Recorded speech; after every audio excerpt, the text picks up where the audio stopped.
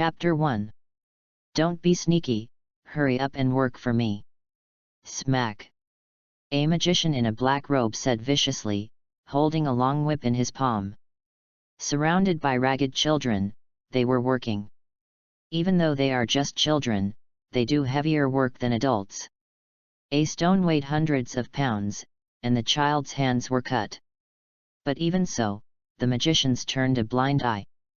As soon as someone rested for a moment, the magisters would whip them viciously. Do you dare to be lazy and want to die? No one noticed that there was a teenager lying in the grass, and even if he did, he couldn't help but sigh. Death is common here. Daily overload has long exhausted people's bodies to the limit. However, no one knew that an astonishing change was taking place in the teenager's body. I've actually crossed over into this world. He said speechlessly. Even the pirate world is stronger than the tale of a fairy. At least there is no danger of extinction in that world. You don't see the black dragon of this world, and the Alvarez Empire on another continent. The purpose is to destroy the world. Even if you don't count those two bugs, this world is not very stable, all kinds of dark mage guilds are raging, and everyone is in danger, for fear that they will be killed one day. And Xiaohe's current situation is not too good. The owner of his body was exhausted to death. Even if he were resurrected, he would certainly be treated like a slave. Just thinking about it makes people worry. Demon System Full Fusion. Host, Xiaohe. Demonic ability, none. Mana value, 10,000 points. Physical fitness, near death. WC. Feeling the mechanical voice in his head, Xiaohe's eyes widened instantly, and his mouth spat fragrant. System. When he needed help the most, the system appeared. It's just in time for the rain. System, what are you capable of? Xiaohe asked in surprise. The system can integrate the demonic abilities of the pirate world into the host's body and strengthen it to a certain extent. The mechanical sound of the system made Xiaohe very happy. Devil fruit in the pirate world. Although it is a little weaker than the buff ability in this world, it can at least get him out of the current predicament. It's better than being helpless. What's more, he is almost dying now, and if he doesn't treat it, I'm afraid he will be cold before he wakes up. Hurry up, save me quickly. It is estimated that Xiaohe will be unconscious in a while. The residual mana value of this system is 10,000, and the ability to extract animal-based devil fruit can be used. Extraction. What are you waiting for? Hurry up and smoke. Xiaohe hurriedly urged. With the vitality of the animal system, maybe he can also treat the injuries on his body, otherwise he will really get cold. Start drawing. As the sound of the system came out, Xiaohe also breathed a sigh of relief. Devil fruit, he knew. It is a fruit in the world of pirates, and after eating it, you can get certain superpowers. Devil fruits are divided into three main categories: superhuman devil fruits, natural devil fruits, and animal devil fruits. Although devil fruits give the eater powerful abilities, the side effect is that they cannot swim. But Xiaohe can't care so much now, and if he doesn't extract him, he will die. As for the disadvantage of not being able to swim, I'll talk about it later. In an instant, countless illusory images of devil fruits appeared in Xiaohe's mind. Bananas, pineapples, cantaloupe. Each fruit has a strange pattern on it, and it looks very strange. Looking at the phantoms of these devil fruits, Xiaohe couldn't help but be excited in his heart. What if it's an animal? Wouldn't it be a cow if he got a phantom beast, or an ancient breed if he got a shit luck? It is important to know that there are three types of fauna. Ordinary species, ancient species, phantom beast species. The common species are extant animals. Ancient species are animals from ancient times, such as mammoths, Aeolian pterosaurs, etc. Phantom beasts are mythical or legendary animals or characters, such as immortal birds, giant Buddhas, giant dragons, etc. Phantom beast species and ancient species are rare fruits, and phantom beast species are rarer than natural species, which is called rare in the world. Although Xiaohi doesn't have much hope, what if he gets lucky with shit? As the apparition fades away, a phantom of a white strawberry appeared in Xiaohi's mind. Animal common species, white tiger form. Looking at this devil fruit, Xiaohi couldn't help but sigh. Sure enough, his luck was not very good, and he was only in the form of a white tiger. Hey! However, the apparition of the devil fruit did not disappear. Instead, it turned into a white silver tiger that covered the sky and the sun, with the size of dozens of meters, and went down the mountain with one claw to collapse and crack. Thunder flashed through the silver-white hair. Immediately after that, the white-silver tiger actually turned into a human form, and she was a beautiful woman. A silver-haired shawl, red eyes, thunder arcs spreading on his body, and a white tail flicking, exuding a powerful deterrent.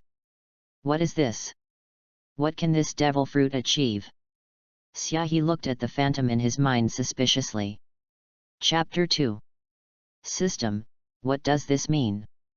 Xiaohi asked suspiciously. Could it be that this devil fruit will make him unable to transgender? Returning to the host, this is the limit of the number of devil fruits. The white tiger state will be strengthened to a certain extent by fusing with the host itself. The host can deliver an electric shock by friction of the fur. The host perfectly grasps the devil fruit hyper-awakening state. 10 times stronger. The state of the white tiger in the body is magnified by 100 times. Has the ability to step into the air. With the sound of the system, Xiaohi's eyes became brighter and brighter. This is strengthened, isn't it? What kind of common species is this? It is not an exaggeration to say that it is an ancient species, and even the ancient beasts are even more powerful. Drought Jack in the pirate world also knew that he had an animal-like ancient mammoth form, but it was only more than 30 meters tall. The state of the white tiger after his own fusion is 40 meters, to say the least. Isn't fighting a mammoth like playing? As the ability fused into Xiaohi's body, Xiaohi felt his heart beat. The heart that was almost about to stop beating is now like an engine. Bang bang bang. Xiaohi could clearly feel the power contained in his heart, as if a volcano was erupting in his heart. Gradually, Xiaohi can already control his body. The wounds and scars on the original body have also been restored with the mastery of the body. It was only at this time that Xiaohi knew how serious his previous injuries were. It can be said that if it was an ordinary human body in a previous life, it would be cool on the spot, the kind that the Deluo immortal couldn't save when he came. This made Xiaohi's heart angry. His body was originally just a villager in an ordinary village. As a result, the village was not only destroyed by these black magicians who were inferior to beasts, but also captured a lot of fellow villagers to carry stones and work as coolies. You must know that Xiaohi was only 6 years old at that time. More than a year has passed, and he is the only one left in the same village. The reason why there are so many child slaves is that the Dark Wizard captured them from all over the world, saying that they want to build some paradise tower and summon the Dark Wizard Jelf. Xiaohi couldn't help but sneer. If the legendary Dark Magus had been summoned, there would have been no one alive on the entire island. But none of these dark mages know. In their eyes, Jelf is the god they believe in. Reluctantly moving his body, Xiaohi slowly opened his eyes. It was noon and the sun was unusually bright. It is also the time of the day when the labor is the largest. Xiaohi can clearly hear the scolding of those dark magicians, and can also hear the screams of teenagers. I couldn't help but frown. Cover your chest. At this time, his injuries had healed, but the fusion of the white tiger state was not over. It will take about a quarter of an hour or so. At that time, he will be able to have the combat power of the phantom in his mind. Hey, you're not dead. A surprised voice came from Xiaohi's ears. A red-haired girl lowered the stone and quietly hid in the grass. You spat out a few mouthfuls of blood before, and I thought you wouldn't survive. You are. Xiaohi looked at the red-haired girl suspiciously. I'm Alyssa Chocolatto, and I've been taken here." The red-haired girl said calmly, "It didn't seem to be a big deal." Elissa. Hearing the name, Xiaohe was taken aback. "It's actually the heroine of the Demon Tale world, one of them." "Quiet, quiet." Listening to Xiaohe's voice, Elissa quickly put her index finger to her mouth and motioned for him to be quieter. Then he looked around nervously and found that no one had noticed, so he breathed a sigh of relief. "Why are you so loud? If they hear it, they'll take you back and get back to work." Elissa grumbled. I'm sorry, I'm out of shape." Xiaohe said apologetically, really a little surprised just now. Unexpectedly, Elissa was arrested at this time. "By the way, how old are you now?" Xiaohe asked, wanting to judge the timeline of this world. If the Tower of Paradise is already targeted by a dark mage guild called Demon Heart, it will be quite difficult for him to take Elissa away.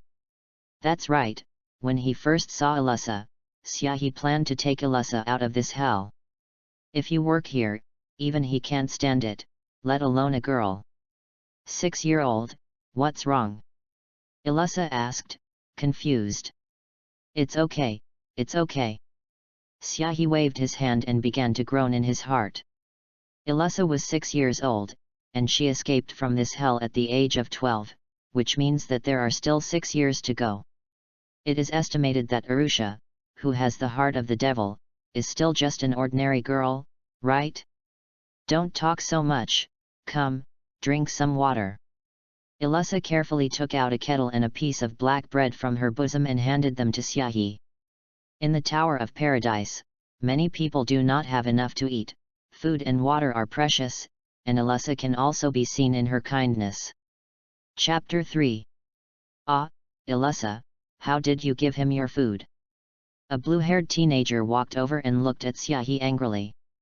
Gerald, he used to help us, have you forgotten? Elissa said with a frown.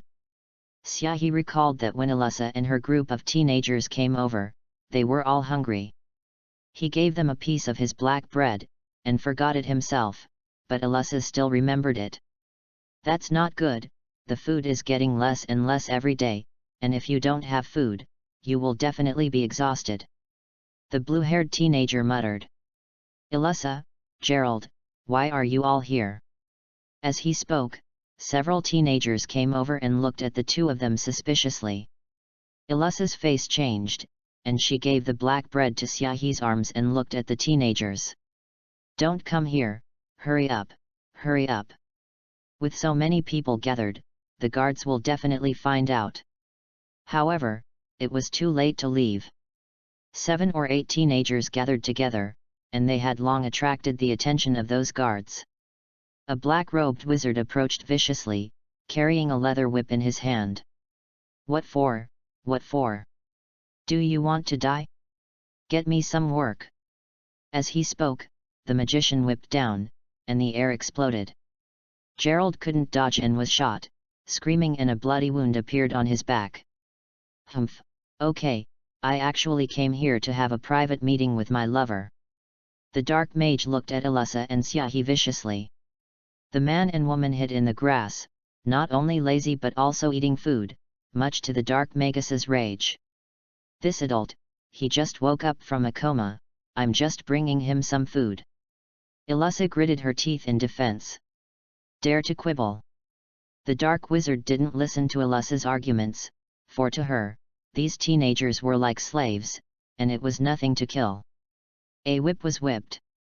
The whip used a great deal of force, and if it were to be struck on a person's body, the bones might be broken. Ah! Elissa screamed in fear, crouched on the ground, and covered her head with her hands. Elissa! Jelf shouted from the sidelines, but he didn't have the power to stop it, and his eyes were full of anger. Smack! Just as the whip was about to hit Elissa's body, a hand grasped the end of the whip steadily. He even grabbed it to death, as if he couldn't feel the power from above. Elissa found that there was no pain in her body, and she looked at it in confusion, her eyes widened in surprise, and she covered her mouth involuntarily. Xiaohe actually grabbed the long whip that fell down with one hand, and ate the black bread with the other hand, looking extremely calm. What's wrong? With this little effort, didn't you eat at noon? Xiaohe said coldly. These dark magisters only dare to bully some teenagers who have no magic, and they are actually a bunch of wine bags and rice bags. Any sorcerer can easily defeat them. However, such a sight seemed to the other teenagers to be a miracle. Miracles that can't happen. One by one, they involuntarily stopped their movements, looking at Xiaohe with shock and expectation. Gradually, the eyes of the entire Paradise Tower turned to it. The scene was silent, and no one expected that Xiaohe would have the strength to fight against the magician. But soon the eyes became a surprise. Clock, kill that son of a bitch. Clock already has the strength to defeat the magisters, kill them. Anyway, we're either starving to death or dying of exhaustion here, so it's better to fight with them, maybe we still have a glimmer of hope. Seeing that Xiaohe dared to confront the magician head-on, a fire ignited in the hearts of those teenagers in the Tower of Paradise. Anyway, it's all death, so it's better to take this opportunity to fight with them, and maybe you can escape. Suddenly the scene was chaotic. Ilusa was behind Xiaohe, watching this scene in surprise.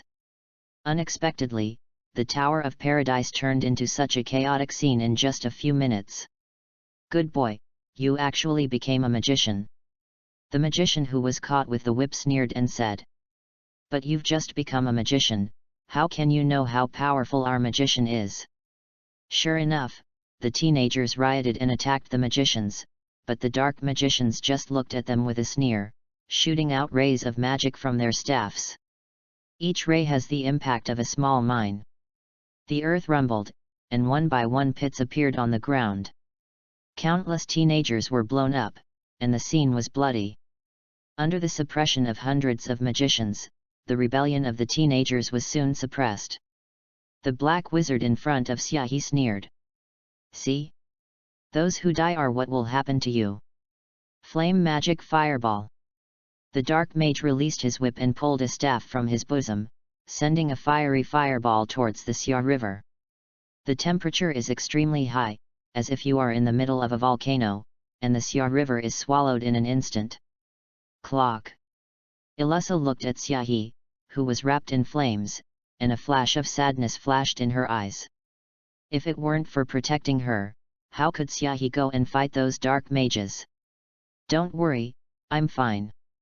A gentle voice came from the flames, comforting Ilusa, and then said in a cold tone.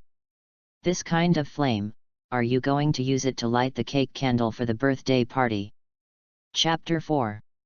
Listen to the sounds coming from the flames. The smug dark wizard was stunned. Can you still speak in the midst of the flames? Immediately after, in the shocked gaze of everyone, a silver-haired figure took a sharp breath and blew out a violent wind pressure. This breath actually blew out the huge fireball. How is this possible? The dark wizard was dumbfounded, his eyes full of disbelief. How much lung capacity do you have to put out that flame in one go? Buffalo? When the flames gradually dissipated, Xiaohe's figure was also exposed in front of everyone. The shawl has silver hair, the eyes are silver white, the ears are raised high, there is a silver white tail behind him, and the fur on his body turns into a robe and draped over his body. From a distance, it looks like an immortal. What is this? Hundreds of black mages gathered together and looked at Xiaohe with cold eyes. Costume magic.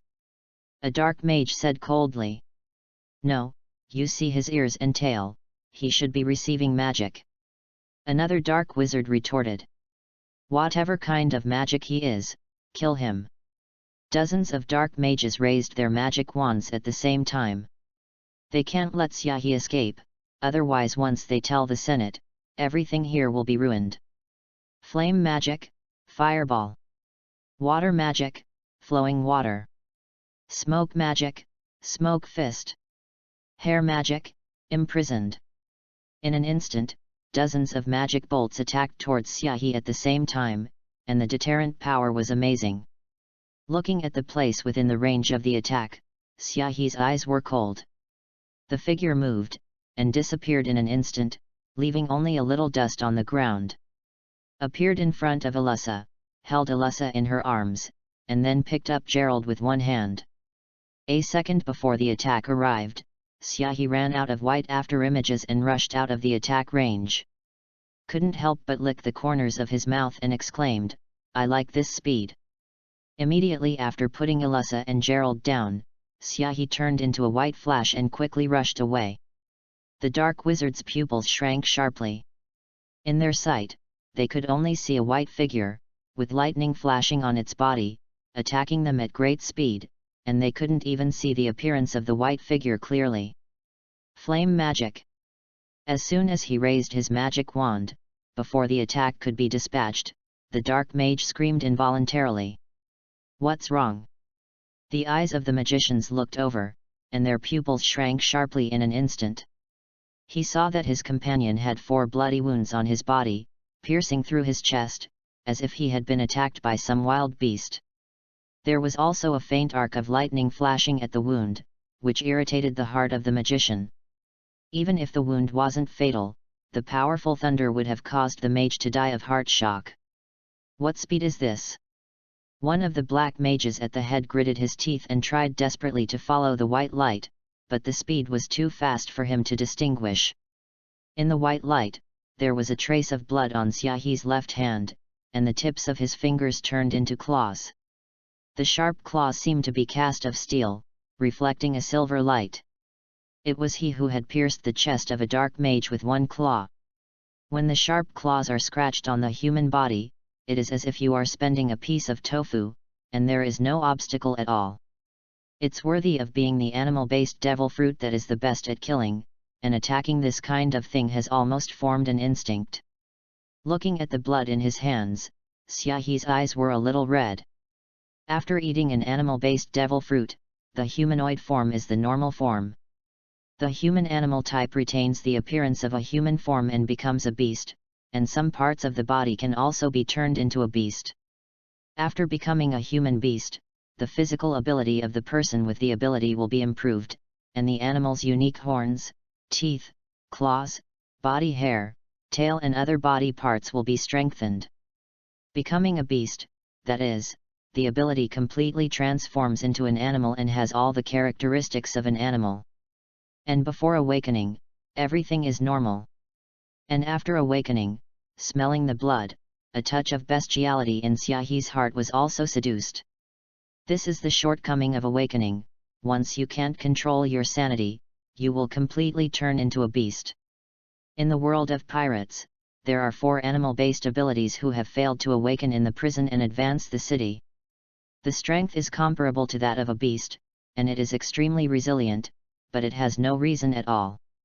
Looking at the blood in his hands, Xiaohi snorted coldly, and stretched out his hand to penetrate the chests of several black mages again. These dark mages abuse them on weekdays, refusing even to give them food, and even killing them whenever they want. Killing these scumbags, Xiaohi didn't have any burden in his heart. Licking the corners of his mouth, Xiaohi's body was full of thunder, and he kept running around these magicians like a white tiger about to hunt. Watching Xiaohi show his might, Ilyssa's eyes flashed with excitement, and she involuntarily shook her hand, silently praying for Xiaohi in her heart.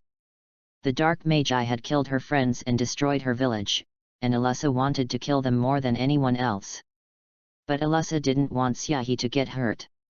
Chapter 5. The white figure, which is far faster than people imagined, has become a nightmare for the dark magician. I don't know where I'm going to attack next. Everyone is at risk. Whew! The white figure flashed, and sharp claws slashed across the chests of several magicians. After killing these magicians, the white figure turned, and Xiaohi stood on a small hill. His gaze was cold, and a hint of blood flickered faintly between his silver-white pupils. The sharp claws were covered in blood. "Where is your leader? Don't you dare to come out when you hide?" Xiaohi asked in a cold voice. After all, this is the Tower of Paradise, and the magician who is the leader of the wizard has at least A-level strength. Being secretly observed by such an A-level powerhouse, Xiaohe was also a little uneasy in his heart. Chief. The frightened crowd of magicians look at me, I look at you, and finally they all looked at a certain short-stated magician, whose body exuded amazing magic, about the strength of an A-class magician. Hat, did you blend in with the crowd? Xiaohe sneered, and stomped on the hill with his legs, forcing the hill out of a big pit. With the help of this force, Xiaohe galloped away quickly. The white cloak fluttered in the wind on his back, and his silver hair was scattered and elegant, although it was murderous, it seemed to outsiders to be like art. Pap pap pap. Arcs of thunder exploded in Xiaohe's hands. Perhaps because of the huge body of the white tiger state, the thunder and lightning that Xiaohe can control are far from being comparable to the Fur clan in the pirate world. The static electricity produced is even comparable to lightning in nature. Drink. With a twist of his figure, Xiaohe appeared in front of the leader under the terrified gaze of all the dark mages. With a sneer, his left hand grabbed down with the thunder. The arc of thunder that constantly flashed with thunder, and the sound alone knew how powerful the voltage was, made all the dark magus look in horror. If you are caught by this hand, you will definitely die. A bunch of trash. Looking at the palm wrapped around the thunder, the leader of the dark mage cursed angrily. If it weren't for this waste, how could he have been discovered by Xiaohe? But seeing that the attack was coming, he didn't have the heart to continue scolding, and with the magic power of his whole body, a white magic array appeared in midair. The diminutive magician said coldly, "Space magic, space blade." Suddenly, a silver-white sword blade shot out from the silver-white magic array, as if everything could be cut off. Space magic. Xiaohe's face changed, and he withdrew his palm to dodge this blade. When the leader of the dark wizard saw it, he smiled coldly and said, "How do you hide in mid-air? Be killed by me." "Lonely, who said you can't turn in the air?" Xiaohe said coldly, his right foot stepped on the air, and he actually made a sonic boom. The whole person stepped on the air and flew directly into the sky dozens of meters away, easily dodging the blade. All the dark mages were dumbfounded, this can still fly? Before the dark mages could react, Xiaohe swooped down, turning into a silver-white god of death and constantly shuttling through the crowd. The blood flashed, and the earth was stained with a pool of blood. In the face of Xiaohe's extreme speed, no attack could attack him. Even if it was that leader's powerful spatial magic, it could only eat the dust left by Xiaohe. One dark magus after another was pierced through the chest. This situation of not being able to see the enemy, knowing that they are powerless, finally made those dark mages collapse. He didn't dare to fight Xiaohe anymore, and ran into the distance one by one screaming. There was a look of despair on his face. However, how could Xiaohe let them go? These scumbags do evil on weekdays, and when they are released, they are just a bunch of trash who bully the soft and are afraid of the hard. Maybe something evil will happen, but he might as well settle it here. After a flash of cold light, Xiaohe's legs were quickly covered with a layer of white fluff, as if he was wearing a pair of white boots. "Aren't you quite arrogant on weekdays? What are you running? Hey!" Looking at the dark mage who had seriously injured his previous body, Xiaohe sneered, and his claws slashed across his throat. How can the speed of ordinary people running be comparable to Xiaohe after awakening? In Xiaohe's eyes, these black mages are like slow turtles, and with the speed of the white tiger after he awakens, it is enough to match the speed of sound. Under the surprised gaze of a group of teenagers, Xiaohe slew the last black mage who escaped. There is only one dark mage leader left on the field. The leader of the dark wizards was covered in cold sweat, and the sweat almost soaked the long run. I secretly cursed in my heart, which bastard brought this kind of killing god here? Didn't he say that he wanted a boy with no chickens in his hands? Is this called an unbound chicken? I'm afraid I can tear people apart. Seeing Xiaohe walking towards him, his hands were covered with blood, the black mage leader's eyes flashed with horror, and he kept retreating. P.S. It's not easy during the new book, ask for flowers, ask for a reward. Chapter 6. You, don't come here. The leader of the black mage fell to the ground in horror and pointed at Xiaohe with a frightened expression. He really had never seen anyone like this, who could be so astonishing without magic. Sensational. Xiaohe sneered, the initiator of everything was this guy, how could he let him go? In just a few years, I don't know how many villages have been wiped out, I don't know how many people have died here. Even for the sake of the original body, for the sake of the residents of the original village, Xiaohe would not be able to let him go. Die. Xiaohe suddenly ran, his robe swinging in the wind. However, at this moment, Xiaohe's brows furrowed, and he felt that his physical condition was a little bad. Although his body has been strengthened, his physical fitness is still not comparable to those monsters in the pirate world. Although the physical strength is close to infinity, the body cannot exert it at all, and it has almost reached the limit of the body at this moment. He didn't notice it because he was in a berserk before. But at this moment, all the exhaustion welled up in my heart. Let Xiaohe's movements be a little sluggish. Suddenly, he gritted his teeth, a touch of coldness flashed in his eyes, and he rushed away at a faster speed. Since his body is about to reach its limit, he has to deal with this guy faster. Ah! The leader of the dark wizard didn't notice that Xiaohe was wrong, and screamed in horror, and his figure fled backwards. Silver-white spatial blades shot out from the magic array, but they were easily dodged by Xiaohe. Seeing that Xiaohe was getting closer and closer to him, the leader of the dark mage almost knelt down and begged for mercy. It was only because he was afraid of death that he wanted to summon the dark mage Jelf and ask him about the secret of immortality. Seeing Xiaohe's crazy killing now, I was almost scared. At this moment, he saw Alyssa in the distance, who was constantly cheering and cheering for Xiaohe. There was a hint of sinister on his frightened face. The magic power of the whole body gathered in his hand, and in an instant, there were dozens of magic arrays in the sky. Space magic, 100 blades. Hundreds of spatial blades sliced through the space and slashed towards Alyssa. Enough to cut off Alyssa. Alyssa's excited eyes suddenly turned to fear. She didn't expect the leader of the dark mages to attack her. Gritting his teeth, a faint layer of magic appeared in his hand, trying to resist. But the magic power in Alyssa's hands was so weak that she couldn't even split a stone, let alone block this sharp spatial blade. Just as Alyssa was desperate, a figure in a white robe suddenly sped up. The earth was trampled out of cracks one after another, almost comparable to thunder and lightning. In an instant, lightning flashed. Xiaohe actually reached Alyssa one step ahead of the space blade. Stand back! Xiaohe waved his hand and stopped Alyssa behind him. In the shocked gaze of everyone, the body quickly enlarged. White lines spread out of the skin, teeth turned into fangs, palms turned into claws, and eyes turned into silver eyes. A huge white tiger of more than 40 meters appeared in the Tower of Paradise. The huge body was even bigger than the islands on the island, and cracks spread out from the places where the claws were pressed, as if they could not bear the huge volume. Above the body, thunder flashed, as if thunder from the sky had descended. Whew! Hundreds of spatial blades slashed through the white tiger's body, leaving a trace of blood and dripping on the ground.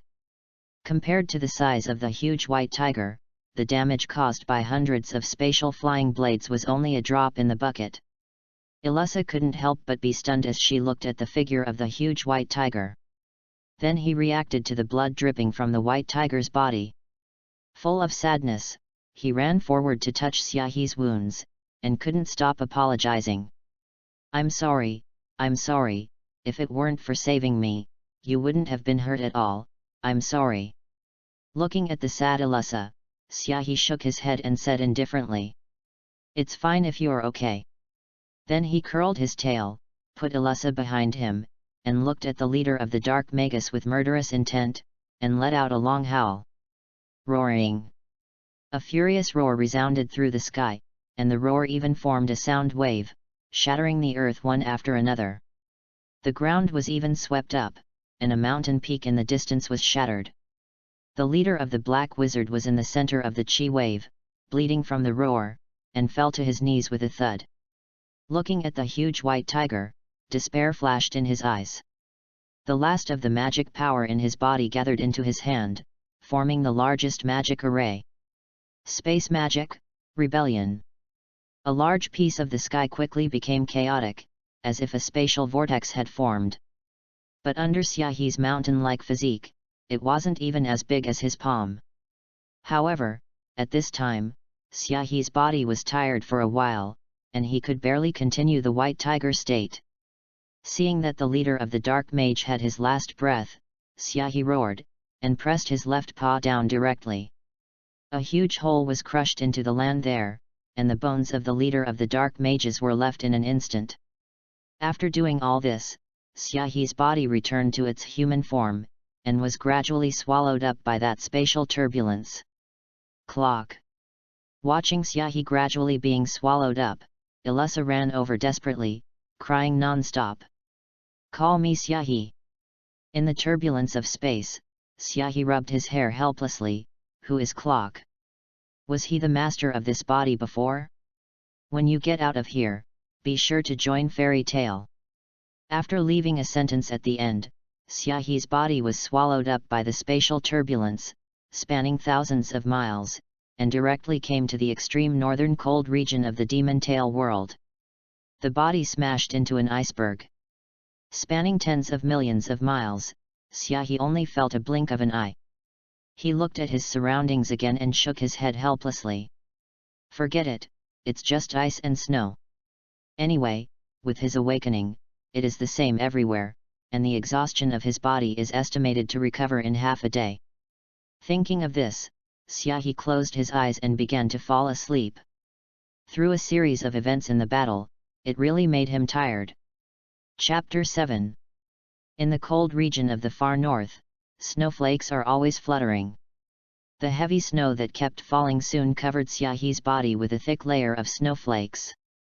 The goose feathers and snow in the sky even caused the entire area to accumulate snowflakes for tens of meters. And in the midst of such heavy snow, a young woman wearing a vest and jeans with an open waist gradually walked over. The body is unusually light, and it doesn't sink down when walking on snowflakes. Hey! As she was walking, the woman sighed softly. The foot was slightly raised, and a teenager's chest was exposed under the solace of the feet. Hey! The woman's eyes twitched slightly. What kind of luck is this? Walking can also meet a naked man sleeping in the snow without clothes. Not to mention why they lie on the snow, just being naked is not something that ordinary people can do. Weird, open the door for Weird. Weird arrives home. The woman wordlessly stretched out her hand, grabbed Xiaohe's shoulder and lifted him out. Only then did I find out that it was just a boy about 7 or 8 years old, but the boy's physique was very hard, and he still looked sweet when he slept in the snow. Forget it, take it home and keep it. The woman shook her head, carried Xiaohe on her shoulders, and walked towards the snowy distance. She really didn't worry about such a child sleeping in the snow, and if there was any danger, she wouldn't say anything. What's even more terrifying is that now is the estrus period of the snow wolf. After walking for about a day and a night, the woman saw a wooden house in the snow. I couldn't help but smile on my face. Pushed open the door. I saw that 2 teenagers were fighting together in the house. One with black hair and the other with white hair, scuffling with each other. Leo, I'm the one who wants to be the strongest magician. The brunette boy said loudly. Nonsense, I'm the one. The white-haired teenager retorted. He had the upper hand and crushed the brunette boy underneath him. Gray, Leo, don't stop. The woman scolded, and walked into the house. When the 2 teenagers saw the woman come in, they immediately showed happy eyes. Master, you're back. Master, you're back. The 2 teenagers said in unison. Wolo nodded, walked over and put Xiaohe on the bed. Master, who is this? Gray looked over curiously. When he saw Xiaohe naked, there was a hint of disgust in his eyes. It's really perverted, I didn't even wear a single dress. Hearing Gray's words, Wooloo's eyelids jumped involuntarily, turned her head to look at Gray and said, "Put your clothes on and say it again." Ah! Gray looked at himself in surprise and hurriedly found a shirt to put on. "When did you take it off?" Leo looked at Gray and mocked, "Exhibitionist, you still want to be the strongest magister, it's 100 years away." "What? Believe it or not, I beat you up? Come on, who's afraid of whom?" Looking at the two teenagers who were fighting together, Wooloo shook her head and didn't care. Anyway, the two of them have a measured shot, just so that they can accumulate combat experience. Turning his head to look at Xiaohe on the bed, Wooloo's eyes showed a hint of curiosity. She found out from the time she carried Xiaohe on her shoulders. Xiaohe's physical fitness is not a little bit strong, but quite strong. In the cold ice and snow, he can maintain a normal body temperature, and he actually sleeps well in the ice and snow. This not only made Wooloo curious about what Xiaohe's body was constructed of. Reaching out to caress Xiaohe's body, he only felt a heat. The qi and blood that emanates from the body are amazing. A stream of magic flowed along Xiaohe's body, starting from his feet and converging in his mind. And at this time, Wooloo was surprised to find that her magic power had disappeared, as if she had been swallowed by something in the boy's body. This made Wooloo even more curious, and a powerful magic burst out from her hand. The magic power of the leader of the dark mage is like fireflies and the bright moon compared to Wooloo. The furious magic even made the room tremble. However, when this powerful magic power converged in Xiaohe's mind, it disappeared without a trace again. It took almost half of the mana, and Wooloo didn't see the secrets in the boy's body clearly. I couldn't help but be a little disappointed. However, at this time, Xiaohe raised his eyebrows, slowly opened his eyes, and a trace of embarrassment flashed in his eyes. He was woken up by the system when Wooloo was using magic to probe his body. Increase mana points by a little. Increase mana points by a little. Increase mana points by a little. The mechanical voice of the system sounded in his head over and over again, even if he couldn't wake up. Seeing that Wooloo didn't continue to use magic to investigate, he was embarrassed to continue pretending to be asleep. It's just that being naked in front of such a big beauty still makes Xiaohe a little embarrassed. Ahem. Xiaohe coughed lightly a few times, which woke up the disappointed Wooloo, and said in surprise when he looked at it. "You're awake?" Xiaohe nodded, and asked with a hint of doubt in his eyes, "Are you?" "My name is Wooloo Murkovich, I pulled you out of the snow, what's your name?" Wooloo asked with a smile. "Hey. My name is Xiaohe, thank you so much." Xiaohe's eyelids twitched a little, he just slept in the snow for a while, how could he be pulled out of the snow? Was he embedded in an iceberg? "No thanks." Wooloo waved his hand, and then asked suspiciously, "How did you dress like this to sleep in the snow and ice?" "Xiaohe, hee, I said I came through it, do you believe it?" PS Chapter 7 of the first day. Chapter 8. The origin of Xiaohe is really a bit unclear. One thing is certain, though, and that is that he comes from the heart of the kingdom of Fjord. And this is the extremely cold northern region, which is a long way from the kingdom of Fjord. If it's spring, there is also a train here. But it was winter, and there was snow so much that there were no carriages, let alone trains. According to Wooloo's words, the sky is covered with heavy snow at the moment, and the visibility is extremely low, and outsiders will definitely get lost if they go to walk. There was one sentence that Wooloo didn't say. That's where Xiaohe lay before, only a few kilometers away from the town. Outcome forced her to move to the depths of the Great Snow Mountain. Thinking of this, Wooloo couldn't help but feel a little weak. "Really? Why don't you dare look me in the eye?" Xiaohe said suspiciously. "Ahem, let's not talk about this yet. Do you want to stay with me? Otherwise, you don't seem to have anywhere to go, do you? Wolo coughed awkwardly and said. Although Xiaohe knew that Wolo was a little weird, he didn't say anything. Now that the dark mages of the Tower of Paradise have all been killed by him, Ilusa doesn't have to worry, she should join the Fairy Tale Guild. Other than that, he didn't seem to have any concerns. Originally, the body's companions were also dead, and the village was gone, but he was a loner like in his previous life. Hey! Xiaohe smiled bitterly twice, shook his head and looked at Wolo. Then I'll bother you for a while. Sensing the bitterness in Xiaohe's tone, Wolo didn't say anything. There are so many unfortunate things in this world. Gray and Leo were adopted by her when both of their parents died. The two of them stared at each other like this, you look at me, I look at you. After a while, Xiaohe said speechlessly. I said that Wolo is a beautiful woman, can you see that I don't wear such a dress? When I was sleeping, it was nothing, but now when I wake up, Xiaohe only feels that the wind is blowing and cool. Hey! What's so bad? Wolo laughed and looked at Xiaohe generously, the little kid is still worried that I will eat your tofu. I trademark. Xiaohe's face was speechless.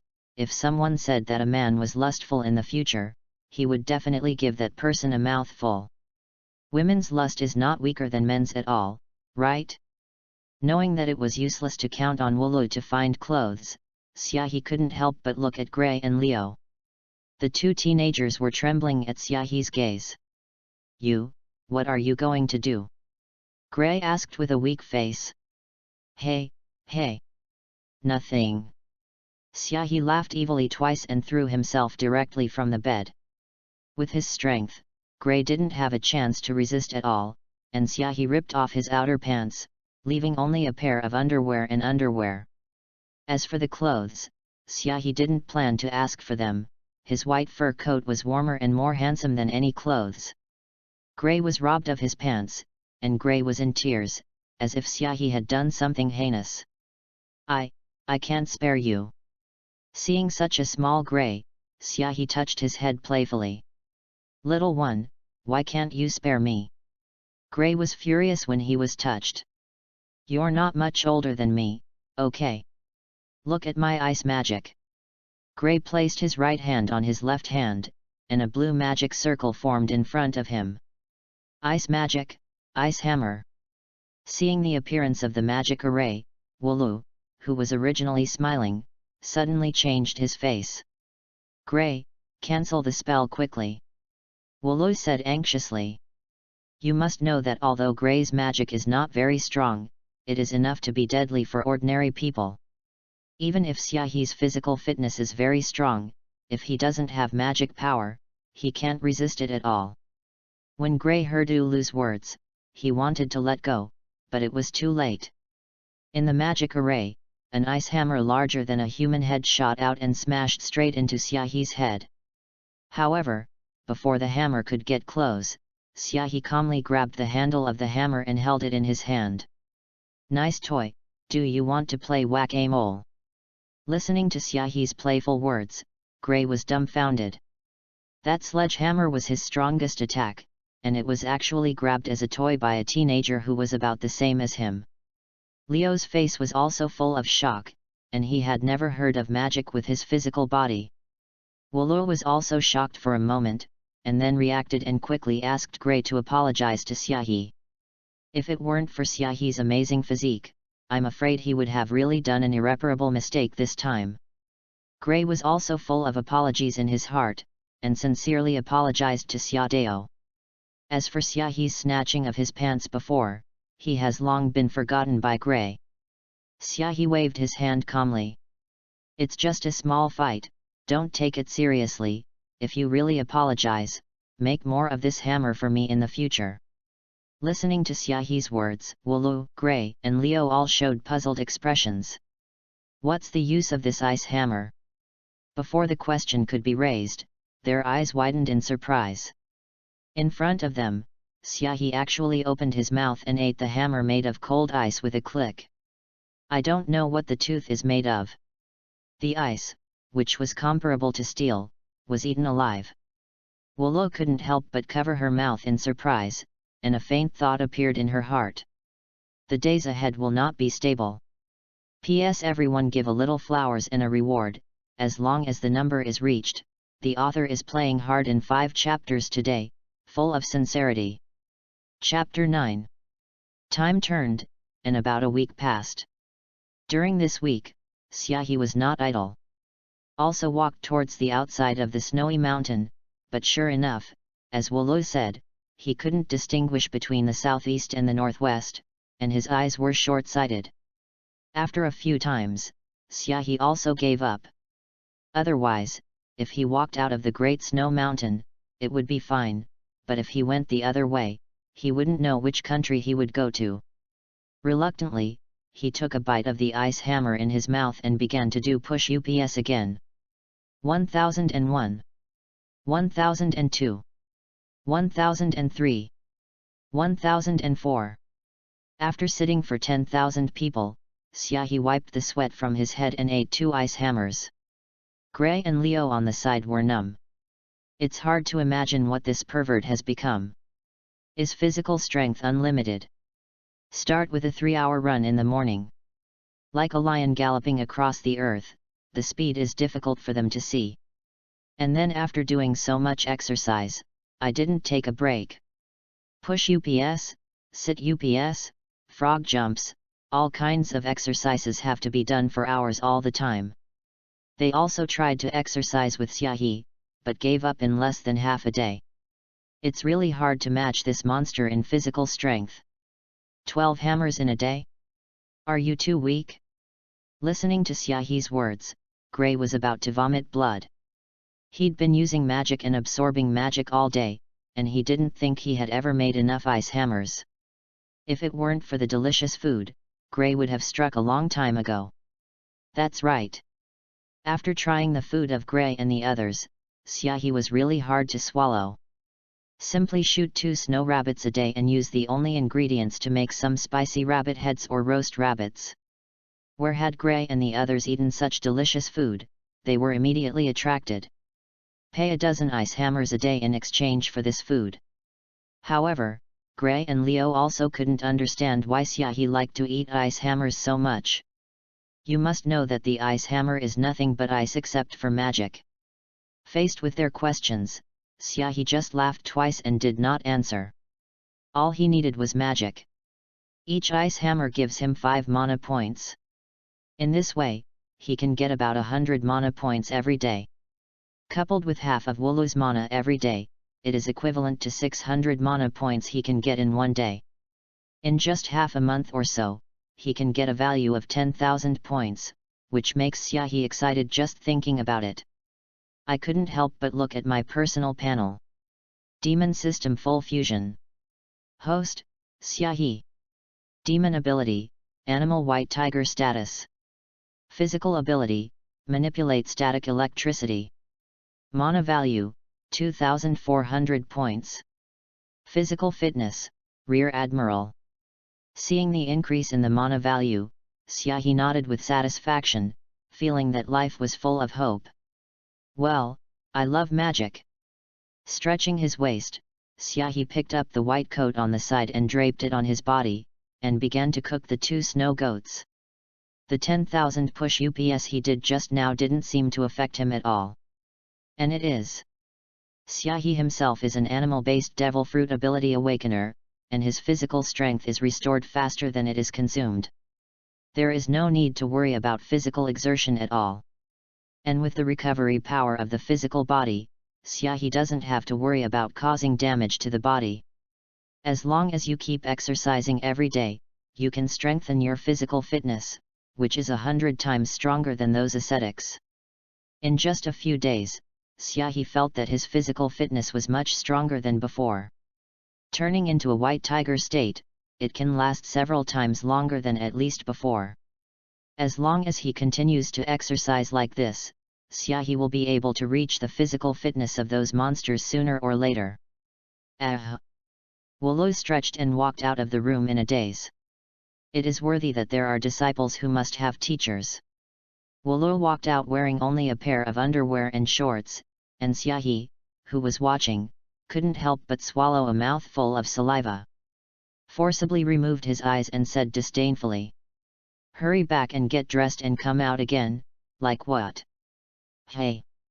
Wu Lu looked at Xiaohi, who looked like a little adult, couldn't help laughing, and walked over to hug Xiaohi. "Didn't you swallow saliva just now?" Feeling the warmth in Wulu's arms, Xiaohi's face couldn't help but turn a little red. God is pitiful, how can he not be tempted to look at such a big beauty every day? It's just that this big beauty obviously doesn't treat him as an adult. Shaking his head helplessly, Xiaohi said speechlessly, "Wulu beauty, you are going to marry someone in the future, you can't marry like this." "Marry?" Wulu laughed and did it next to Xiaohi. "I have a daughter, don't you know?" "Hey!" Xiaohi reacted at this time. "That's right, Wulu does have a daughter. His name is Arusha." "That's right. He is one of the future members of the Dark Wizard Guild. The magician who controls the Tower of Paradise behind the scenes in the future." Because Wulu was so young, Xiaohi didn't think of these at all. According to the impression in Xiaohi's mind, Arusha was born with a very powerful magical power, but her young body could not withstand this magical power. Ulu gave it to the research institute in order to treat her. It was at this time that Arusha's fate changed and she joined the Dark Mage Guild. Xiaohi couldn't help but ask, "And where is your daughter now?" Hearing this, Wulu's expression was gloomy, and she said with some longing, "She's sick and she's in the hospital now." Hearing Wulu say that Arusha was in the hospital, Xiaohi's brows couldn't help but wrinkle. He said in a deep voice, "Take me over to have a look." Wulu looked at him suspiciously and nodded. "I'll take you there when the snow stops." As she spoke, Wulu also had a sense of expectation in her heart. Xiaohi's abilities are so unpredictable that he might be able to heal Arusha.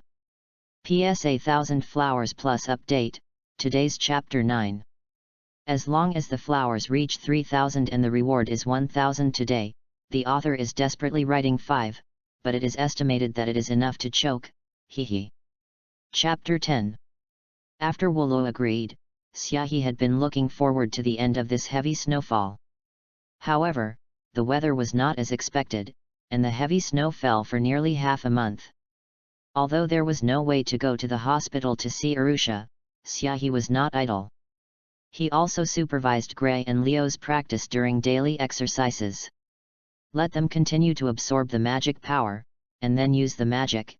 In the past few days, the magic power of the two has increased by at least half. I have to say that people are forced creatures. Before that, Gray and Leo didn't expect that their strength would improve so quickly.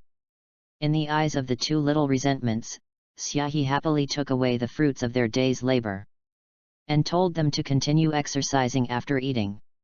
After happily eating the last ice hammer, Xiaohi was pleasantly surprised. He had finally scraped together 10,000 mana. Demon System Full Fusion. Host, Xiaohi. Demon Ability, Animal White Tiger Status. Physical Ability, Manipulate Static Electricity. Mana Value, 10,005 points. Physical Fitness, Rear Admiral. Looking at the 5-digit numbers on the personal panel, not to mention how surprised Xiaohi was. This means that his strength is about to increase. If he draws a natural devil fruit, then Xiaohi will make a fortune. I have even begun to fantasize about the scene after I get the natural system. With a wave of his hand, magma rushed out of the sky, and the earth turned into a magma world, and the sky and earth were covered with magma. Just thinking about that scene is exciting. System, I want to extract the natural devil fruit ability. Return to the host, the host's own mana value is not enough. The system's mechanical voice said. Hey! Xiaohi was a little dumbfounded. No, didn't you draw an animal before? Why is it so bad now? After asking the system replied mechanically. The lottery of ordinary animal-based devil fruits requires 10,000 mana points. The lottery of the natural devil fruit ability requires 10 million mana points. Xiaohe was taken aback. 10 million points, is this to scare people to death? Why is the common animal system so cheap and the natural department so expensive? It's obviously all devil fruit abilities, even if there is a gap, it's not so big. Back to the host, the natural system is different from the animal system, and it has approached the power of the rules after the system is strengthened. Among them, the superhuman top-level devil fruit and phantom beast species also have 10 million mana points, and they all contain the power of rules. Superhuman and animal ancient species require 1 million mana points to be extracted. Listen to the mechanical sound of the system. Xiaohe couldn't help but sigh. He knows how powerful the system strengthening is, but 10 million points, which is too expensive. How many years does it take him to get 10 million points? Then what happens if I take another animal species? Xiaohe asked again. He imagined if the devil fruits could merge with each other, giving him double his recovery power. If the host extracts the animal species again, the selected form will merge with the host itself. For example, if the host chooses the animal devil fruit crow fruit, the two forms will merge with each other to form a raven white tiger with higher potential. Xiaohe couldn't help but shudder. A white tiger with crow's wings all the time? Just thinking about it makes people feel disgusting, which directly dispelled this idea in Xiaohe. Then I don't have anything to draw? Xiaohe asked with a frown. The host can use mana points to exchange for physical skills, swordsmanship, domineering, etc. in the pirate world. Hearing the words of the system, Xiaohe became interested. Before, he was worried that he didn't have any means to attack, but now he doesn't seem to have to worry. Tell me what's in store. Xiaohe said. Good host. Swordsmanship. Junior Swordsman Strength Exchange, 10,000 mana points. Zongji Sword Hero Strength Exchange, 100,000 mana points. Advanced Swordsman Strength Exchange, 1 million mana points. Top Great Sword Hero Strength Exchange, 10 million mana points. Physique. Navy 6 Styles, Kicking Skills, Shemale Boxing, 8 Chong Boxing, Fishman Karate, Dragon Claw Boxing. Domineering. Beginner Domineering Exchange, 10,000 mana points. Intermediate Insight and Domineering Exchange, 100,000 mana points. Advanced Insight and Domineering Exchange, 1 million mana points.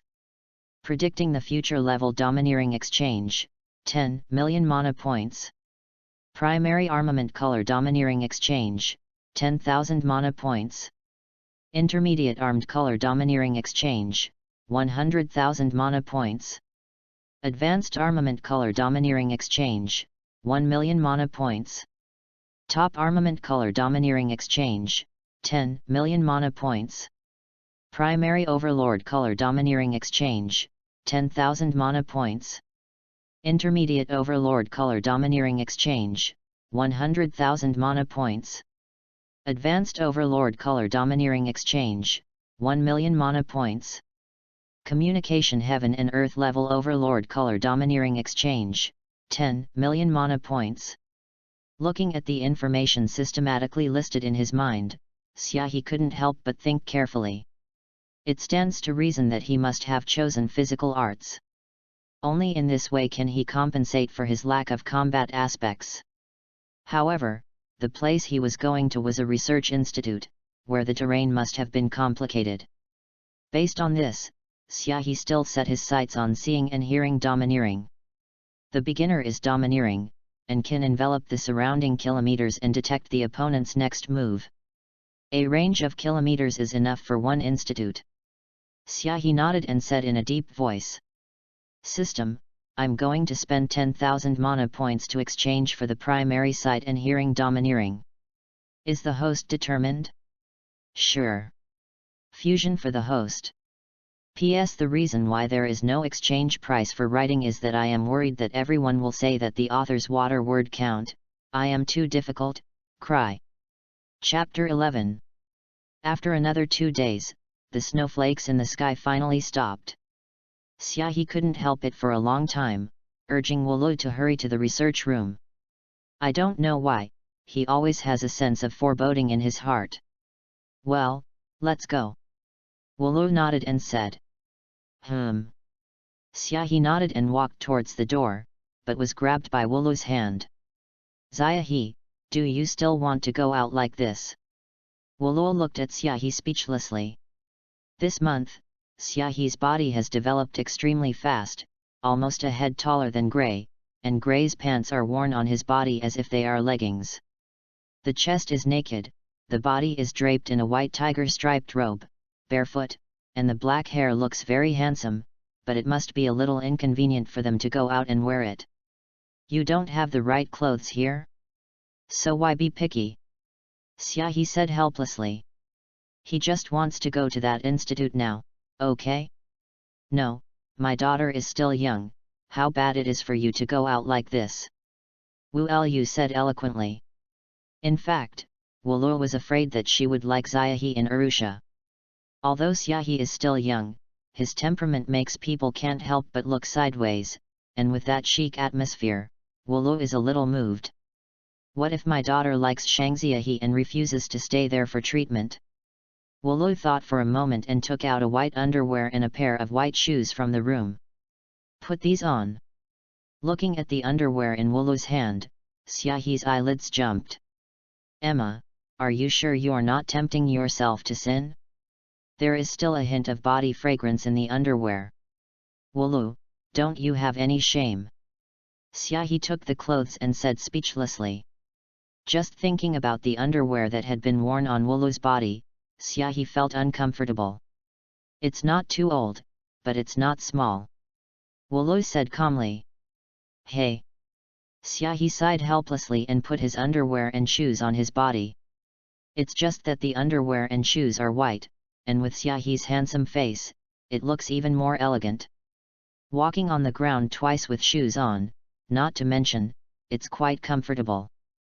Wulu, do you usually wear flat shoes? Xiaohe asked, looking at the shoes on his feet. Wu Lu nodded. I'm a magician, there may be a battle at any time, of course I have to wear flat shoes. Although flat shoes are not as beautiful as high heels, they are also carefully selected by Wulu. Looked at the shoes she wore on Xiaohe, and nodded with satisfaction, worthy of the shoes she chose, they were so big on anyone's body. Then your feet must stink, right? After Xiaohe finished speaking, he laughed evilly and ran towards the door. Wulu's satisfied face suddenly darkened. The god trademark is very smelly, the magician cleanses his body and cleanses the marrow after he has the magic power, and his body exudes a body fragrance, how can there be a smell? Stinky boy, see if I don't teach you a lesson. The two of them galloped away quickly towards the snow, one after the other. Gray and Leo looked at each other, and breathed a heavy sigh of relief, finally making their day easier. Because Xiaohe cleaned them up so badly, the two teenagers didn't even regard Xiaohe as their peers, but as a master. Don't be lazy, you two, I'm going to see 100 skates when I get back. Xiaohe's voice came from afar, making Gray and Leo's faces darken suddenly. That bastard, he won't let them stop when he leaves. Running in the snow along the way, Xiaohe retains the ability to step on the air, and he will not sink at all when stepping on the snow, and the speed is no different from usual. On the contrary, it was Wulu, although he was a magician of the ice system, but he didn't dare to walk fast in this snowy environment. Looking at Xiaohe, who was stepping on the snow like walking on the ground, his eyes were full of surprise. So far, she doesn't know Xiaohe's ability, but looking at this speed and that kind of physique, her strength is definitely not weaker than her. This not only made Wulu a little distracted. She herself had cultivated for decades to reach this strength, but she didn't expect Xiaohe to approach her at a young age. Wulu, hurry up, at least get over before it gets dark. Xiaohe urged in front. He didn't want to sleep in the snow for the night, not to mention that the bad feeling in his heart was getting worse and worse, and now he just wanted to hurry up. "I'm at this speed, if you want to go, you can go first," Wulu said angrily. She, an adult, was actually urged by a teenager, and she was also a little out of shape.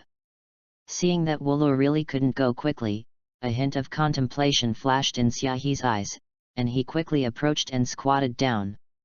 "Come up." What? Wulu stammered, looking at Xiaohi, who was squatting down, with a hint of shame in his eyes. She was an S-level magician, but she was actually disgusted by a teenager and her speed was slow, and Wulu was ashamed and angry.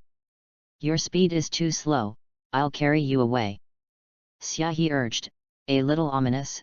"Hurry up." Listening to Xiaohi's words, Wulu was stunned for a moment, and she was faintly uneasy in her heart, but she didn't know where this uneasiness came from. He gritted his teeth at the moment, and hugged Xiaohi's neck with a blushing face. In an instant, a powerful force erupted from Xiaohi's feet, and 2 huge holes were trampled out of the surrounding snow, and the figure suddenly shot out. "Ah!" Wulu was taken aback by the speed. "Isn't that too fast?" All he could see was flying around him, as if he were sitting on a train. "No, it's faster than a train." Half a day later, Wulu's whole body was numb. Xiaohi's physical strength is a little too strong, right? After such a long time, the speed did not slow down at all, and the breathing was steady, as if he would not get tired after running for a day and a night. How did he know the horror of Xiaohi's fauna after awakening? Don't say that you won't get tired for a day and a night. Even if he runs for a month, Xiaohi is at most mentally unbearable. In the snow, a white-robed young man ran quickly with a black-haired woman in his arms, jumping a few times from time to time, crossing icebergs. At extreme speed, Xiaohi finally arrived at the research institute before the sun completely set. P.S. Do you like the content of this chapter? Ask questions sincerely and accumulate experience. Chapter 12. Looking at the white building in front of him, Xiaohi's eyes flashed with a strange light. In the far north, the institute is one of the most authoritative institutions, a well-known place, a place that can be described as famous, very famous, advanced magical equipment, superb healing skills, and a prominent force in the entire Arctic ice. All of them demonstrate clever healing techniques, are respected, and no one takes the initiative to provoke them. There are a lot of herbs at the entrance of the research institute, exuding a strong smell of medicine, and there are rows of shelves in the building, with various medical equipment. It looks like a hospital in a previous life. But Xiaohi immediately identified this research institute as a ghost. Even fools know that although herbs are dried, they should never be dried in a wet place, because then they will not preserve the medicinal properties at all. Medical devices will not be put on the surface, because it will contaminate a lot of bacteria. How could it be not known as a prestigious institute? It's clearly a pig's nose with a green onion, pretending to be an elephant. It is impossible to deceive Wulu, who has never been out of the cold region of the extreme north, to fool him. At that moment, a touch of coldness flashed in Xiaohi's eyes, and with a kick, he kicked open the door and walked towards the building. Wu Lu saw it on the side, and hurriedly caught up and said, "Xiaohi, don't be so rude, hurry up and close the door." Xiaohi ignored Wu Lu's words, his black pupils gradually turned silvery white, and he looked at the door of the building coldly. There, a middle-aged man in a white coat walked out quickly, his face with a hint of sadness. "Lord Wulu, you're here." Looking at the middle-aged man, Xiaohi's gaze became even colder. They had just arrived, and the other party came out like an uncertain prophet, saying that there are no ghosts, who will believe it? "I'm sorry, Mr. Rolez, but my disciple was rude," Wu Lu said apologetically. It's okay. The middle-aged man named Rolls waved his hand, looking generous. Wulu breathed a sigh of relief, and quickly grabbed Xiaohi on the side and asked him to apologize to Rolls, but Xiaohi didn't pay attention to it. Carefully looking at the director of this research institute, he has a Chinese face, a short black beard, a simple appearance, and the magic power in his body is about the level of an A-level magician. Before Wooloo's words came out, the middle-aged man said with a sad face, "Lord Wooloo, I have unfortunate news for you." "Hey!" Wooloo's face changed, and he didn't care about preaching Xiahi, so he asked anxiously, "What happened?" "Your daughter's magic is too strong for her body to bear, even if we tried our best to save it, we couldn't." Rawls said with a sad face, as if he was extremely sad, but Xiahi's domineering appearance did not feel a trace of grief on Rawls at all. "Humph, good acting." Xiahi sneered silently in his heart. How? Wooloo covered her chest in pain, took a few steps back, and tears flowed down involuntarily. After a while, Wu Lu asked with a sad face, "Where is my daughter? I'm going to see her." Roertz shook his head and said bitterly, "Arusha died 10 days ago, and we are sorry that we buried her on our own initiative because we were worried about the damage to her body." Fart. Xiahi scolded angrily in his heart. This is the extreme northern cold region, let alone 10 days of storage, the corpse will be fine for a lifetime. What's more, dozens of magicians of ice and snow magic can't help but have a corpse. Unwilling to listen to this Ralj deception anymore, Xiahi wiped Wooloo's tears and strode towards the research institute.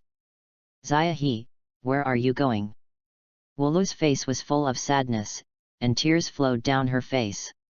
"Go to the bathroom." After Xiahi left a sentence, he strode into the research institute. Wooloo in the back was even more sad, buried her head in her legs, and cried sadly.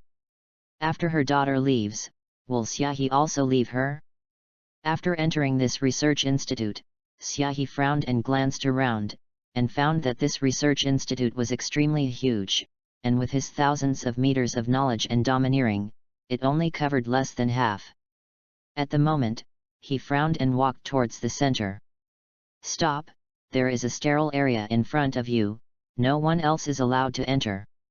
Just as Xiahi was about to set foot in the center of the research institute, 2 middle-aged men in white coats stood in front of him. "Dead open." Xiahi identified this researcher as a ghost, and immediately turned into a white tiger with silver hair and a shawl and silver pupils. Reaching out and grabbing the necks of the 2 magicians, he slashed their throats with a click as they watched in horror, and strode forward. The 2 magicians whose strength was comparable to that of the B-rank could not even hinder Xiahi for a second. Looking at the gate made of steel in front of him, Xiahi's eyes became colder and colder, and one after another thunder arcs jumped on his body and kicked out. Boom! The 2-meter-thick iron gate was directly smashed by Xiahi's kick, and the surrounding walls exploded instantly. Chapter 13. Wooloo and Ralts, who were outside the research institute, couldn't help but change their faces when they heard the earth-shattering noise coming from inside. Wooloo thought that Xiahi had caused some trouble inside, so she held back the sadness in her heart and stumbled towards the research institute.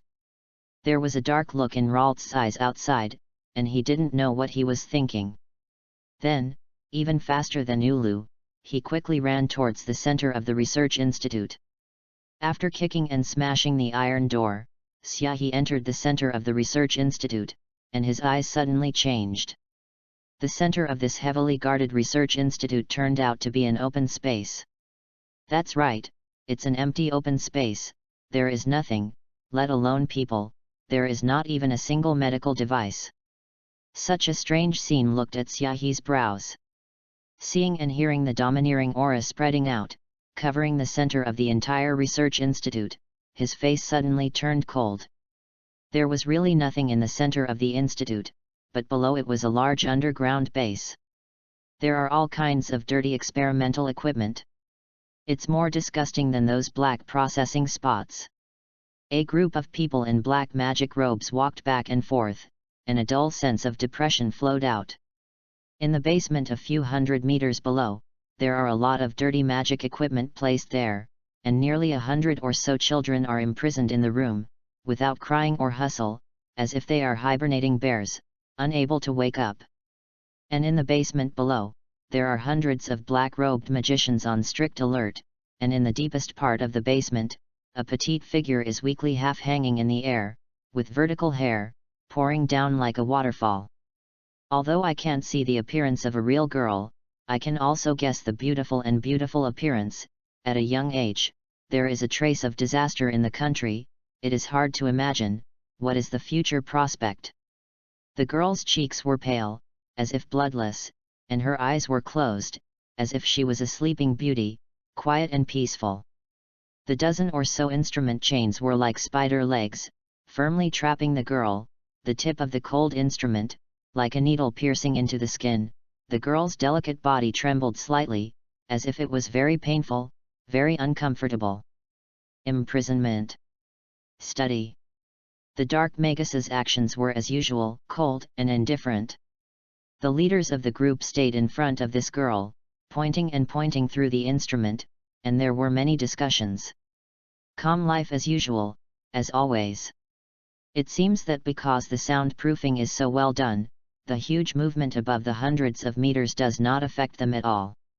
The leader is a middle-aged man who is short, wide-faced, big-headed, and burly, which makes people feel disgusting. He knew who he was, one of the 7 dependents of purgatory of the Demon Heart of the Dark Wizard Guild. And the Demon Heart is also one of the 3 strongest Dark Wizard Guilds in the Fury Kingdom, and has gathered many other Dark Wizard Guilds, which are usually on the evil side. I saw the short and fat man with his hands behind his back, his eyes cold, looking towards the test subjects in the rooms. Many black magicians bowed slightly, extremely respectful, and there was a hint of fear hidden in those eyes, as if they were very afraid of the short and fat man in front of them. Report, my lord, Subject 6 can't withstand the magic of Subject 1, and is dead. A black-robed wizard walked out of the crowd and said in a trembling voice. Oh! If you're dead anyway, there's not a lot of people who can withstand the magic of the test subject. Find a place to bury it casually. Do you use this little thing to ask me? Kindness? The cold voice suddenly rose and came out of Sequel's mouth, and the cold eyes did not carry a trace of emotion, and there was no compassion to be seen, as if he was sending a trivial matter, treating life as a game, ruthless and cold-blooded. Don't dare! The dark wizard fell to the ground in fear. Humph! The demon heart gives you a chance to take a fancy to you, don't know what to do, spare you this time, I hope you don't do it again. Sequel's cold gaze swept over everyone one by one, and disdain flashed in his eyes. Thank you, sir, for not killing, thank you, sir. Those black magicians were relieved, and slowly stood up, their backs were cold, and the cold sweat that broke out was already soaked. Penetrate the inside and outside of the clothes. The Sequel in front of him is a member of the demon heart, secretly, known as the cold-blooded demon by everyone, who has the magic of cursing, and can control the opponent's actions by inserting the opponent's hair on the puppet, and killing a lot of them in a few days after coming here. Its cold-blooded and brutal methods stunned everyone's body and mind, the fear from the bones, the tremor from the depths of the soul, and the fear. They don't look down on the Dark Magister Guild in the far reaches of them at all, and they take pleasure in killing people if they don't like it at all. That's the character of Sequel. How's Subject 1? Sequel asked. My lord, Subject 1 is not abnormal, and it won't take long for us to hypnotize it. Yes. That's good, don't kill her, after all, her mother is Wooloo, an S-class magician, who has inherited her huge magical power, and such good qualifications are enough to become a member of our organization. Sequel glanced faintly at the deepest part of the room, his eyes like a merciless viper, glowing with a faint cold light. Yes, sir. Just as Sequel was about to speak again, his face suddenly changed, and he took out a scarecrow from his arms. Isn't that right? There was a faint glint in the scarecrow's eyes, and the light went quickly, in a hurry, which made Sequel suspicious. My lord, what's wrong? It's okay, let's go. Sequel waved his hand and let the terrified dark magi leave. Then, Sequel was left alone in the room, fiddling with the scarecrow and muttering, what's going on? Seems to be being targeted? At this time, after seeing and hearing the domineering retraction, Xiaohe, who was 100 meters away, looked cold. The moment he raised his head, his eyes turned into a red color, which was a red color full of murderous intent, like a fierce beast about to hunt. Actually killed so many children, deserve to be killed. PS Thanks Q779. The big guy's 100-point VIP reward. I wish you a happy spring festival, a smile, good luck, health, and peace, good luck, and all the best. PS Thank you for the 500-point VIP reward of the big guy Kanja. May you hold peace, embrace health, hold happiness, hug warmth, with sweetness, with romance, lead fortune, drag auspiciousness, and enter the new year. I wish you a happy Chinese New Year. Chapter 14. Wulu, who was outside the research institute, broke in, and saw the two magicians who had been crushed to death by crushing their throats at a glance, and their faces suddenly changed. If it was just some buildings that were damaged, she could still compensate, but now that there is a human life, it is a big deal. Ralts glanced at the corpses of the two magicians with a grim look, a look of anger on his face, ignoring Wulu's apology, and strode towards the iron gate. In my heart, I was secretly frightened. The iron gate was made of real steel, and even his magic might not be able to destroy it, but now it was in a miserable state, as if it had been shattered by some wild beast. The two stepped through the iron gate, and at a glance they saw Xiaohe standing in the center with cold eyes. Stinky boy, you dare to kill someone from our research institute, I can't spare you. Ralts shouted with a look of anger on his face. I'm sorry, Mr. Ralts, I'm really sorry. Wu Lu apologized with a pale face on the side. Lord Wulu, it's not that I don't give you face, everyone in our research institute who is dedicated to research is actually killed like this, it's really unforgivable. I'm sorry. Wulu's expression was pale, she didn't know what to say, she could only apologize vigorously, her haggard face was really distressing. She believes that Xiaohe is not the kind of person who likes to kill. But the corpses of the two magicians were lying outside, and the broken gate showed that Xiaohe had done all this, and any quibbling seemed pale and weak. Wulu also covered the surrounding area with magic power, but there was nothing around, and the only explanation was that Xiaohe took the initiative to kill these magicians. To make such a big mistake, this stinky boy must go to the gallows and pay for the lives of my two colleagues. Ralts said, feigning sadness. As soon as she heard that Xiaohe was going to die, Wulu's face turned even paler.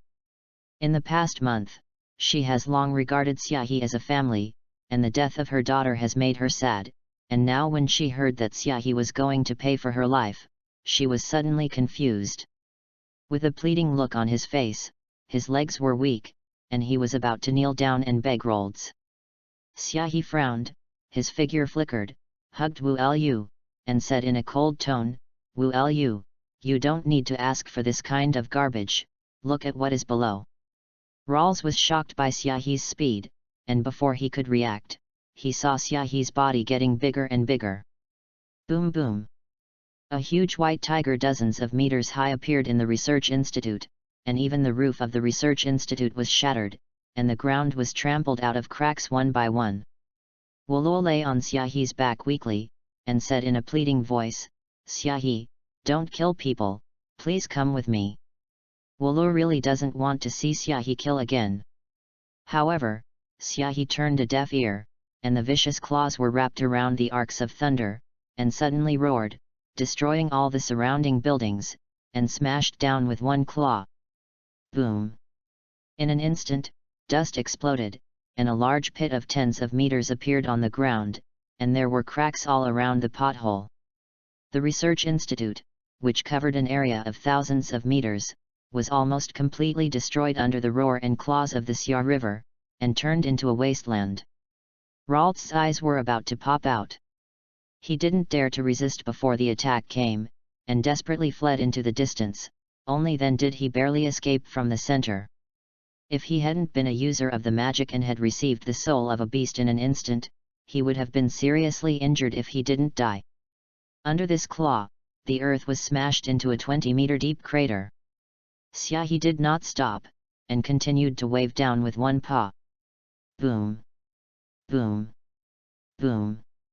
The earth shook like an earthquake, and if it weren't for a snowy field, it would have caused an avalanche. Xiaohe, stop, stop! Wulu pleaded, barely standing up from Xiaohe's back, and a super powerful magic burst out of her body. If you don't do it again, I'll do it to you. Xiaohe calmly glanced at his back, ignoring it. How could he stop when it came to this point? The ground of hundreds of meters cannot be penetrated by Wulu's magic power at all. If they don't smash the ground this time, I'm afraid that their mother and daughter will never see it in their lives. Pap pap pap.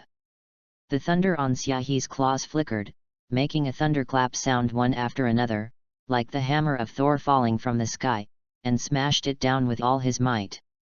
At the same time, Wulu's pale hands were placed on Xiaohe's body, and the cold ice spread on Xiaohe's body. Boom! As soon as the ice spread on Xiaohe's body, there was a rumbling sound from the earth, and the ground around him began to collapse in unison. Xiaohe, Wulu, Rolez, and a piece of ruins fell down suddenly. As the collapse of the earth ended, Xiaohe shook his body, throwing some of the dust on his body away, and the tiger pupils looked around coldly. Chapter 15. As the earth collapsed, a huge cavern of hundreds of meters appeared throughout the ice field. Although Xiaohe fell with countless stones, it did not cause damage to this huge basement. An azure film of light protected the entire basement, and in the film of light, hundreds of black wizards looked at Xiaohe in amazement. Where did such a big white tiger come from? The figure of the white tiger moved, turning into Xiaohe, who was wearing a white robe and silver hair, looking at them coldly, and then turned around and helped Wulu up.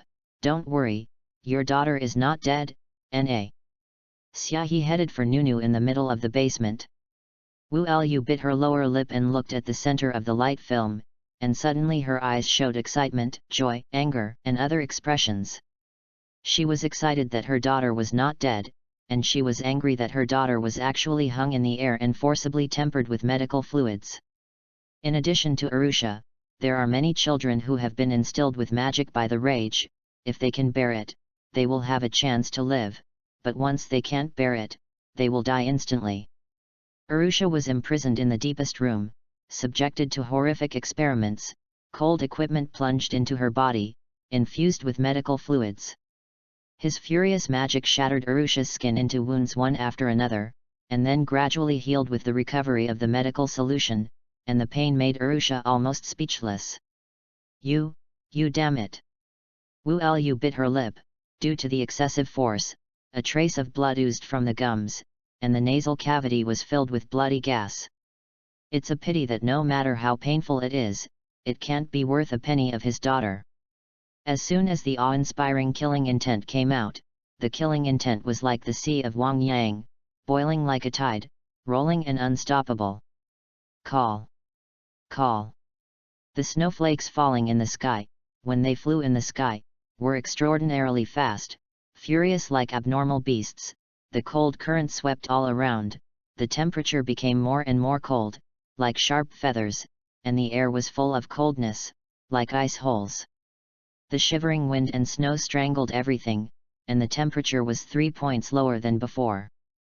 Lord Wulu, listen to me, this is just a cure. Roert's face changed drastically, and he explained in a hurry, but Wulu didn't listen to him at all, and walked over with a cold gaze. His eyes were cold and without a trace of emotion, as if he was in a no-man's land. Thick in snow, the ground was covered with shallow footprint dents, and a cold snap raged around Wulu, spreading to Ralt's feet. A hint of coldness, a terrifying cold wind, blew over the bone. Wulu put her hand on Roert's body with a cold gaze. Click! Click! Click! A series of crisp run-in sounds sounded, and a plausible cold condensed, instantly freezing Roert's into an ice sculpture, and the received beast soul couldn't even resist. Bang! In an instant, the ice sculptures formed by Roert's suddenly shattered and turned into ice crystals, and cracks spread like spider webs throughout the body. The internal organs of those bones were like real ice cubes, shattering abruptly, and the fragments of ice crystals drifted outward, annihilated in the wind and snow, and annihilated in this vast snowy world. Actually dared to lie to her and say that his daughter was dead. If there was no Xiaohe, I am afraid that she and her daughter would really be separated from heaven and earth, and just thinking about it would make Wulu's murderous intent monstrous. Wulu is not a person who loves to kill, nor is she a soft-hearted person. At this moment, the murderous intent in her heart is completely stimulated. In fact, how many of those who can enter the 10 holy levels are soft-hearted virgins? When I think of those innocent and tragic children, they endure the tragic experience of experiments every day and night, calling every day unacceptable, and calling the earth unspiritual. Wu Lu felt pity in her heart, and suddenly felt disgust for those damn dark mages, and the ground under her feet instantly spread into ice crystals, and every step was accompanied by a piercing chill. Without exception, the dark mages in all directions turned into ice sculptures one by one, and then exploded all over their bodies, turning into countless ice and snow sprinkled on the land. Ice Magic White Rose Garden. Wu Lu suddenly smashed his hands together, and in an instant, the cold ice spread along the entire research institute, and the hoarfrost flew out like a long rainbow, turning this area directly into ice and snow. Countless ice roses grow rapidly in the ice field, turning this ice and snow into a beautiful rose garden in an instant, like a dream scene in a fairy tale, sinking and floating in the sky and the earth, slowly forming. With an incomparably mysterious atmosphere, combined with the texture of ice, it is transformed into the most exquisite work of art, lifelike. It's just that the cold air spread by the rose flower is enough to freeze people to death in an instant. This kind of cold is not ordinary cold, let alone ordinary oppression. Like an iceberg before an avalanche, with the raging anger of Wulu, it shocked the heavens and the earth, as if the air was frozen in ice. A vast garden of ice roses, in which Wulu stood like a queen in the snow. The cold air swept wantonly, roaring the world, freezing and falling silent. At this scene, everyone gasped, only feeling a chill from head to toe, and a look of horror on their faces. It's... Who did this? Damn, this! What kind of power is this? Did the Senate find out about us? Everyone was shocked by this jaw-dropping terrifying power and shook their hearts. It's so powerful. It's definitely an ice magician with extraordinary strength, an S-level magician. No, it is even possible that it was an ice mage of the 10th rank who made a move.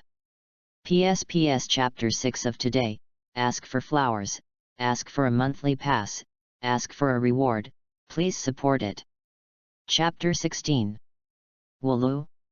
How did she know about this underground research institute? Sequel looked at the underground research institute that turned into ice with a blue face, and he didn't know how Wulu knew about it.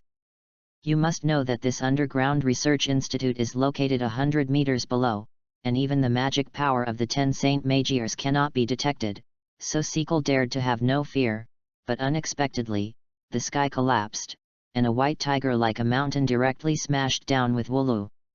SHHH. After hearing the name of Uru, all the dark mages present gasped, and their hearts trembled, as if they had fallen into the abyss, and their eyes were full of despair. Even the terrifying pressure that Sequel gave to everyone was not as good as Wulu's. In an instant, the room was silent and deserted, as if even the soft sound of a needle falling to the ground was extraordinarily clear, as secluded as Zhongyu, very loud. Quiet. This strange phenomenon is quietly ignored as if it were deaf ears, and it can be seen by smelling the needle. Who is Wulu? The strongest one, known as one of the 10 great saint wizards, is the strongest magician in the ice system, and the strongest one who suppresses the extreme northern cold region.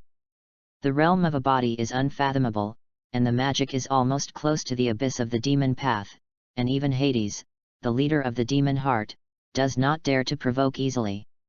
Although she rarely makes a move, no one dares to underestimate her. There was an S-class magician who was killing in the extreme north cold domain, and was happened to be met by Wu Lu, and that battle directly made the extreme north cold region have an extra iceberg. After a while, everyone came back to their senses, and in an instant, a huge wave was set off in the hearts of everyone, and it was turbulent. Is that the white tiger who brought Wu Lu here? I heard that there is such a white tiger in the Tower of Paradise. When did he come here? Secret's eyes were flushed red, like a layer of red blood, and he clenched his palms angrily. You know me? Xiaohe's eyes showed a hint of surprise, and he ran through this ice field, like a white flash, and in the blink of an eye, he was in front of Sequel. Of course I know you.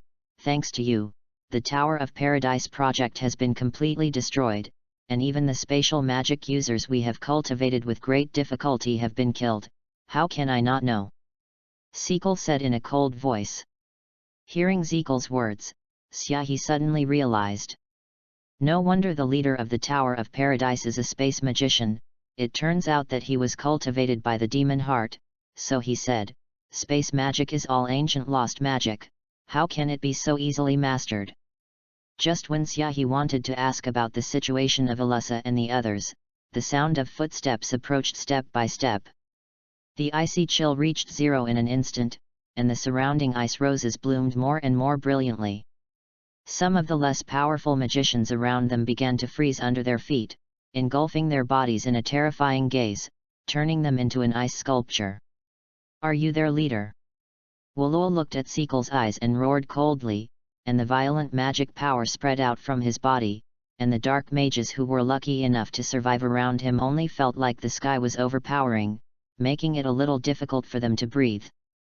Under the furious magic, the magicians below the A-rank magicians didn't even have a chance to stand up, and the A-rank magicians were also trembling. This is the magic of the Holy Ten, enough to create a mountain range out of thin air. A flash of fear flashed in Sequel's eyes, with the fact that he couldn't be Wu Lu's opponent at all. The difference in magic power was so different that it was enough to crush him. Lost magic, ugly time has come. Self-reinforcement steel. Sequel quickly plucked one of his hair and wrapped it around the scarecrow, which instantly turned the scarecrow into steel, and Sequel's body also changed into steel, and quickly fled into the distance. You waste, stop her for me, otherwise the demon heart won't let you go. As he ran, Sequel gave orders to the dark magiers, ordering them to block Wu Lu's path. The magicians on the field were entangled for a while, but the methods of the demon's heart were really a little terrifying, and many dark magicians were frightened, gritted their teeth and actually blocked in front of Wu Lu, and their magic power surged. Ice magic, great ice blade.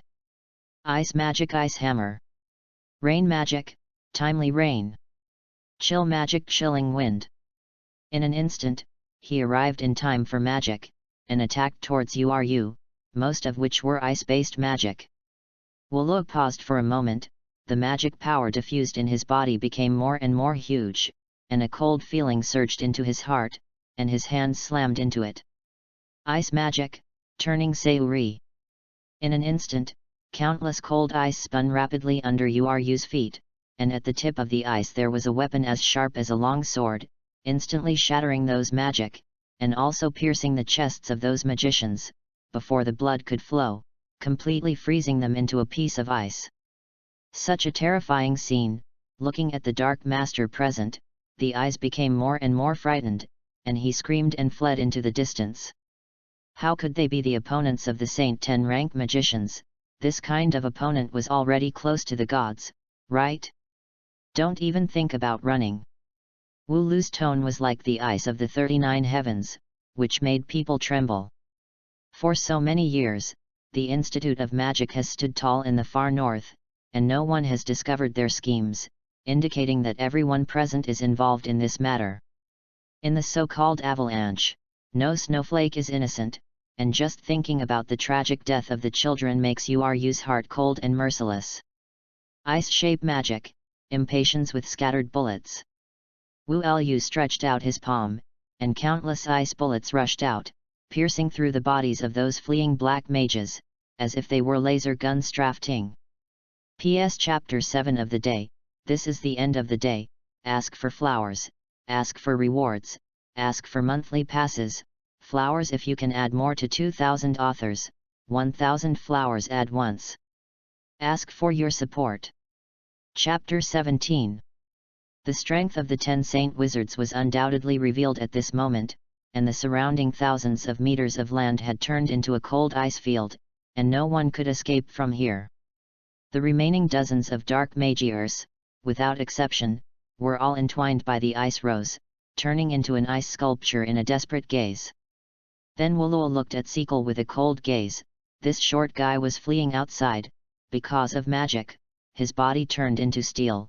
He was not afraid of those ice roses at all, and he didn't know how many roses he had broken along the way, and he was about to escape.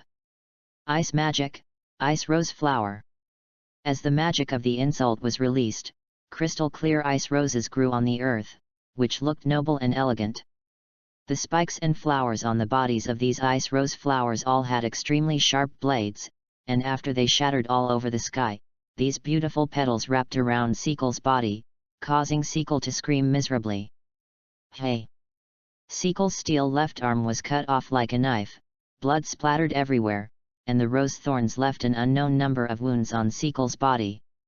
Wooloo's eyes were full of hatred. It was this bastard who deceived himself and let himself send his daughter to this hell. When she thought of Olodai, she didn't know how much suffering she had suffered. Wooloo's heart was even more angry. She just wanted to torture this damn guy in front of her now. Seeing Wooloo's unusually angry expression, Seekle's painful expression flashed a touch of coldness, and the magic power flowed all over his body, and a magic array appeared in midair. Lost magic, ugly time has come. Doll number 3, stand in. In an instant, Seekle's figure disappeared in place, switching shapes with an ice sculpture beside Wooloo. The ice sculpture was chopped to pieces in just a moment, turning into a cloud of ice and snow. Seeing Seekle who suddenly appeared beside him, Wooloo's face changed, and before he could make a move, he was stabbed in the waist by Seekle. Suddenly, Wooloo felt that her magic power could not be functioned, as if something was blocked in her body. Ha ha ha, Uncle Ben is waiting for this time. Wooloo, if you hadn't been carried away by anger, it would have been impossible for me to catch this opportunity. What else can you do to me now? Seekle burst out laughing arrogantly. His magic is the lost magic of the ancients, known for its weirdness and power, and outsiders have no idea what his abilities are. As long as he gets a hair wrapped around the scarecrow, it will become his puppet and be controlled by him. It's just that Wooloo's magic is too strong, so Seekle can't bear to use magic, but waits until Wooloo is close to losing his mind.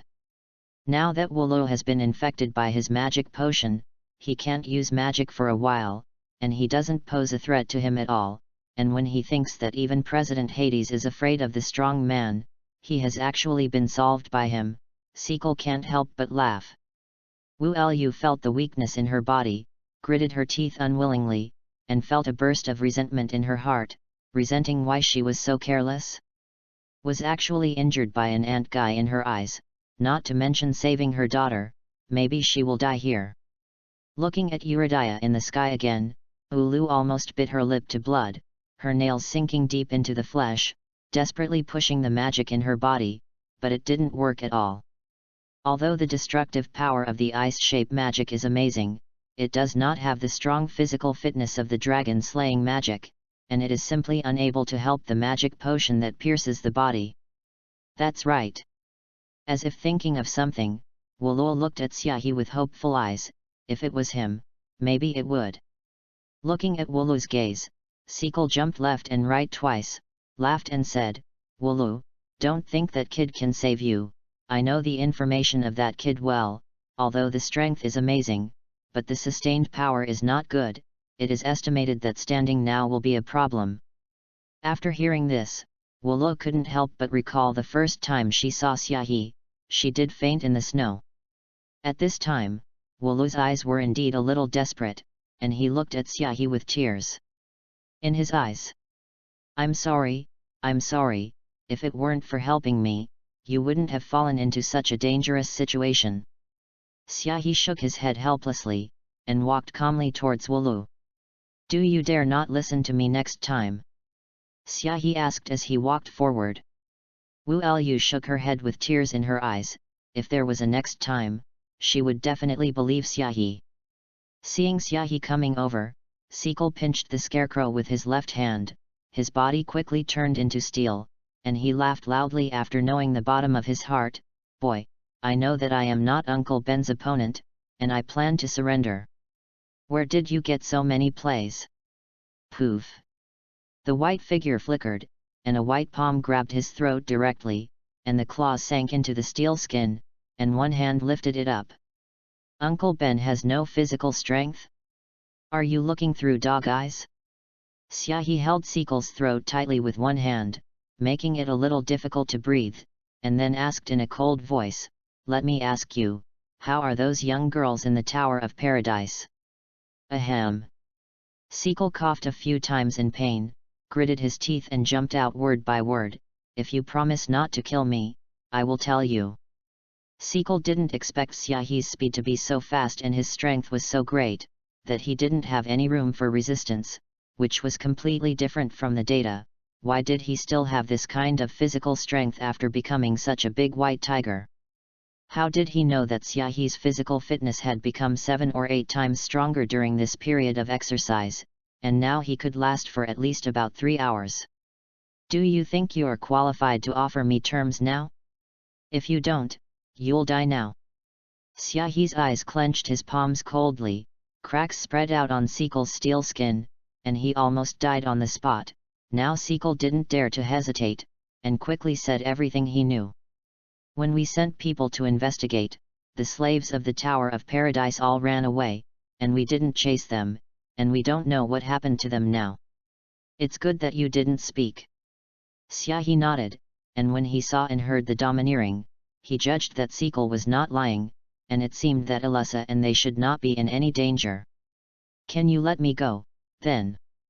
Sequel pleaded. Xiaohe's eyes flashed with cold light, and suddenly the thunder on his right hand flashed, directly pinching the throat of Sequel in the steel state. Click! "You deserve to live after killing so many children.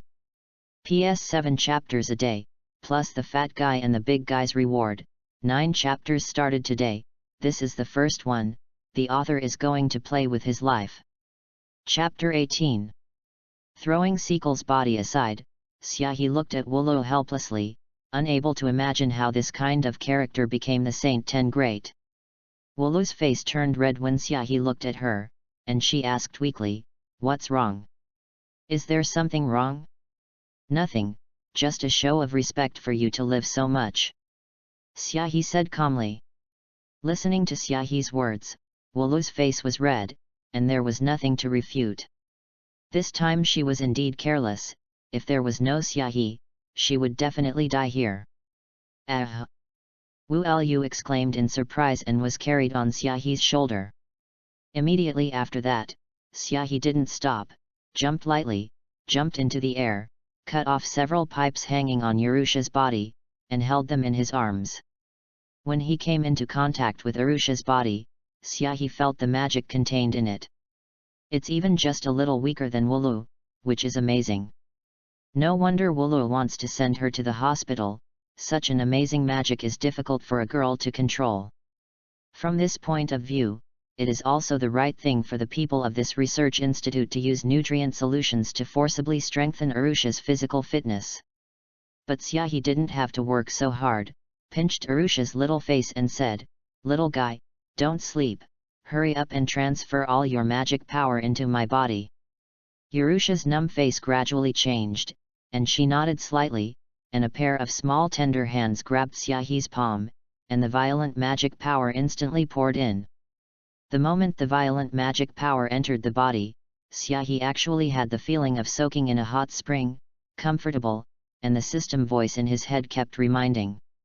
"Increases mana value by 10. Increases mana value by 10. Increases mana value by 10. In a short period of effort, Xiaohe's mana value increased by nearly 500 or 600, making Xiaohe lick his lips beautifully. It seems that this is another stable source of mana. As the magic power continued to spread, Urusha gradually recovered, and there was a sanity in her eyes, staring at the young man holding him with a curious expression. "Did you save me?" Xiaohe heard Arusha's words and nodded slightly. She didn't say much.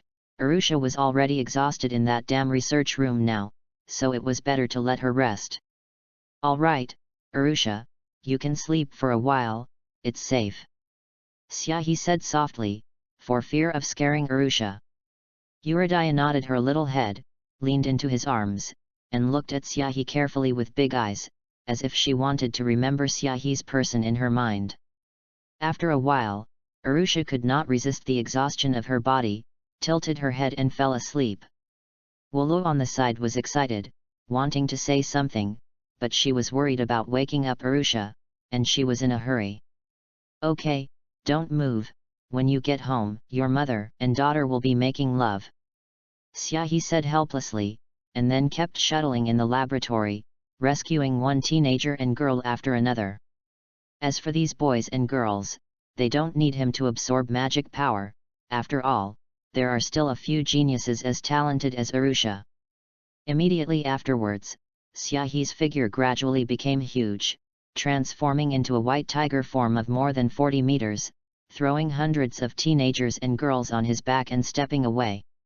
Originally, Xiaohe planned to let these teenagers and girls rest here for a while, but he was worried that the people from the Demon Heart would come to support, and he would not be able to protect so many teenagers at that time, so it would be better to leave as soon as possible.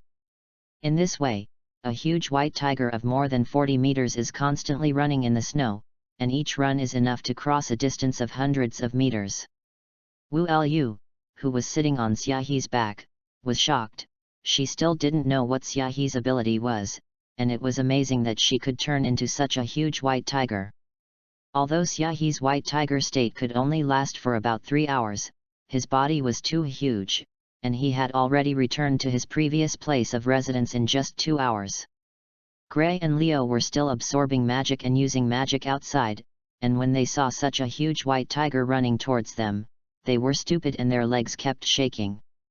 Fortunately, Xiaohe was not interested in teasing them, and after putting hundreds of teenagers and girls on the ground, the figure transformed into a human state, and stretched his waist fiercely.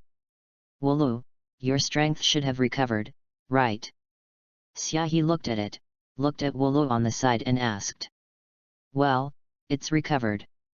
Wu Lu nodded. There were not many potions that could limit the strength of the 10 saint magicians, and their effects were extremely short, and she had now recovered her original strength. "All right, I'll leave these kids to you." Xiaohe nodded and said, then stopped paying attention to Wooloo, who had a headache, and strode towards the snow outside the room. He's going to keep exercising. Although this time it was a victory over an S-class magician, it wasn't the end. You must know that the Demon Heart is the top Dark Mages Guild in the Fiori Kingdom. There are more than 10 powerhouses with the strength of S-level mages, and there is even one person who has surpassed the Saint 10 Magiers. In order to prevent the Demon Heart's people from coming to take revenge, he must increase his strength as soon as possible. At the very least, the time of the White Tiger state must reach about a day, and only when this value is reached, can he have a tie with Hades, the leader of the Demon Guild. PS present a beautiful adult photo of Arusha. Chapter 19. Arusha slept for 3 days and 3 nights, which shows how tired she is. Those teenagers and girls were a little better, and they were able to go to the ground in just half a day. It's just that when Wooloo wanted to send them away, he reluctantly found that these teenagers were basically snatched back from the research institute, their parents were killed, and some even villages were slaughtered, leaving them homeless at all. Wooloo is kind-hearted, and she can't bear to let these teenagers fend for themselves. Simply accept all of them as disciples. Fortunately, these teenagers have suffered a lot, and they are all very mature, and they don't need to worry about Wooloo anymore, they can do everything by themselves. The teenagers were building some houses, and they looked at Xiaohe one by one, intentionally or unintentionally, with a look of adoration in their eyes. They had all seen Xiaohe's domineering battle before, which really shocked these teenagers. What's more, Xiaohi can also turn into a huge beast of dozens of meters, which simply makes these teenagers open up a new world, and looking at Xiaohi's gaze is like looking at a god.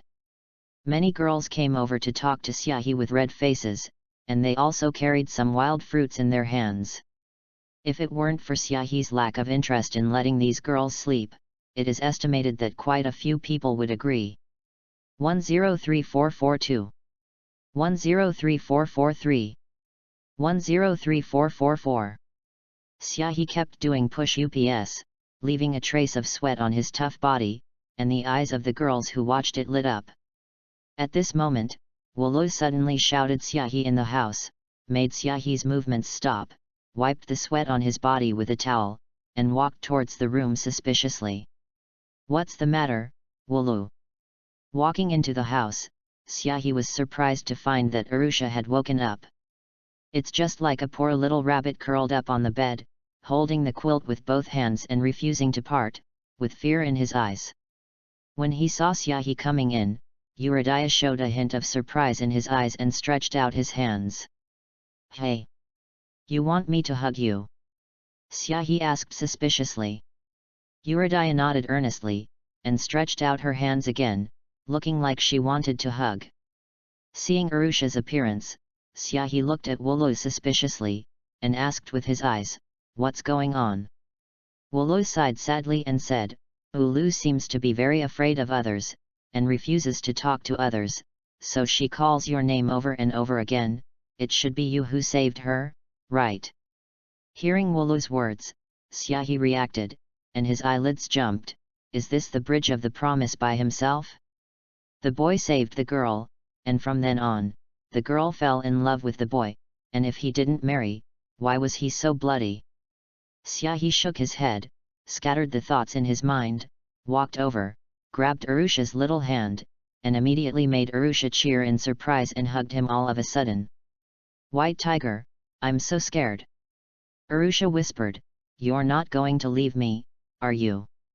Xiaohi has a black line on his forehead. God trademark White Tiger? "My name is Xiaohi, not White Tiger," Xiaohi said speechlessly. Then he looked at Arusha's frightened eyes, thought for a moment, and hugged Arusha. Patted her on the back and said, "Don't worry, I won't abandon you." The look of fear on Arusha's face slowly disappeared, and she nodded seriously, grabbed Xiaohi's hand and walked to the ground. Under Wulu's pleading, Xiaohi reluctantly asked Arusha to eat and wash with him, and even followed Xiaohi when he was exercising, which was simply a little follower. In the coming days, such a scene emerged. When Xiaohi was exercising, a little girl looked at him with blank eyes, holding a towel in her hand, and wiped Xiaohi's sweat from time to time. Such a warm scene made many girls in the distance cast envious eyes. If they could, they also wanted to take care of Xiaohi. With Xiaohi's help, Arusha's mood has stabilized a lot, and it is estimated that she will be able to communicate with people normally in a few days. It's just that if others want to get close to Arusha, they must have Xiaohi by their side. Even Wulu can only touch Arusha's head beside Xiaohi. Arusha and Xiaohi were so close, Wu couldn't help but be jealous, but he also knew that if Xiaohi didn't help at that time, she and her daughter wouldn't be able to escape. Wu was grateful to Xiaohi in her heart. If it weren't for Xiaohi's not wanting to learn Xi magic, she would have wanted to give her ice magic to Xiaohi. After the evening, Xiaohi happily shook hands with the teenagers and girls, feeling the magic that came over, not to mention how excited he was in his heart. These teenagers and girls are all guinea pigs caught by the research institute, and being able to be guinea pigs at least has magic in their bodies. Although the magic power of these teenagers and girls is not much, there are dozens of points in each person's body. Accumulated into a lot, Xiaohi could reach 3,000 or 4,000 mana values in one day, which was dozens of times more than before. Finally, after holding Arusha's little hand and absorbing Arusha's 800 magic power, Xiaohi called up the attribute personal panel with a smile on his face. Demon System Full Fusion. Host, Xiaohi. Demon Ability, Animal White Tiger Status. Physical Ability, Manipulate Static Electricity. Mana Value, 23,456 points. Physical fitness, Vice Admiral. Chapter 20. Demon System Full Fusion. Host, Xiaohe. Demon ability, Animal White Tiger status. Physical ability, Manipulate static electricity. Mana value, 23,456 points. Physical fitness, Vice Admiral. The more than 20,000 mana values surprised Xiaohe's heart. You must know that you have accumulated so much in just 5 or 6 days, so it seems that the natural devil fruit is not a dream. It only takes more than a year for him to be able to exchange for the ability of the natural devil fruit. No, maybe it won't take a year. After all, those teenagers and girls will grow up. At that time, there will be more and more magic power in his body, and the time he will spend collecting magic will be greatly reduced. Just thinking about it makes Xiaohe feel that the future is bright. This is called life. It's just that after having these values, Xiaohe didn't have the idea of continuing to accumulate. For now, it's better to exchange these mana values for strength. There are so many capabilities of the system, Xiaohe also has to carefully select them to see what abilities are of greater help to him now. Among them, Armed Color Domineering is a must, which can increase Xiaohe's strength by more than half. Armed Domineering can increase defense and attack power, acting like invisible armor, which can evolve into attack power and then fight elementalized enemies. With Xiaohe's current way of fighting, having an Armed Color Domineering will be a great help. Xiaohe also plans to use his own strength to improve his Armed Color Domineering and Seeing and Hearing Color Domineering, otherwise it will be a bit too expensive to use the system to exchange it all the time. Thinking of this, Xiaohe said to the system in his mind, "System, call up the Armed Color Domineering, I want to exchange." The Armed Color Domineering has been called out. Primary Armed Color Domineering. Primary Armed Color Domineering by wrapping the body or weapon to harden it, attacking and defending as one. Intermediate Armed Color Domineering. Armed Color Domineering can wrap around the whole body to harden it, integrating attack and defense, and greatly enhancing defense and attack power. Advanced Armed Color Domineering. High-level Armed Color Domineering can flow domineering energy out of the body to attack the enemy, and can instantly shatter extraterrestrial meteorites. Top Armed Color Domineering. Top Armed Color Domineering can infiltrate the opponent's body and cause damage from the inside. Even if it is a planetary explosion, it can't hurt it in the slightest. Seeing the introduction of Armed Color Domineering, Xiaohe couldn't help but swallow his saliva. If he had a top-level Armed Color Domineering, he would probably not be able to penetrate his own defenses even if he stood and let people fight. It's just that the 10 million magic power value is really desperate, and now Xiaohe can only buy the primary Armed Color Domineering. System, exchange for primary Armed Color Domineering. Xiaohe said in a deep voice. The primary Armed Color Domineering has been successfully exchanged, and the host is being fused. In just a few seconds, a completely new power appeared in Xiaohe's body. With a force on his hand, Xiaohe's white arm was suddenly covered with a layer of black substance. Clenching his palm, Xiaohe waved towards the air, and in an instant, the air seemed to be burst, and there was a sound of breaking the sky. Xiaohe couldn't help but look at his palm in surprise. Unexpectedly, the Armed Color Domineering also had the function of enhancing strength, and the punch he just made increased by at least 1.5 times the strength. Don't look at the 1.5 times less power, you must know that the current strength of Xiaohe is enough to smash a small mountain. It has been strengthened by 1.5 times, and it can even smash a large mountain to pieces. Now Xiaohe has more and more confidence in the upcoming Demon Heart members. Even the so-called Hades King Hades may not be able to defeat this powerful self, right? Immediately after that, Xiaohe's eyes looked at the system again.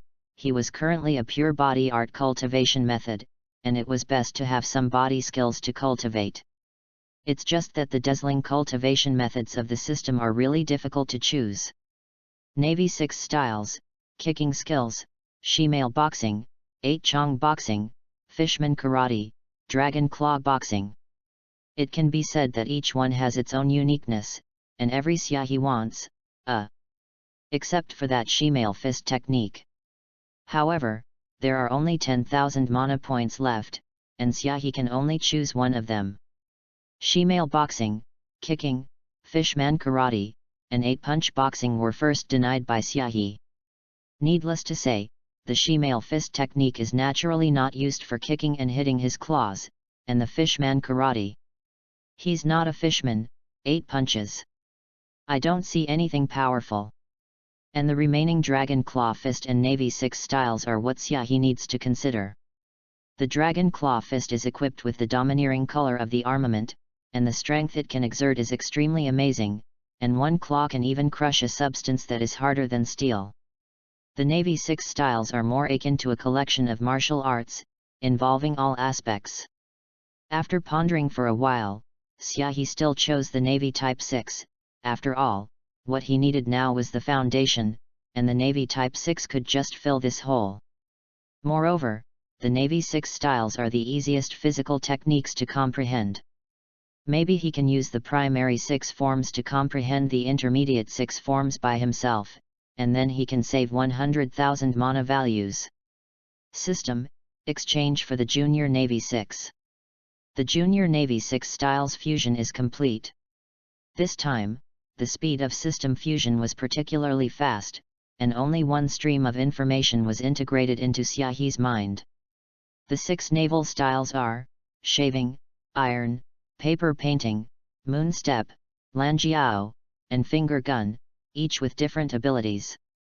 Shaving, one of the 6 styles, in an instant, 0.36 seconds, stomping on the ground at high speed dozens of times in a row generates explosive reaction force to move at high speed, and it looks like it disappears from the enemy's eyes. Iron, one of the 6 defensive techniques, it pours strength into the well-trained body, so that it has the hardness of iron, and even bullets and swords cannot be attacked. Paper painting, one of the 6 defensive techniques, unload the strength of the whole body, through the changes in the airflow generated by the opponent's movements, control the body as easily and freely as if painting on paper, and can dodge attacks towards you at a moment's notice. Moonstep, one of the 6 styles, kick in the air when jumping, step into the air. With this kind of air movement physical technique, you can attack from the air without leaving a dead end. Arashizu, one of the 6-foot skills, it does not deal damage by kicking the enemy, but uses a super high-speed and powerful kick to roll up a vacuum to create a slash attack on the opponent, which can easily split the target in half. Finger gun, one of the 6 styles, it concentrates the strength of the whole body on the index finger and unleashes a blow with the hardened fingers. The fingertips have the attack power of bullets and can easily penetrate the human body. Chapter 21. After exchanging the Navy 6 style, Syahi realized some mistakes in his training. Not all cultivation methods require brute strength to exercise, but skill. Using skillful exercises will increase your physical fitness more quickly. For example, manipulating the muscles of the body will make the muscles more resilient. Doing some movements such as squats can increase the force in the thighs more than running. Adding some weights will refine the physical strength even more, which is all information that automatically appears in my mind after having the Navy 6 style. Aras Hiki White Thunder. Syahi took a deep breath and shook his leg violently. A blue leg blade like thunder and lightning shot out, cutting through the air in an instant, and an iceberg in the distance was smashed in an instant. Moonwalk, Thorny Path. In an instant, Syahi's figure ran in the sky. Every time you land, you can form a wave of chi in the sky, and in an instant, you have reached 100 meters away, your eyes are sharp, and the blood flow of your body accelerates. Iron Wheel. Finger Gun, Madara. In the state of iron, Syahi's countless fingers were inserted into the ground, and in an instant, an iceberg comparable to steel spread out countless cracks and shattered. Brother Syahi, you are too powerful. Arusha clapped her hands behind Syahi and said, her eyes full of little stars. Syahi smiled and wiped the sweat from his head. This is just the most basic 6 styles, according to the memory in my mind, after the completion of the 6 styles, one kick can break a mountain. With his physique, he would probably be able to kick the small island off directly, but it's a bit too early to tell. At present, he has mastered the 6 forms, and due to his physique, even the most basic 6 forms are 100 times stronger than the users in this world, which greatly increases his strength. Not long ago, Xiaohe asked Wulu to fight him, and that battle directly caused a super avalanche in the cold region of the extreme north. However, the avalanche did not cause damage, but was slapped on the ground by a white tiger, forming a huge crack of several hundred meters, and forced to stop. Through that war, there were several more kilometers of icebergs in the far north cold region, which made Xiaohe wonder if Wulu was sick. When you hit him, you can put all kinds of big moves at will, and when you hit the enemy, all kinds of elegance. Is this the general rule in anime? Black and strong 3 points? No, it's better to beat your own people than to fight outsiders. However, after the battle, Xiaohe also knew his strength. He should be at the peak of the 10 Saint Magisters, and as time passes, his advantage will become greater and greater. Who says that his physical strength can continue to recover? With his current strength, he can kill ordinary S-class Magisters in seconds, and even if he faces a stronger one, he will not be defeated in an instant. After practicing the Navy 6 style for a while again, Xiaohe wiped the sweat from his head and walked towards the outside of the room. Some teenagers there have already cooked the rice, and they have won the essence of Xiaohe, all kinds of spicy fragrant pots, and it is estimated that even if they don't become magicians in the future, they can open a small restaurant. While eating, Xiaohe's gaze couldn't help but look at the Fiori kingdom beyond the far north cold domain. I don't know what Alyssa is doing at this time. Although Alyssa is very mature, what if she encounters some danger and does not go to the fairy tale? Xiaohe was still a little worried in his heart. Wulu saw Xiaohe's gaze, was silent for a moment and asked, "Is there anything to worry about?"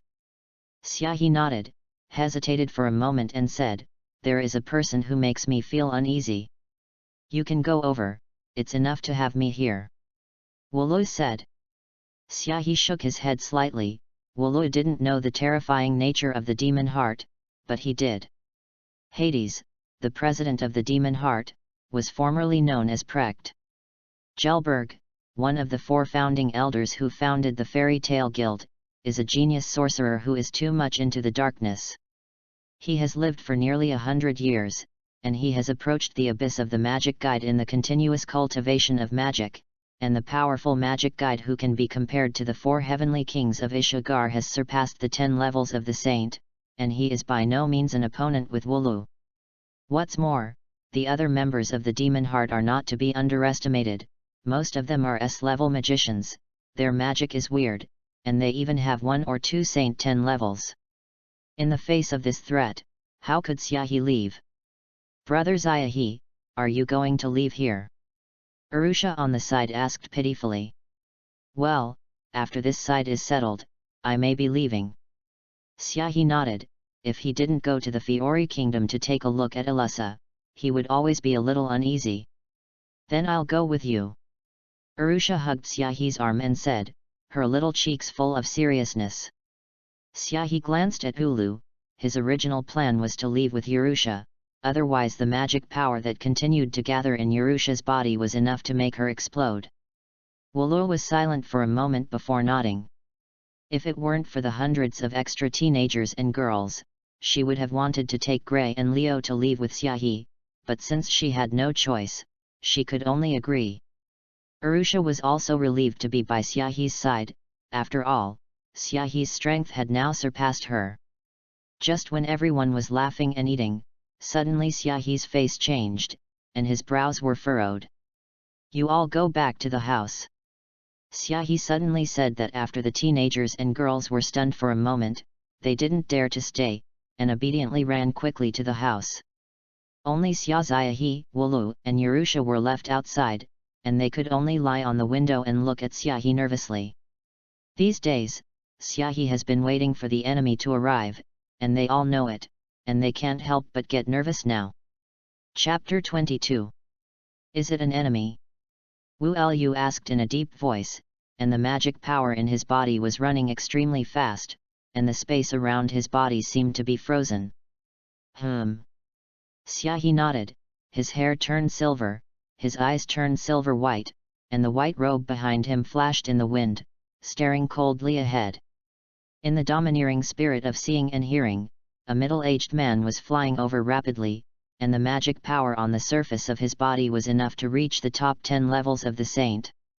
The middle-aged man has black hair, a long braid, some stubble, a pointed nose, hair sideburns that reach the cheeks, a white coat, and the Demon Heart Guild heraldic tattoo on his left arm, with a cold expression. This middle-aged man, Xiaohe, has a memory. If he guessed correctly, he is the vice president of the Demon Heart Guild. Bruno Stigar. The magic used is the lost magic, gravity magic, and its strength is enough to match the top 5 of the 10 saint magicians, and it should be almost the same as Wulu's strength. Seeing Stiga gradually approaching, Xiaohe's feet moved, and a piece of snow was trampled out of a hollow, and it ran away in the sky in an instant. Moon step, empty walk. Arashi, broken mountain. Xiaohe kicked hard in the sky, and a blue leg blade forced Tesgar to stop, causing it to stretch out his palm in mid-air, and the gravity in the air instantly increased by 100 times, making the blue leg blade lose its balance and cut off an iceberg around it. Boom! The iceberg smashed into the ground, creating a deafening sound. Tesgar didn't dare to be careless, and being able to kill Sequel was enough to show the strength of Xiaohe and Wulu. The leg blade just now didn't carry any magic power, but the attack power was extremely amazing, and Stiga didn't dare to carry it head-on, and couldn't help but think in his heart. Are there so many Saint 10 rank magicians? Even a teenager has this kind of strength. It's actually just the vice president of the Demon Heart. Why didn't your president Hades come over? Xiaohe didn't know Stiga's psychological thoughts, so he stood in midair and asked in a cold voice, could it be that he thought that such a person could solve him? Listening to Xiaohe's words, Stiga's eyes widened suddenly, his palms clenched, and his heart was shocked. He actually knows the president's real name. Stiga thought in disbelief. You must know that Hades, the president of the Demon Heart, has never exposed his real name, and outsiders only know that his code name is Hades, and he was actually called out by the young man in front of him. Thinking of Xiaohe's ability to predict his arrival, Stiga gasped, what kind of ability is this? Divination? Thinking of this, Stiga's eyes couldn't help but flash a hint of jealousy. The characteristic of magic is the unknown. This kind of magic that can predict the prophet is really terrifying. Originally, Stiga didn't plan to fight, but after hearing Xiaohe's words, he couldn't help but make a move. If Xiaohe's strength is not good, he doesn't mind taking action to deal with this weird magician and eradicate an enemy for the Demon Heart. Without saying a word, Stiga's magic suddenly exploded, and the whole sky became oppressive, like the calm before the storm came. The density of the air is constantly increasing, and the gravity is increasing with it, doubling, tripling, 30 times. The earth was pressed out of cracks one after another, as if it could not withstand this huge gravity. If ordinary people walked in, they would collapse and bleed to death in just an instant. Xiaohe couldn't help but frown when he kept jumping in the sky with his moon steps, and now he had to use 30 times more powerful power than before to stay in the sky. It's a weird and unpredictable magic, and it's so amazing. Compared to Xiaohe, Stiga was even more shocked in his heart. There was actually someone who could move freely under his gravity of more than 30 times, and it was also with physical strength. Is that guy really a human being? The ability to walk in the sky is clearly brought about by stepping on the air. The fact that the air is more than 30 times denser and can move freely is hard to believe that this is a man or a beast. Suddenly, Stiga's eyes widened, and in his sight, Xiaohe turned into a set of white figures and rushed towards him in an instant. The figures kept jumping in the sky, and he could only see bursts of white air waves, which were impossible to grasp with the naked eye. Gravity magic, Gravity strike. Stiga stretched out his left hand, and a purple magic array appeared in midair and stood sideways, like a fan, and suddenly crashed into Xiaohi. Armament color enhancement. Iron. Moonwalk, thorny path. After using 2 physical techniques to strengthen his own defense in a row, Xiaohi's body instantly became harder than steel, no, harder than 100 refined steel. The violent gravity hit Xiaohi from the side, but it didn't cause any damage to Xiaohi's body at all, and there was a burst of air waves in the air, and Xiaohi directly broke through the side gravity and rushed straight over. Oh no, is that guy a body made of diamonds? Seeing Xiaohi rushing over, Stiga's face changed greatly. The other party was obviously a physical arts cultivator, and he was just magically burning money. Once he fought in close combat, I am afraid that he would be crushed without any doubt, and all the magic power in his body burst out at the moment, leaving no gap. The gravitational force in the sky instantly exceeded 50 times. Boom! The ice sheet sank, forming an abyssal zone of tens of meters. Under this huge gravity, Xiaohi's face was also a little unsightly, and his strength needed to exceed 50 times to move freely, which made his body faintly tingle, and there was faint bloodshot in his pores. In an instant, Xiaohi's pupils suddenly turned into silver-white round pupils, hair grew on his ears, his teeth turned into sharp teeth, his palms turned into sharp claws, and his body quickly enlarged and tore his clothes apart. Roaring. The white tiger, which has always been comparable to a huge iceberg, appeared on the ice field, ignoring the gravity in the sky and stepping away, and could cross a distance of hundreds of meters in one step. P.S. I don't understand why some people still say that the black magician space magician of the Tower of Paradise is wrong. You must know that the demon heart in the original book has also been paying attention to the Tower of Paradise, and even sent Wooloo in the end, and most of the members of the demon heart are lost magic, and even time is there, so users with space magic shouldn't be too much, right?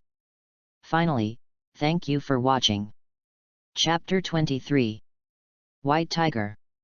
Stega's pupils shrank, and he remembered some message from the Tower of Paradise. Is it the giant white tiger that appeared at that time? I didn't expect to come here. Are you specifically the enemy of our demon heart? Stigar was furious that the Tower of Paradise plan was an important part of their summoning of the Dark Magister Jelf.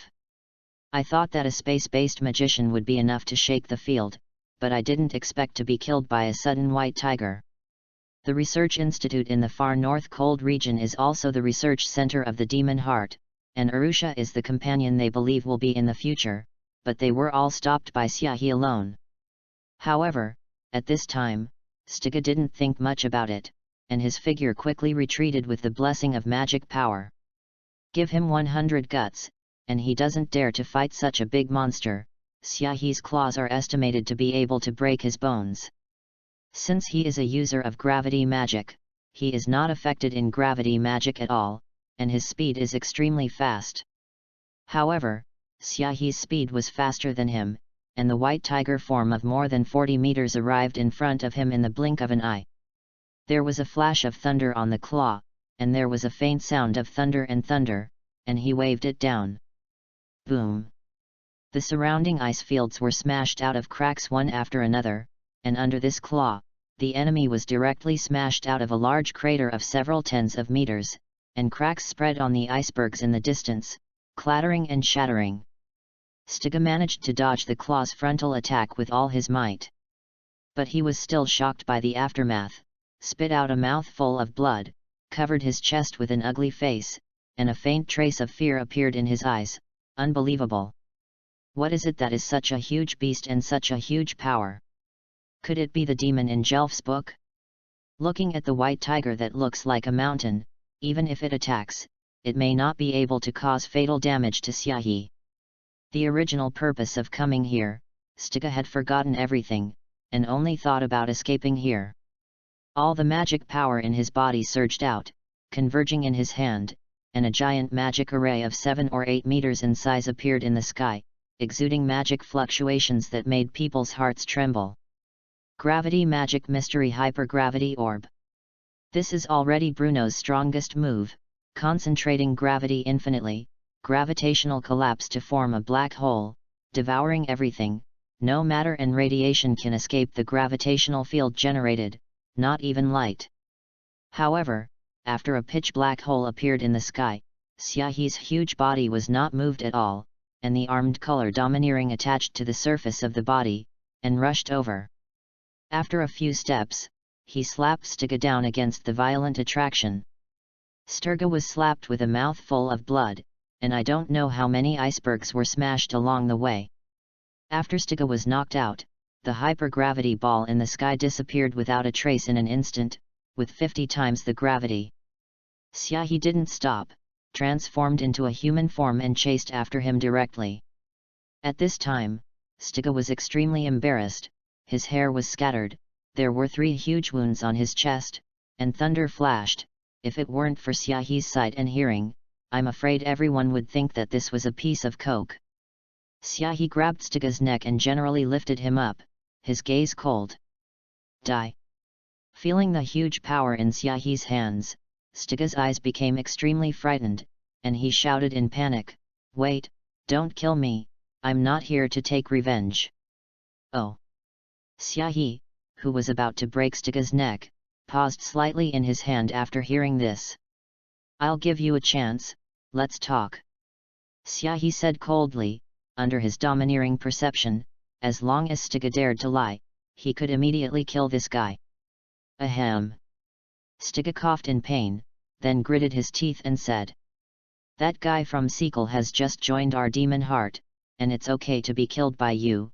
This time our president asked me to come just to apologize." Apologize? This is very different from what Xiaohi thought. That demon heart's president, Hades, would come to apologize? And under Xiaohi's domineering perception, Stiga did not lie. At that moment, Xiaohi threw Stiga's body to the ground, patted the black charcoal on his hand and said, "Then why did you attack me?" Stiga was stunned for a moment. Why did he shoot at Xiaohi? How do you say this? Do you want him to say that you are too dangerous, so he plans to eradicate you first? Fortunately, Xiaohi didn't expect Stiga to answer this question, he already knew it in his heart. Hades, that guy should know about Ulu's magic. Knowing that there is a move in the ice-shape magic that will end up together, even he is afraid of that kind of move. In order to prevent Ulu, the Holy Ten Magician, from seeking revenge from him, he took the lead in sending someone over to apologize. After sorting out the ins and outs in his heart, Xiaohi patted the dust on his body, looked at Stiga condescendingly and said, "Since you said to apologize, it can't be a verbal apology, right?" As he spoke, Xiaohi's eyes flickered with a cold light, which made Stiga's heart tremble. Was this intended to blackmail him? Fortunately, he came this time on the orders of Hades to bring a cultivation method of ancient lost magic, and at the moment he shuddered and took out a crystal ball from his arms.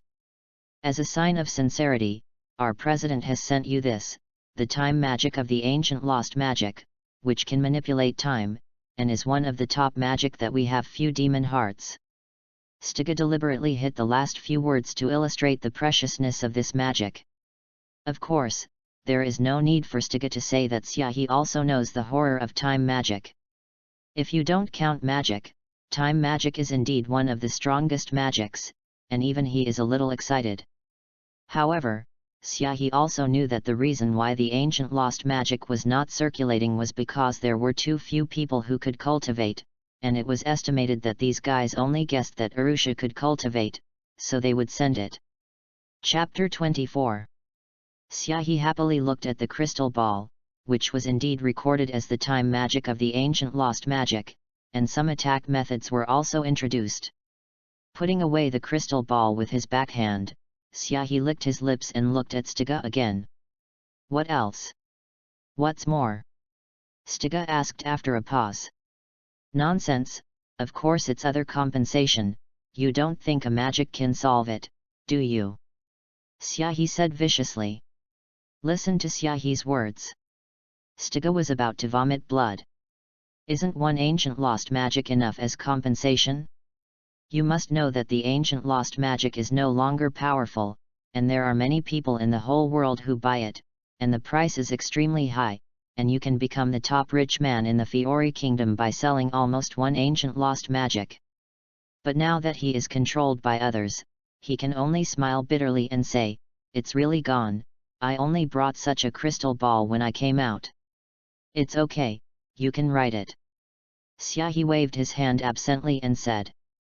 The function of the crystal ball is to directly instill the information in the mind, which is a little more troublesome than handwriting. This time, Stega really vomited blood, clutching his chest, and his face turned pale.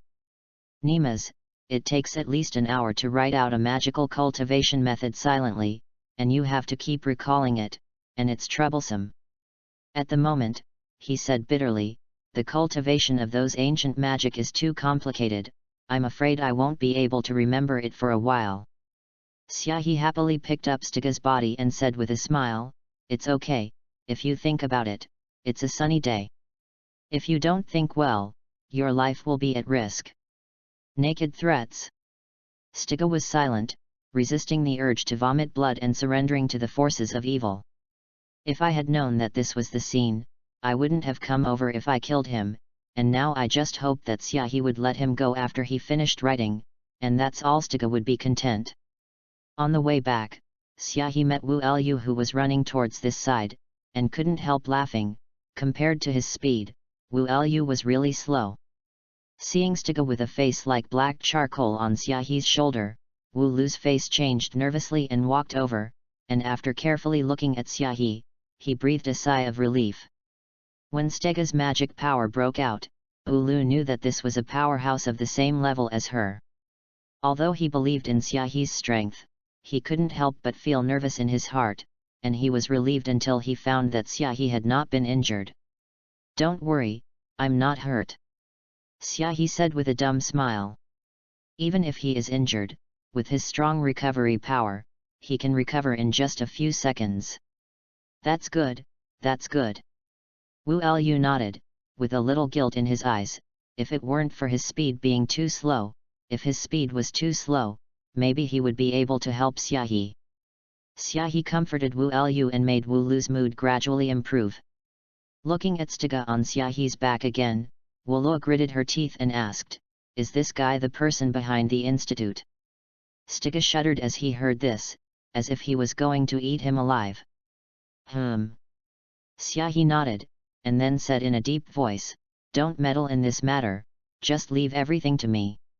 If Wu Lu chooses to attack the demon heart, it will definitely not be an opponent, and even if he is added, he can only fight evenly. Urusha's revenge, let's wait until he has the strength to kill Hades before avenging it." Wu Lu bit her lower lip and nodded. She believed that Xiaohe would not harm her. Unconsciously, Wu Lu involuntarily relied on Xiaohe, and even forgot that this young man was only less than 10 years old. After the two of them returned to the house, Xiaohe locked Stega in a house. There was a thick stack of white paper on the table, estimated to be thousands, and Stega almost wanted to vomit blood. What was this for? Do you want to squeeze out all his knowledge? Right, start with your gravity magic. Then Xiaohe sneered and pointed to his eyes and said, "I advise you not to try to lie to me. In front of my eyes, any of your careful thoughts can be seen clearly by me." Listening to Xiaohe's words, Stega didn't speak, and began to write, secretly dispelling the idea of adulteration in his heart. If Xiaohe's ability is really an unpredictable prophet, then the means he wants to deceive people are estimated to be unable to escape Xiaohe's eyes at all. For the sake of his life, Stega can only write it realistically. After about an hour, Stega tiredly handed a blank piece of paper to Xiaohe. "This is my magic, the ancient lost gravity magic. I've already written it, you can let me go, right?" Looking at the handwriting on the white paper, Xiaohe nodded with satisfaction. He had been staring at Stega with an armed color domineering during this time, knowing that the other party was not adulterated. But how could Xiaohe's appetite be filled with just one magic? At the moment, he smiled and took dozens of blank papers and put them in front of Stega, and said with a smile, "You can become the vice president of the demon heart, I guess you also know a lot of magic in addition to gravity magic, so please write it out. Stiga's face instantly became angry, and he slapped the table and shouted. Zia, don't go too far. If our president knows, do you think he will let you go? Stirga froze in the middle of his sentence and swallowed a mouthful of saliva. Xiaohe looked at the Stiga family with a smile, stretched out a sharp claw on his index finger, put it on Stiga's neck, and whispered in a voice like a silver fox. Your guild doesn't even care about the lost magic master, so do you think he cares about some magic? Stiga's face stiffened, and he couldn't help but tremble slightly as he felt the claws that had penetrated into his skin. He knew that if he didn't agree, Xiaohe would definitely kill him on the spot, and the biting chill was not just a joke. And every word of Xiaohe spoke to his heart. With Hades' character, even if he is killed, is it really possible to avenge him? I'm afraid it's enough to choke. He sighed and picked up the pen again and began to write. PS Chapter 7, more than 15,000 words today.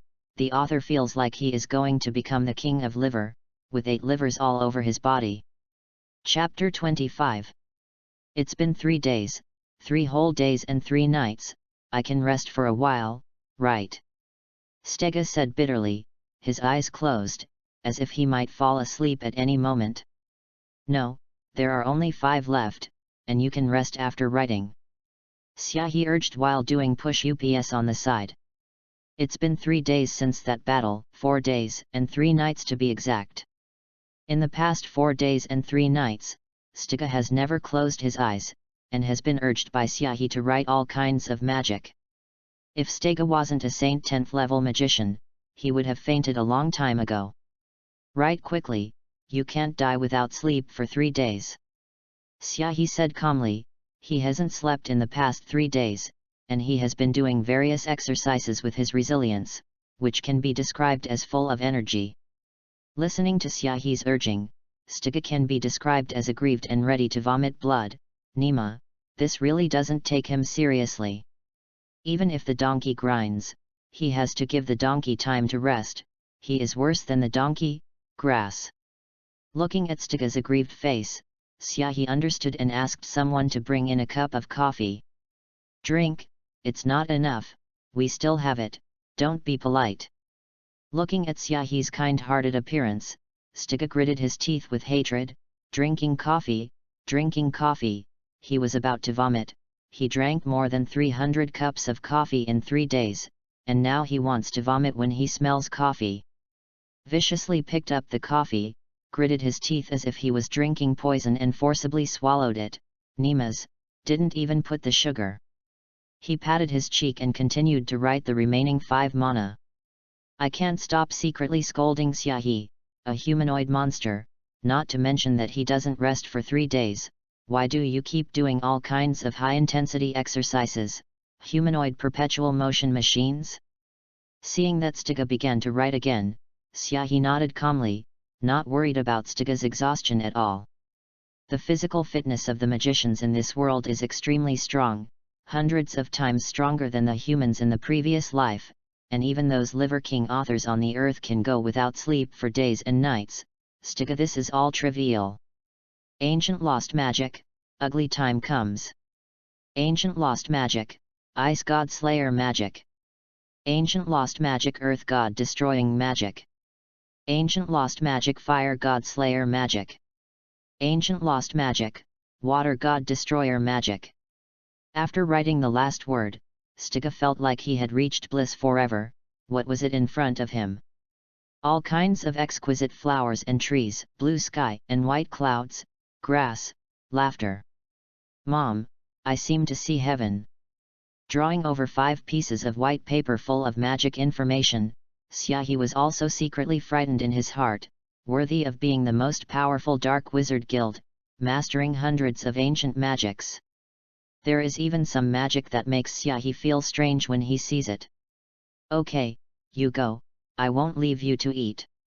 Xiaohe said after sorting out hundreds of blank papers.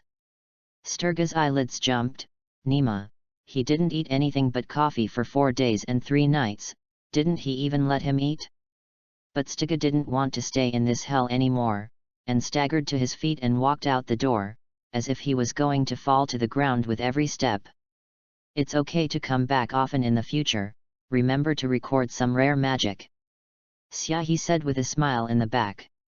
The corners of Stiga's mouth twitched, her legs weakened, and she fell to her knees with a thud.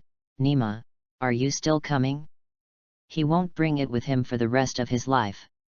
Forcibly gritted his teeth and urged his body, and then said bitterly, I'll rest here with you for a while, my body is too tired.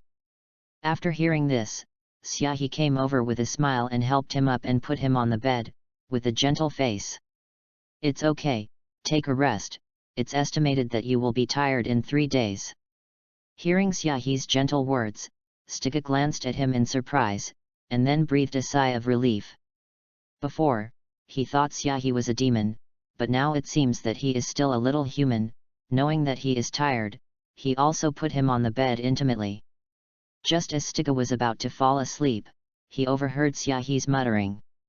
Magic knows pretty much, do you want him to write some about his combat experience and the customs of various places?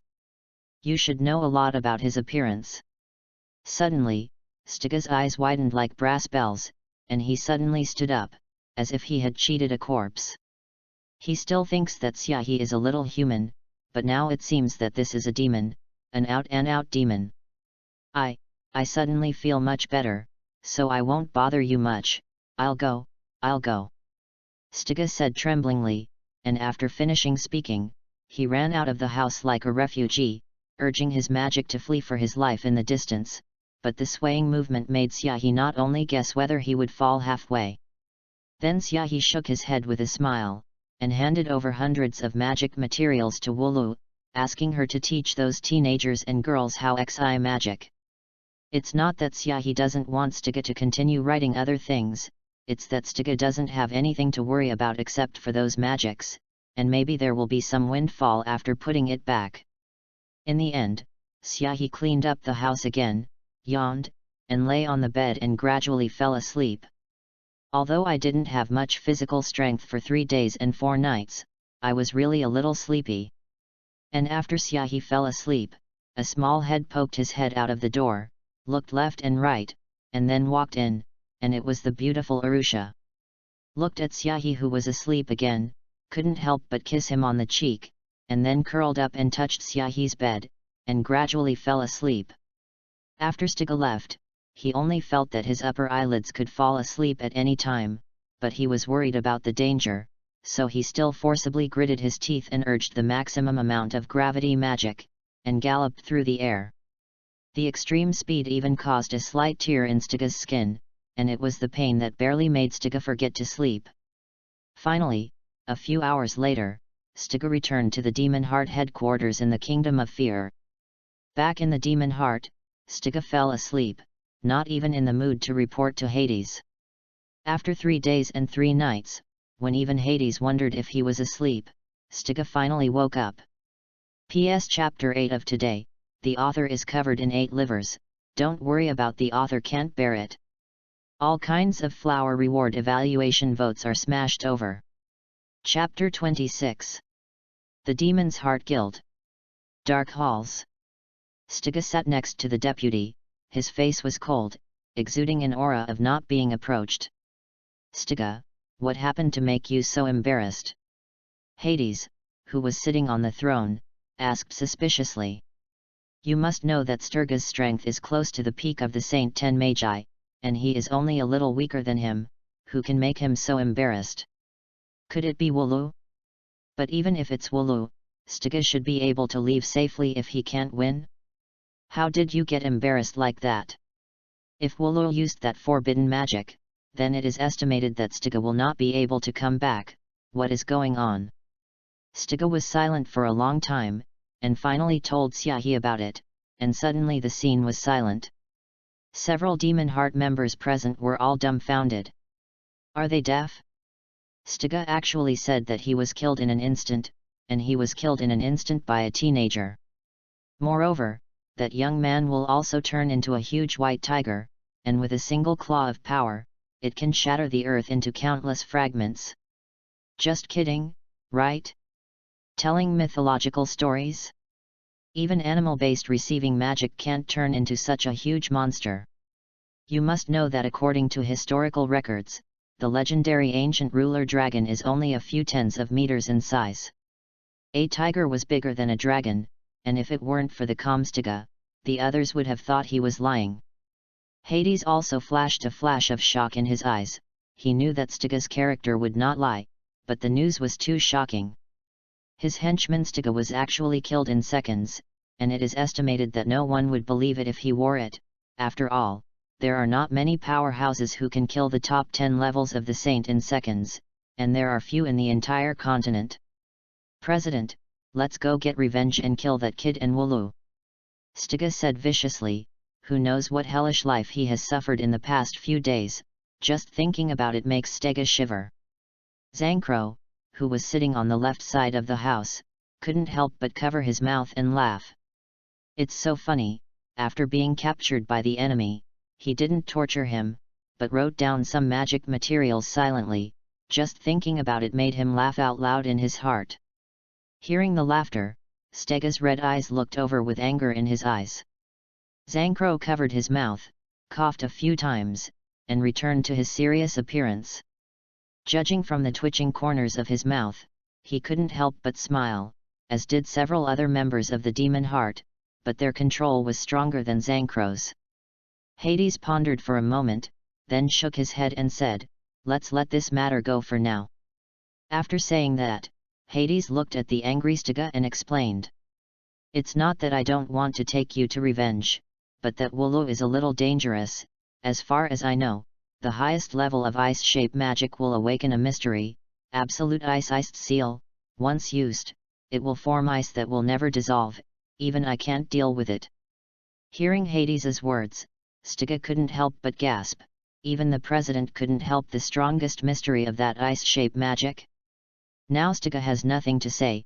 No matter how angry he is, it is impossible for people to die, right? He muttered silently in his heart, "I really let that kid say it. The president really didn't mention the matter of lost magic." At this moment, a maid held a cup of fragrant and delicious cappuccino in front of Styga, which immediately made Styga's pupils shrink sharply. Gag gash! Who told you coffee? Looking at the sweet and delicious coffee, Styga only felt a twitch in his stomach, and he half knelt on the ground and retched, and the members of the Demon Heart couldn't hold back anymore and laughed. After a while, Styga wiped the corners of his mouth angrily and roared towards the place in the far north cold regions. "Xiahe, Lao Tzu won't let you go." And in Xiahe, in the cold region of the extreme north, he was looking at the little Lori Arusha on the bed with an embarrassed face, and Wooloo next to the bed. His heart was pounding. Reluctantly putting on a smile, Xiahe looked at Wooloo and explained, "I'm going to say it's a misunderstanding, will you believe it?" Wooloo didn't speak, but looked at Xiahe with an inexplicable look, only looking at Xiahe's hair.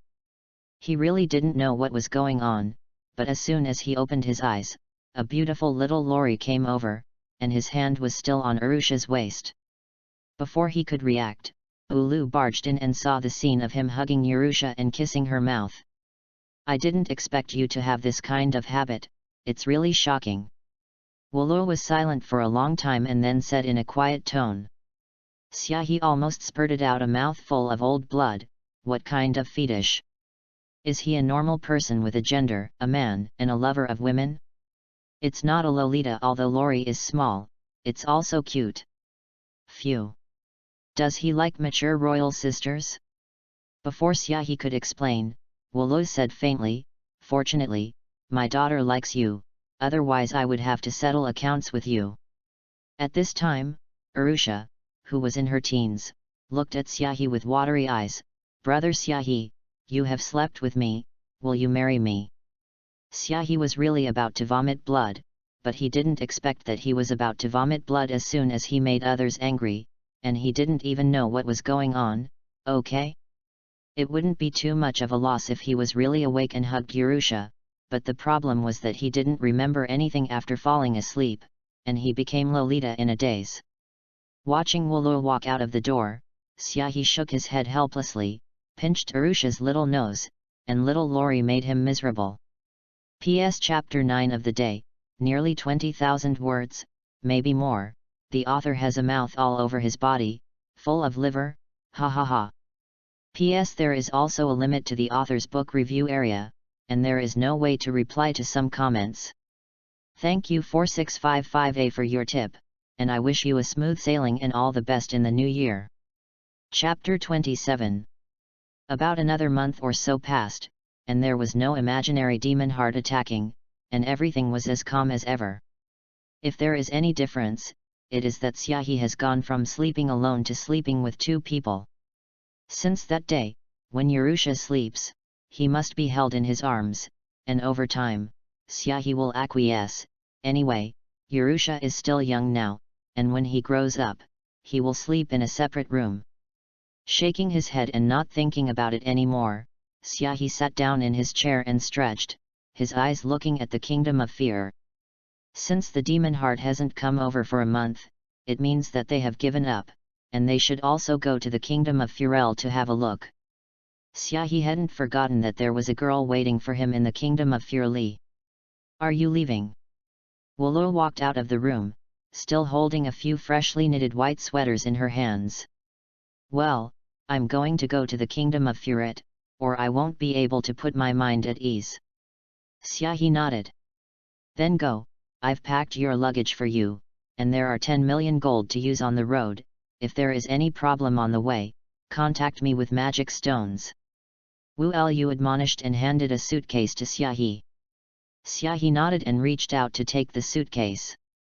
Wulu had given him a stone before, which could be used to contact him like a phone call, and if there was any problem here, he could rush back as soon as possible. As for the 10 million gold, for a powerhouse of Wulu's level, it is just a reward for a mission.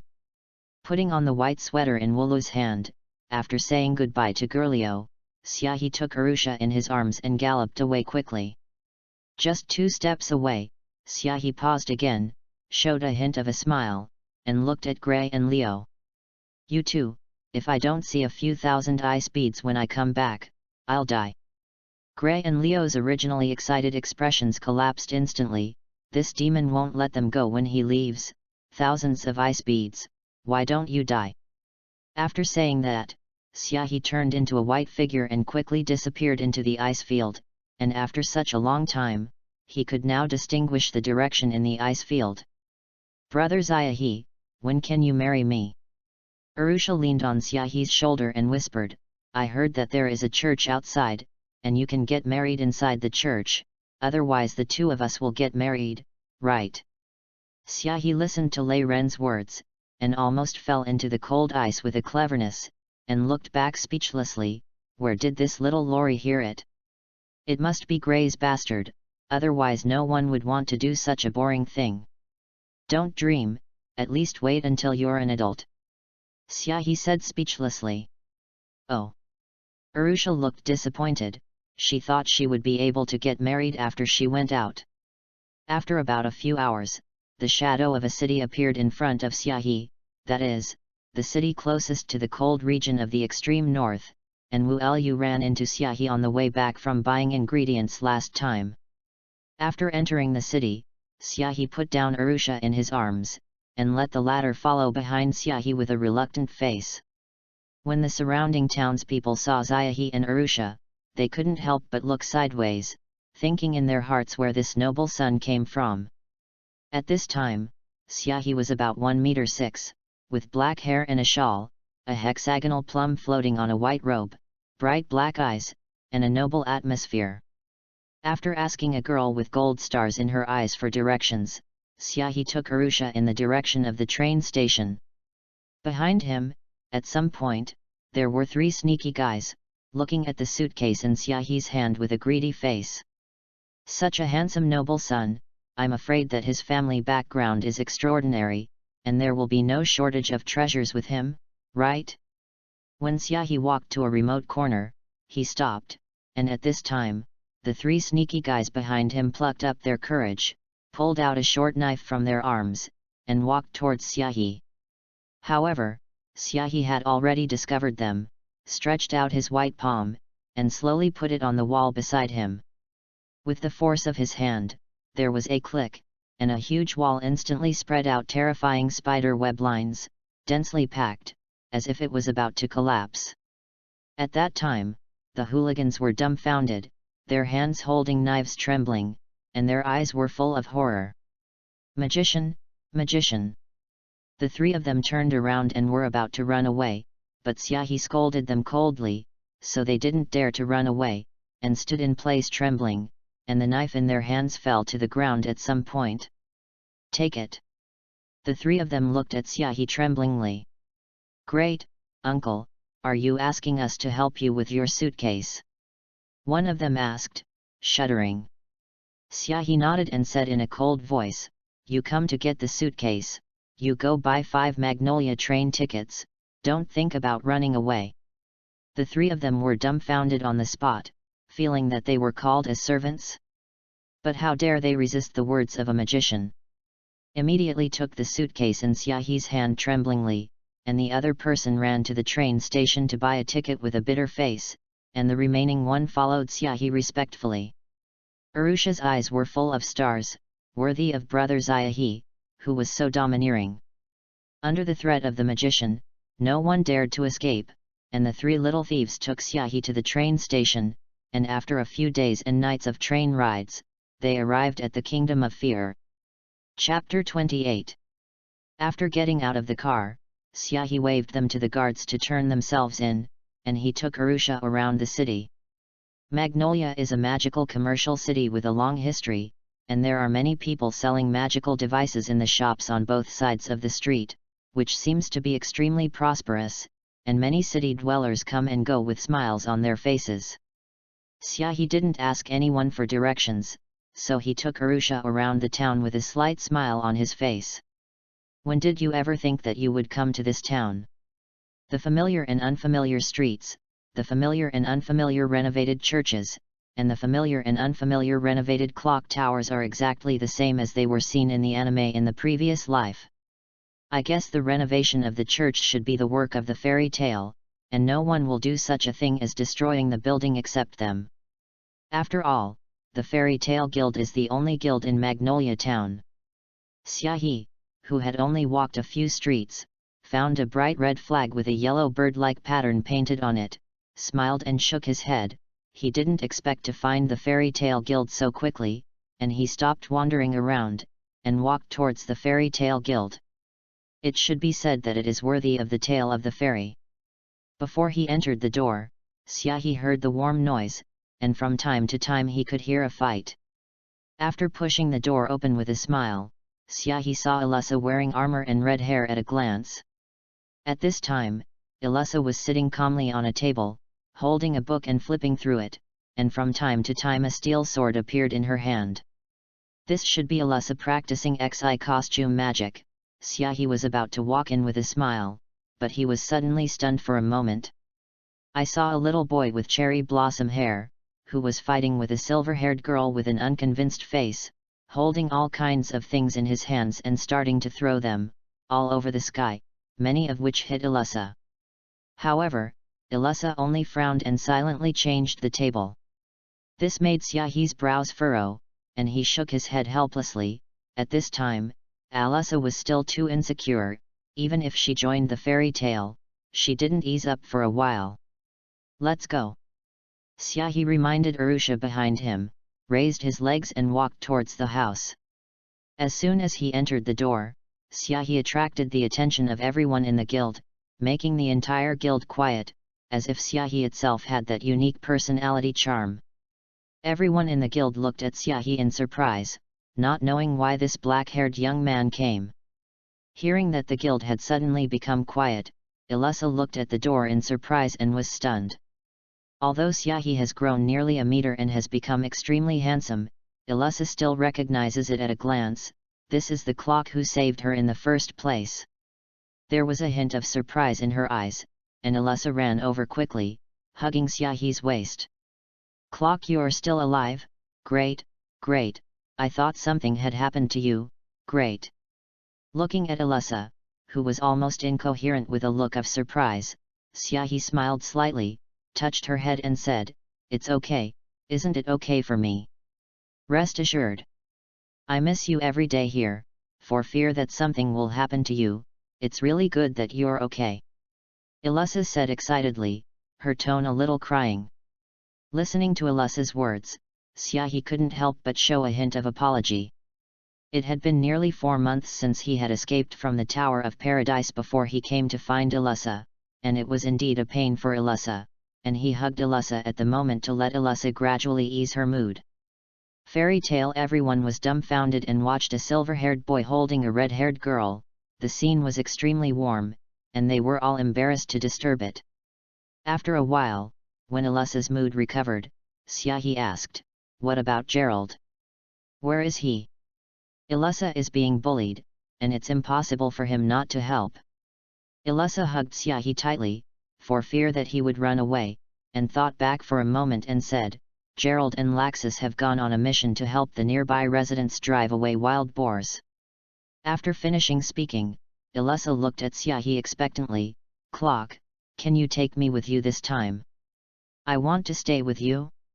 At the beginning, Xiaohe turned into a huge white tiger form and blocked the attack for Ilusa. This scene was deeply reflected in Ilusa's heart, and she couldn't help but get close to Xiaohe. Hearing Ilusa's words, Xiaohe couldn't help but tug at the corners of his mouth, and before he could speak, he heard a moment of chaos in the guild. Dozens of guild members nervously rushed over and looked at Ilusa with a pained expression. "Macau, Ilusa, are you going to leave us?" "Wakaba, don't want me Ilusa, we'll miss you if you're gone." "Makarov, yes, little Ilusa, if you leave, Grandpa will miss you very much." Seeing the sincere expressions of so many people, Ilusa hesitated for a moment, then hugged Xiaohe's arm tightly and said firmly, "I want to go with Clock, and I will come back to see you often in the future." Plop! Hearing Ilusa's words, Makarov fell to the ground with a thud and said with tears in his eyes, "Little Ilusa, you see that the grandfather is in such a bad health. If you don't take care of the grandfather will definitely be very painful." When the members of the guild heard that Makarov had betrayed his tragic powers, they all agreed with a look of approval. "Macau, Ilusa, you think you're going to burp when you're going to burp at such an old age? Are you willing to leave at this time?" "Wakaba, that's right, little Ilusa, if the president doesn't see you for the last time before he dies, he will definitely be very sad." "Marcus, even if it is to fulfill the last wish of the president, little Ilusa will stay." Listening to the guild members say their last words, Makarov's face turned dark. He was only in his 60s in the prime of life. How could he be told by these bastards that it was like death? "You bastards, the old man is in the prime of life." Boom! "Run, the president is going crazy." Boom! Bang bang bang! There was a crackling sound, and the guild was once again bustling, and Makarov chased after the bastards. P.S. I feel that there should be nothing wrong with the timeline, right? By the way, I would like to present a beautiful photo of Ilusa. Chapter 29. In a raging goblin tail guild. A teenager with cherry blossom hair and silver white hair ran over. He looked at Xiaohe with an angry face and said, "You are not allowed to take Ilusa away, she is our companion." "That's it, Ilusa, and I haven't decided the winner yet, so you are not allowed to take her away." Looking at this pair of young girls, Xiaohe smiled. This should be Natsu and Mila Zhen when they were young, and sure enough, Mila Zhen was an image of a bad girl when she was a child. Seeing Xiaohe's smile and indifferent look, Natsu and Myra were angry, and as soon as the man came over, he was going to take away their companions, which made the two of them angry. A tiny flame spread from Natsu's hand, and he said proudly, "See? Uncle Ben is a user of dragon-slaying magic, and there is absolutely no way for you to take Ilusa away." On Myra's side, a purple magic power rose all over her body, her silver hair flew up, 2 bat-like wings grew from her back, her hands were like steel claws, a thick black tail on her back, and the clothes on her body had also turned into red tights, like a female Satan. Compared to Natsu's magic, Myra's magic is even greater, exuding an evil aura. The two rushed up together, trying to subdue Xiaohi. Illusa saw a hint of anger on the faces of the two, and a steel longsword appeared in her hand to block Xiaohi's face. "You are not allowed to make a move on clock," Illusa said firmly, which made everyone in the guild look surprised. You must know that Illusa used to be silent, never working with anyone, and now she actually picked up a long sword in order to protect Xiaohi. Xiaohi was a little moved in his heart, and touched Illusa's head. "Don't worry, I'll be fine." As he spoke, he stopped Illusa behind him and looked at Natsu and Myra with a smile on her face. "Come on, let me see what you're up to." The two rushed over viciously and punched Xiaohi's body, but the shots were measured, and they were not much like the usual fights. The iron fist of the fire dragon. Satan's claws. The two of them roared in unison, but they also had a bit of momentum. When the two of them were about to reach Xiaohi's body, Xiaohi stretched out his left hand and right hand at the same time, smiled and flicked his fingers. Boom! Before Natsu and Myra could touch Xiaohi's body, they were flicked on the head with their middle fingers and flew upside down in confusion. It smashed through an untold number of tables and finally hit the wine cabinet.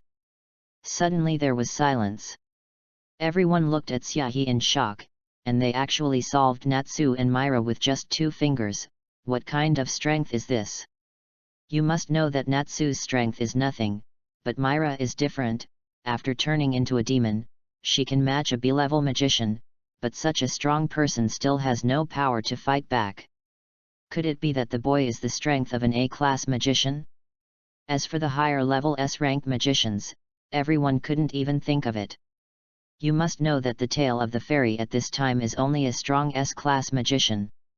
Abominable, abominable, abominable abomination, it hurts to death, it hurts. What tricks did you use, that bastard? Natsu was lying on the ground rolling around, his forehead flushed, apparently not lightly knocked. The same goes for Myra, only a little stronger than Natsu, sitting on the ground with tears in her eyes. The people around saw that Natsu was just knocked out, and after breathing a sigh of relief, they then laughed and said, "Seeing that you are arrogant on weekdays, someone has treated you now, right?" That's right, that's right, I've been taught a lesson by my peers, and Natsu is still too weak." Natsu was indignant when he was said, stood up and looked at Xiaohi and said firmly, "Clock, don't be complacent, sooner or later one day I will defeat you." "No, this guy will be defeated by me in the future, and I will teach him a good lesson sooner or later," Myra said with a crying tone, obviously because the bullet in the brain just now hurt. Xiaohi smiled and shook his head. The reason why he played the two of them was to stop them, and on the other hand, it was also to give Illusa a breath. It is estimated that Illusa was not less challenged by the two of them during this period of time. Illusa stepped forward and said firmly, "I'm not going to let you two challenge Clock. If you want to challenge him, you have to go through my level first." Listening to Illusa's words, Xiaohi couldn't help but rub his temples. Clock, is his name Xiaohi? That, Illusa, my real name is Xiaohi, don't call me Clock in the future," Xiaohi said speechlessly. "Xiaohi." Illusa nodded, "Then I will call you Brother Xiaohi in the future." "You are not allowed to call it, Brother Xiaohi is mine, and I am only allowed to call it alone." Arusha, who had been watching from Xiaohi's back for a long time, finally couldn't help it, and ran up to hug Xiaohi's other arm. "Who are you?" Illusa looked at Arusha warily, as if someone was about to snatch her beloved treasure. "I'm Arusha, the bride of Brother Xiaohi," Arusha said, hugging Xiaohi's arm. As soon as these words came out, the entire guild fell silent again, and everyone looked at Xiaohi with strange expressions. If they are not mistaken, Arusha is also in her teens, and Xiaohi should be about 15 or 16, what is this?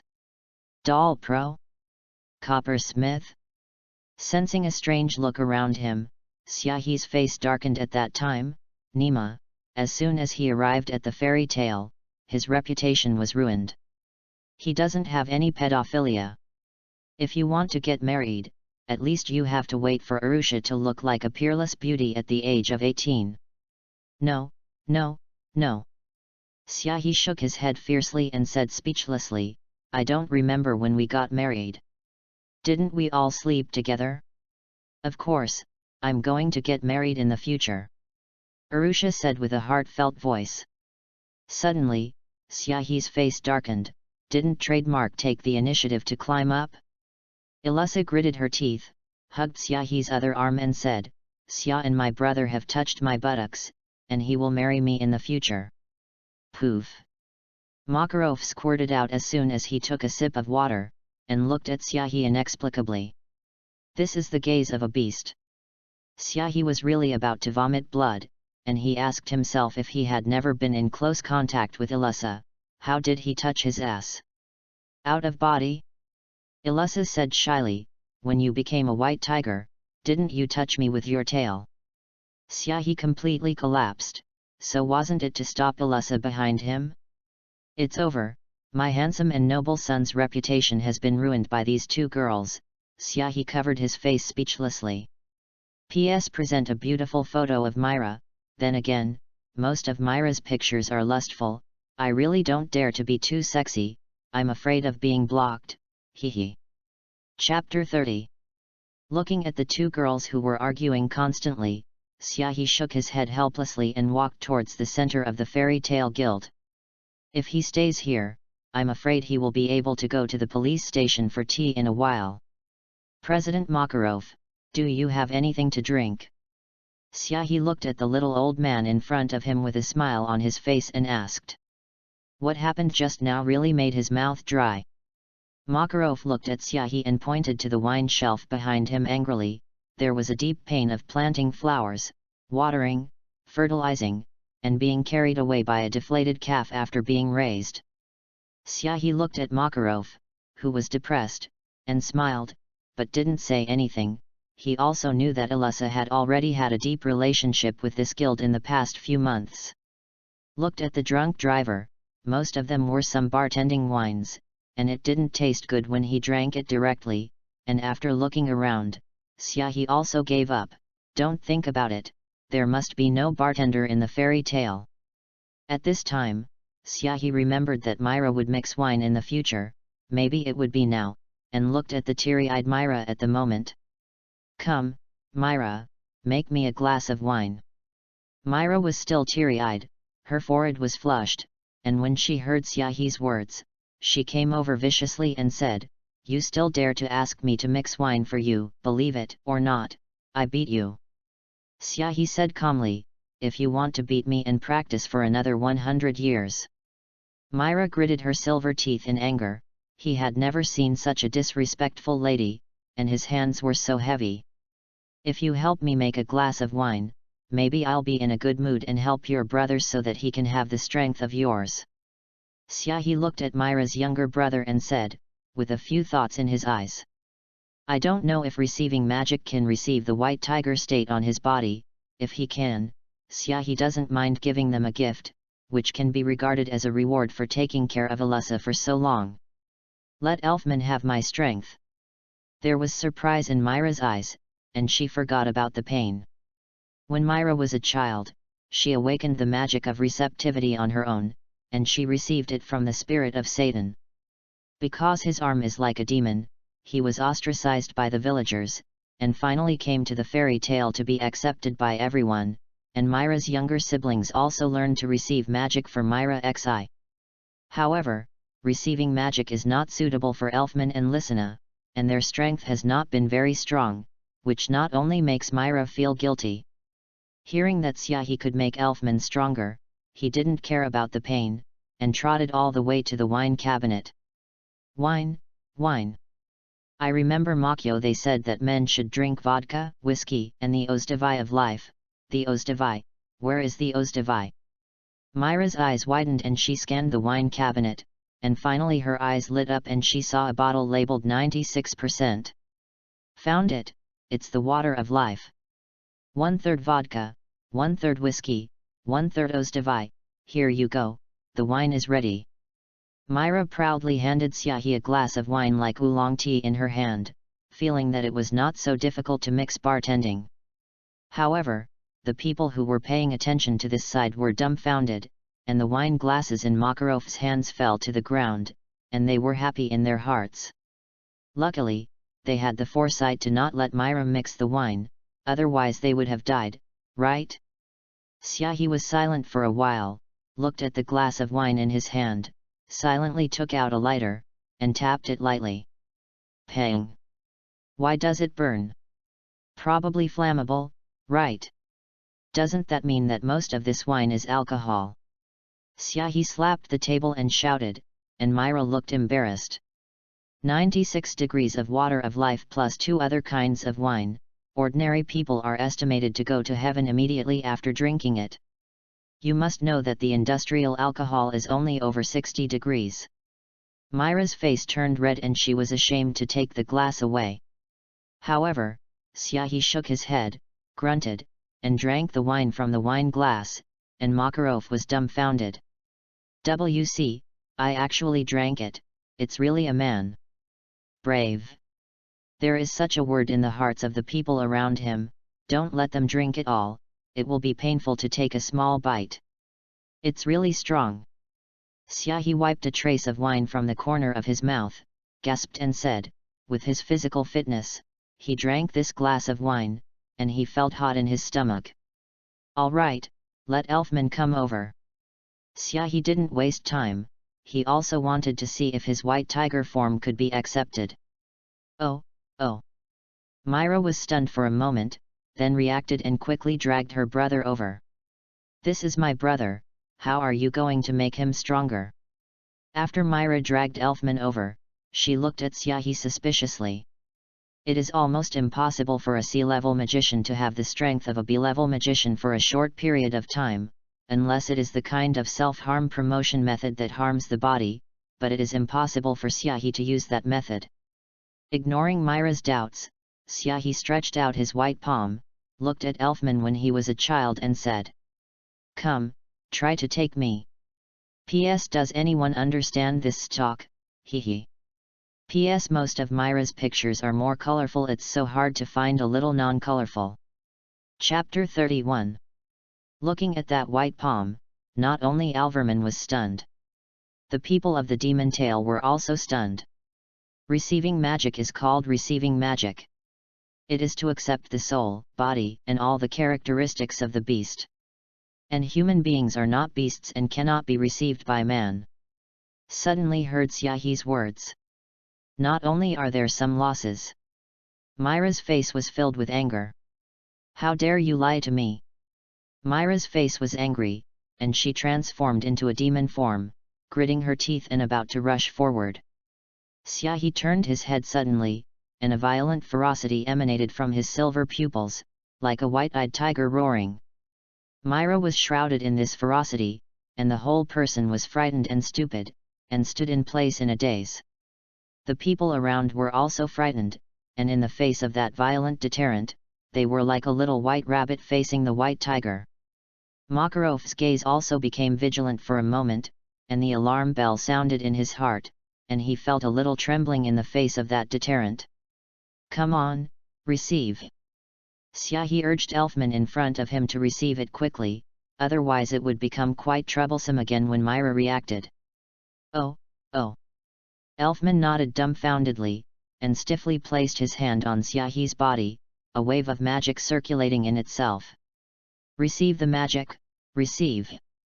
As the magic poured into Xiaohe's body, Xiaohe felt that his form was being imitated by Elfman, and nodded slightly. It seemed that his plan worked. After about a few seconds, Myra reacted and looked at Xiaohe angrily, but couldn't help but froze.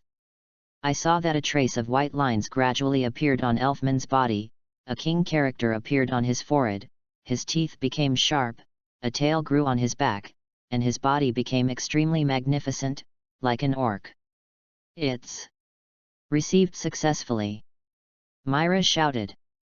"How is that possible? How is it possible for humans to receive humans?" Makarov was also shocked.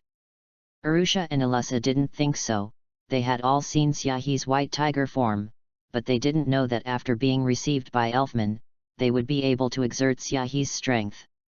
In the eyes of the demon tail crowd in shock, surprise, or curiosity, Elfman's body rose in a straight line, gradually becoming tall from a teenager of about 1 meter and 2, to an orc who was 3 meters tall. 2 sharp teeth spread out of the mouth, the muscles and bones were connected, and the eyes were red, like a mad beast. Whole! Suddenly, Elfman roared, and the sound roared and caused a wave of chi to appear around him, and all the furniture and furnishings of the entire guild were destroyed. His eyes were red, and he looked at the people around him with murderous intent. Makarov secretly said no, although he didn't know what Elfman was accepting, but it was obvious that he had surpassed the point that Elfman could bear now, and went berserk. Everyone hurry up and leave, now Elfman has the strength of an A-level magister, be careful. Makarov said anxiously. It was not easy to subdue an A-class magician without harm, not to mention that Elfman still accepted the soul of a beast. Extremely strong physical strength, great strength, and not afraid of pain, not even weaker than ordinary S-class magicians. Hearing Elfman's strength at this time, the almost A-level magician, the demon tail and everyone were shocked, and they wanted to run out in a panic. Bang! Boom! At this moment, there was a loud rumbling sound from the center of the Demon Tail Guild, and the entire guild's buildings trembled twice, as if they were about to collapse. Many of the members of the Demon Tail were thrown to the ground, looking back in horror, and they were stunned for a moment, looking incredulous. I saw that in the center of the Demon Tail Guild, Elfman, who was originally an amazing deterrent, had fallen to the ground at this time, with a large bag of white smoke emitting from his head, a whirlpool in his eyes, and a large pit of nearly dozens of meters on the ground. On the edge of the big pit, Xiahi rubbed his fists with a look of disappointment. After receiving my white tiger form, is there only an A-level magician? Xiahi in the form of the white tiger has the strength to match the pinnacle of the Saint Ten Peak, and he thought that Elfman would directly reach the level of an S-level magician, but it seems that he still thinks too much. Makarov was dumbfounded. He clearly saw what he had just seen, and because of this, he was even more shocked. Is this still human? One fist knocked Elfman, who was the strength of an A-class magician, to his stomach, and he was unharmed. Is this a human or a fierce beast? At this time, Elfman struggled to get up from the ground, his eyes were still confused, and as soon as he reacted, he saw a pair of silver-white eyes. Be honest. As he spoke, Xiahi's eyes released a kind of white tiger ferocity, and the aura of being the king of beasts made Elfman show a look of fear and nodded in submission. After seeing the pupils leave, Elfman didn't dare to move, and sat on the ground tremblingly, holding his thighs with both hands, but he looked extremely pitiful. After seeing this, Makarov twitched the corners of his mouth and asked speechlessly, "That kid, what strength do you have now?" "Me." Xiahi thought for a while and said, "It should be several times stronger than you." As soon as this remark came out, the audience was shocked. Macau and the others all showed shocked expressions. Several times stronger than the president is already at the top 10 saint level. Could it be that Xiahi's strength is comparable to the top 3 of the top 10 saints? Chapter 32. After half a day, Elfman also returned to his original state, but passed out. After waking up, you will almost be able to have the strength of a B-rank magician, and when you fully control the form of receiving the white tiger, it is estimated that you will have the strength of an A-level magician at the weakest. Myra diligently poured wine for Xiahi and looked at Xiahi from time to time. Some couldn't understand why this teenager was so much stronger than him even though he was the same age as her. The demon tail everyone had a look of awe on their faces, and the level of the 10 saint wizards was already beyond their imagination. Macau was even more inferior. He has lived to a dog for more than 40 years, not even as a teenager. Xiahi was drinking with Makarov, and Arusha and Alyssa were standing behind Xiahi, and the two little loli glared at each other from time to time. After a while, Makarov couldn't help but ask, "Xiahi, who is your teacher?" "It's really hard to imagine that a young boy like Xiahi doesn't have a teacher," so he is not a genius, but a demon. Xiaohe raised his eyebrows. Master, he doesn't have a master, his strength is all brought to him by that system. But after thinking about it for a while, Xiaohe said, my master is Wulu, the strongest person in the extreme north cold region. Makarov suddenly realized, it turned out to be the strongest ice-type mage Wulu, no wonder he was able to cultivate such a powerful disciple. Looking at Makarov's suddenly realized expression, Xiaohe didn't explain, otherwise the source of his strength would not be able to be explained. After a while, Xiaohe took out a crystal ball from his chest and handed it to Makarov. What is this? Makarov looked at the crystal ball suspiciously. There are hundreds of lost magic in there, which is a little kind of greeting gift. Xiaohe said with a smile. What? Makarov cried out in frustration, and even Elfman's rampage didn't shock him so much. Lost magic is incomparably precious, each of which is worth 1,000 gold, hundreds of kinds of magic, that is a mountain of gold.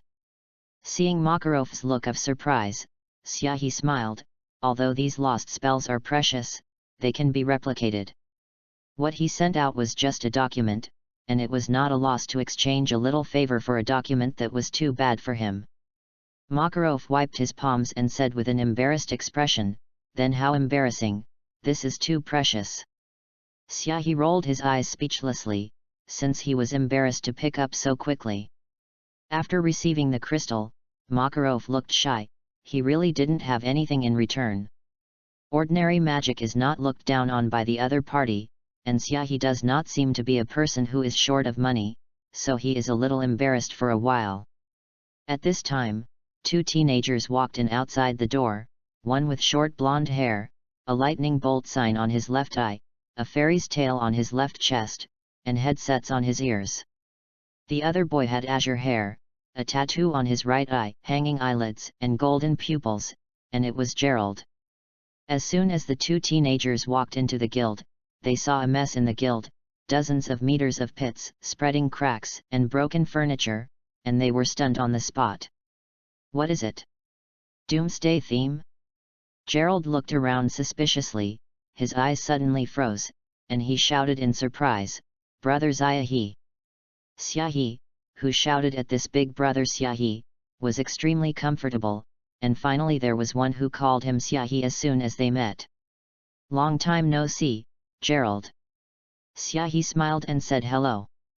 Laxus walked over from the side, looking at Xiaohe with fiery eyes. Is this what Gerald said about the big brother Xiaohe who defeated the powerful magician? Although he couldn't feel the magic, Laxus could feel a deep oppressive force, like a roaring mountain white tiger, which made his blood boil. I didn't expect to reach the strength of a B-rank magician so quickly, the talent is good. Xiaohe walked over and patted Gerald on the shoulder and said. It's all the guild's care. Gerald smiled and said that if Makarov hadn't given him magic, he wouldn't have been so strong. What kind of magic are you learning now? Xiaohe raised his eyebrows and asked. Magic, you can write some magic spells. When we went out on a mission before, as soon as I used magic spells, those wild boars couldn't rush over. Gerald said excitedly. Xiaohe shook his head speechlessly. Magic, isn't this the magic of the rotten street? It's a shame that he's so proud. Took out a crystal ball in his hand, which Xiaohe specially prepared for Gerald, ancient lost magic, celestial magic. If the magic is strong enough, it can even pull a meteorite down from the sky, which is hundreds of times stronger than magic. Gerald in the original book also practiced this magic, indicating that the body can adapt. Sure enough, when Gerald sensed the celestial magic, the purple magic of his body turned into golden magic almost instantly, and the original magic power didn't even have the power to resist. This is so powerful, Brother Xiaohe. Feeling the magic power of his body, Gerald shouted excitedly, the destructive power of this magic power was even hundreds of times stronger than magic. Xiaohe chuckled, the ancient lost magic was often used to deal with the dragon clan, and the destructive power was amazing. How could it be that ordinary magic in this era could resist it? Feeling the magic in Gerald's body, Laxus on the side showed a look of jealousy. Obviously, Gerald's magic was chosen by him, and Gerald could only assist behind him, but the strength he showed at the moment was even stronger than him, which made Laxus feel betrayed. It's so powerful. Gerald didn't notice Laxus on the side, and excitedly let a layer of golden magic appear in his hand, and a golden magic array appeared under his feet. Celestial magic, meteor. Gerald's hands floated on the ground, and in an instant they turned into a golden light, moving through the guild at such a speed that it was difficult to distinguish even with the naked eye. Xiaohe smiled. Celestial magic was the most suitable magic for Gerald, and he had mastered one of them so quickly. Chapter 33. Looking at Gerald, who had turned into a golden glow, Laxus clenched his palms. Gritted his teeth fiercely, looking unwilling. It's such a powerful magic. It's just a new touch. Can exert such a powerful power, the Thunder Dragon Slayer magic he has mastered since he was a child, and he can't even see Gerald's movements clearly. Laxus couldn't hold back the anger in his heart. Looked at Xiaohe angrily. Bastard, are you the one who made our guild look like this? I looked at the scene of the fairy tale in ruins.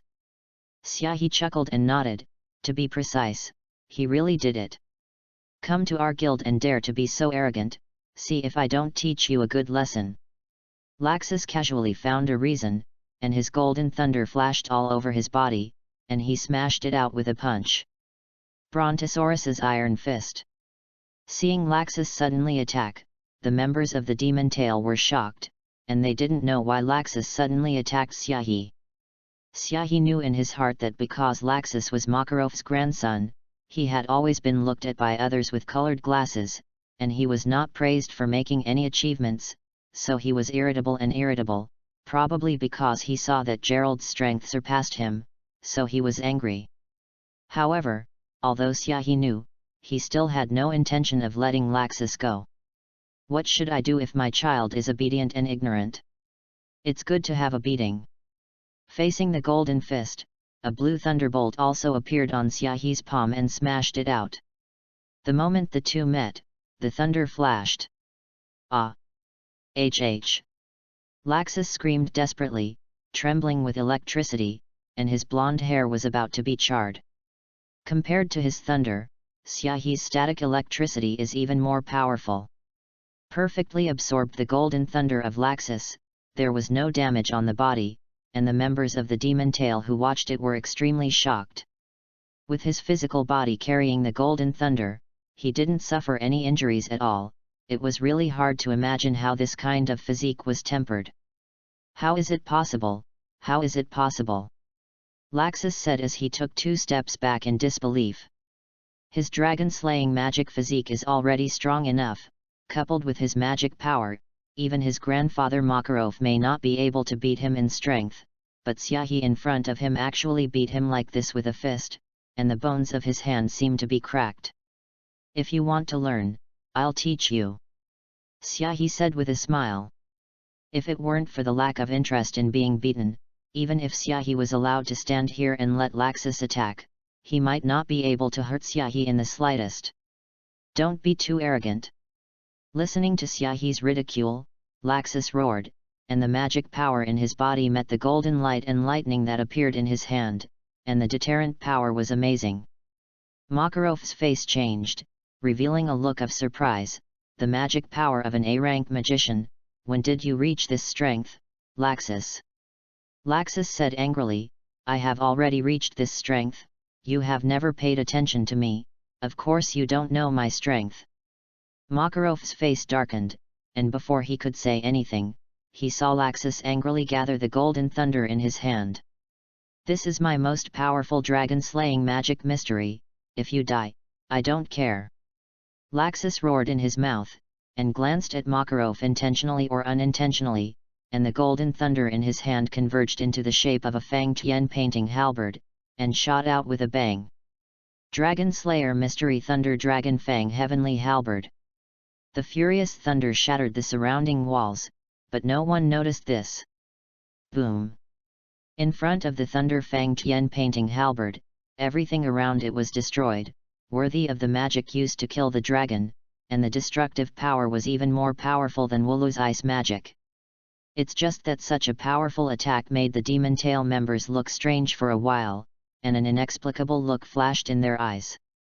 Arusha, Ilusa, Myra, and Natsu sat on a broken table, as if they were watching a good show. This completely stunned Laxus. This is his strongest dragon-slaying mystery. Even a small mountain can be destroyed. Why aren't they nervous at all? Seeing that the Golden Thunder Fang Tian painting halberd was about to attack Xiaohe, Laxus was completely panicked, and shouted loudly at Makarov, "Stinky old man, don't you understand what I mean just now? Hurry up and save people. That's the magic of slaying dragons, the magic of killing dragons. If it hits a person's body, it won't swallow the person in an instant." Makarov gave him a blank look. At this time he knew that he regretted it. Why did he go earlier? Seeing that Makarov and the rest of the group were not reacting, Laxus looked annoyed and ran forward desperately, trying to stop the dragon slayer. "Stinky boy, do you think this attack can kill me? Less self-inflicted and more sentimental?" An indifferent voice came from the front of the Golden Thunder, causing Laxus to freeze in place, and then his eyes were about to pop out, and his face was full of incredulity.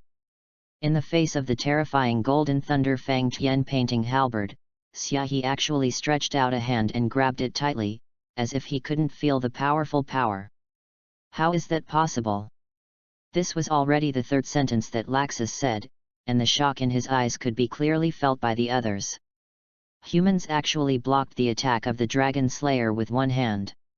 I saw Xiaohe grasp the tip of the Golden Thunder Fang Tian painting halberd, and the hand with the domineering weapon attached to it suddenly exerted force. Click! There was a crisp cracking sound. The Golden Thunder Fang Tian painting halberd shattered into pieces and turned into countless golden photons and disappeared into mid-air. The members of the Demon Tail looked calm. It seemed that it should be so ordinary. How could a powerhouse at the level of the 10 great saint magicians not be an A-level magician? It's just that the calm look of the Demon Tail members didn't last for a while, and they ran out of the guild crying wolf. In the next second, one of the guilds of Nuda suddenly collapsed and turned into ruins. After subduing the pit left by Elfman, the strongest dragon slayer in Laxus, this guild has experienced things that he should not have experienced at his age, and finally turned into ashes. Makarov's heart was bleeding when he saw it. "Emma, how much does it cost to rebuild the guild now?" "Laxus. You kid, get over here. PS Chapter 7 of today. It's almost here today, hehe, leave a little save for the manuscript and send it tomorrow morning." The appearance of the protagonist refers to Ses Homaru. Chapter 34. Due to the collapse of the guild, the members of the Demon Tail had no choice but to live in tents. The original group of calm Demon Tail members now have faces darker than the bottom of the pot, and they originally planned to mock Laxus, but this is good, even the home is gone. As for Laxus, Makarov originally planned to punish him for cleaning the toilet, but fortunately, Xiaohe interceded, so he changed from cleaning the toilet to exercising with Xiaohe. Originally, Laxus looked at Xiaohe with a grateful face, and let him avoid the punishment of cleaning the toilet. "I didn't expect Xiaohe to be so good. He took the initiative to provoke, and he didn't get angry when he took the initiative to fight. He was simply a saint." And then this gratitude lasted less than an hour. Fell into deep regret. Nemas, is this pervert human? Nearly 8,000 push UPS in an hour, he was about to vomit blood, and Xiaohe still had nothing to do. In addition to push UPS, all kinds of squats, sit UPS, weight-bearing long-distance running, and after half a day, his body bones were about to break. No, I'm going to die if I continue like this. Push UPS. Laxus couldn't do it anymore, and fell to the ground with a thud, gasping for air, regretting in his heart why he was provoking this pervert. He's a human, how can he be a monster's opponent? Hurry up and get me up, are you fishing? Xiaohe scolded fiercely, and his hands rattled. It seemed that if Laxus didn't continue to exercise, he would have to receive a love education. No, I'm going to clean the toilet, don't stop me. Laxus wanted to cry without tears, he didn't even care about his image, and he had to go to the toilet while crawling. However, Xiaohe grabbed him by the collar and dragged him over, and Laxus's hand left a deep mark on the ground, which was his last struggle. It's going to get dark soon, keep doing 30,000 push-ups and 10,000 squats before it gets dark, and you'll be able to rest. Xiaohe said excitedly. It was not easy to find a weak chicken with good physical fitness, how could he let go of Laxus so easily? In the end, Xiaohe's eyes looked at Natsu on the side, and he dragged him over by the collar. Aren't you a dragon slayer magician of fire? Come on, work out together. Natsu shuddered with fear, he had seen how Laxus had gone from a tough guy to this kind of appearance, and the mere sight of it made him tremble, let alone work out together. Don't, let me go, Grandpa will save me. Natsu looked at Makarov in a miserable voice, only shouted Makarov to the fullest, and then coughed twice and pretended not to hear. Both Laxus and Natsu are users of dragon-slaying magic, and their physical fitness is extremely strong, and it is nothing to do some exercise with their body's recovery power. What's more, Natsu was trained to have no strength, and he saved a lot of heart, pretending to be behind his ears at the moment, turning a blind eye to the cries for help over there.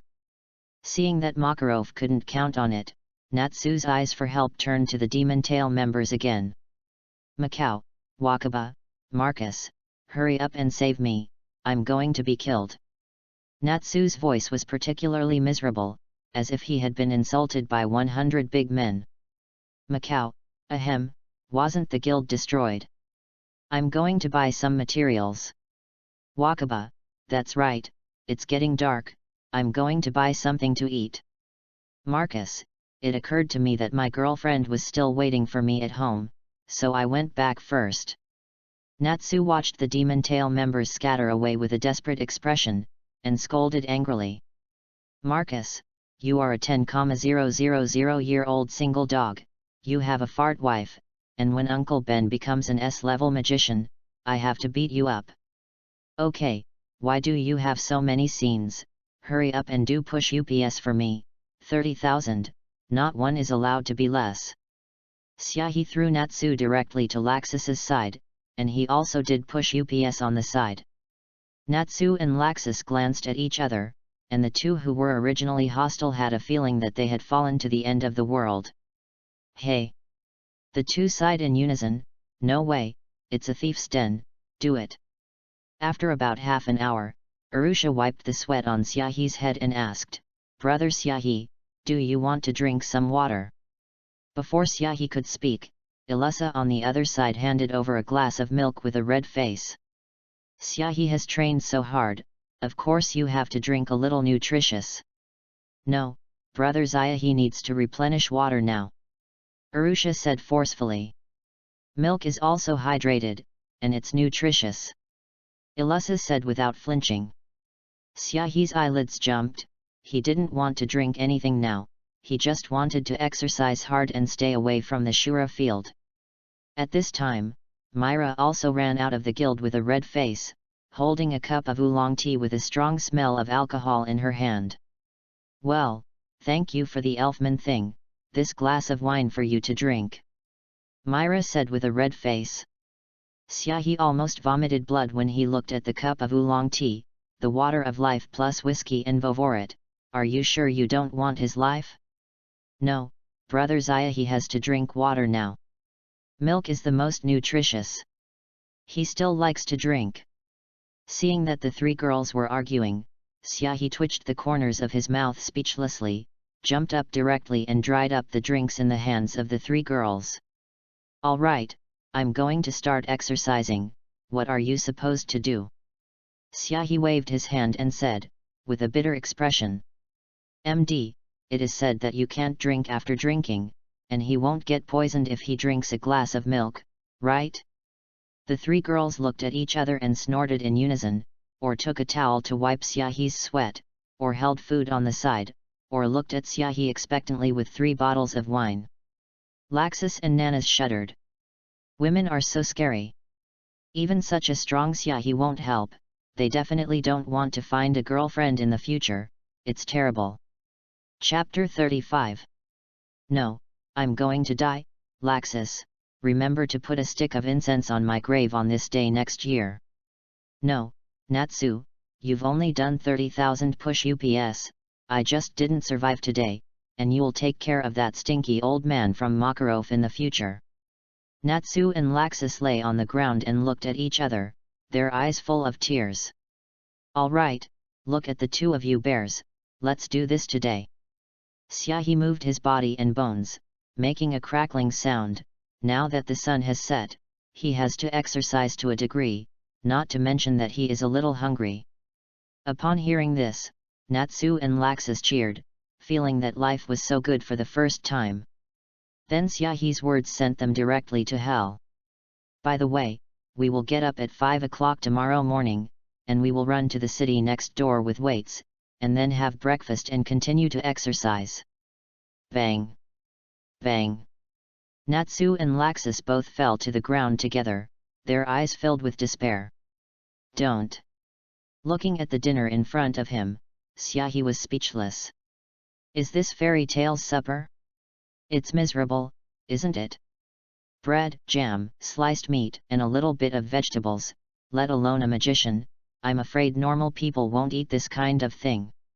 Seeing Xiaohi's speechless expression, Makarov's old face turned red and slapped Laxus on the head hard. If he hadn't collapsed the guild, how could the dinner be so miserable? You must know that there is at least some barbecue and the like in normal times. Laxus snorted half deadly, not even having the strength to speak. Forget it, I'm having a treat today, let's go to the best hotel in Magsalino town. Shaking his head, Xiaohi said speechlessly. Macau, really? It's worthy of Alusa's boyfriend, it's too atmospheric. Wakaba, that's right, it's not unreasonable to be able to reach the Saint 10 Magus at such a young age, maybe even the first Saint 10 Magus will not be your opponent when you grow up. Makarov, then how can you be embarrassed, how can you get a guest to pay for a meal? Xiaohi's eyelids jumped. Nimas, to put it so politely, what do you mean by throwing away even half of the burger? Fortunately, Xiaohi knew that the members of Fairy Tale were a group of very kind people, and they could talk like this because they regarded him as a companion, the kind of companion in life and death. Shaking his head helplessly, Xiaohi took out a magic card, which contained 10 million gold given to him by Wulu. Brother Xiaohi, go to the best restaurant to spend once, but it will cost about 500,000 gold. Ilusa tugged at Xiaohi's clothes and said worriedly, I only have about 30,000 gold here, if you don't have enough, take it. Myra snorted beside her, and said arrogantly, Miss Ben also has about 100,000 gold here, and as a reward, I can give it to you. Listening to the words of the two women, Makarov covered his chest in pain, the woman was not left, and she actually sent the small treasury out so happily. Xiaohi shook his head with a smile and shook the magic card in his hand, no need, I have 10 million gold here, enough to eat dozens of times. Listening to Xiaohi's words, Makarov's eyes widened suddenly, 10 million gold, too rich, right? It's only 5 million gold to rebuild the entire fairy tale. Now Makarov's eyes were no longer right when he looked at Xiaohi, as if the old man was very satisfied with his son-in-law. Arusha hugged Xiaohi's arm on the side, and also shook a magic card and said proudly, I also have 5 million gold, as the bride of Brother Xiaohi, my money is Brother Xiaohi's money, and Brother Xiaohi can use it anytime.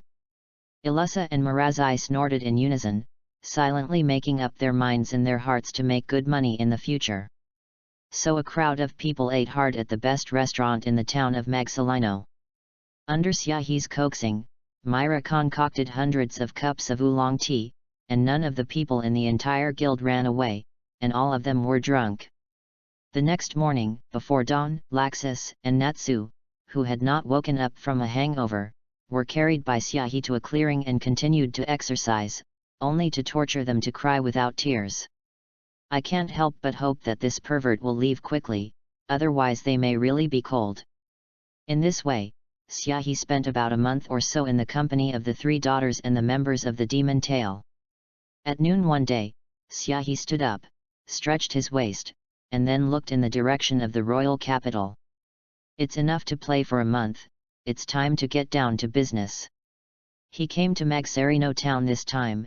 In addition to seeing Ilusa, he also had a purpose, that is, a magic crystal ball. A secret treasure of the royal family that can store the magic of countless people.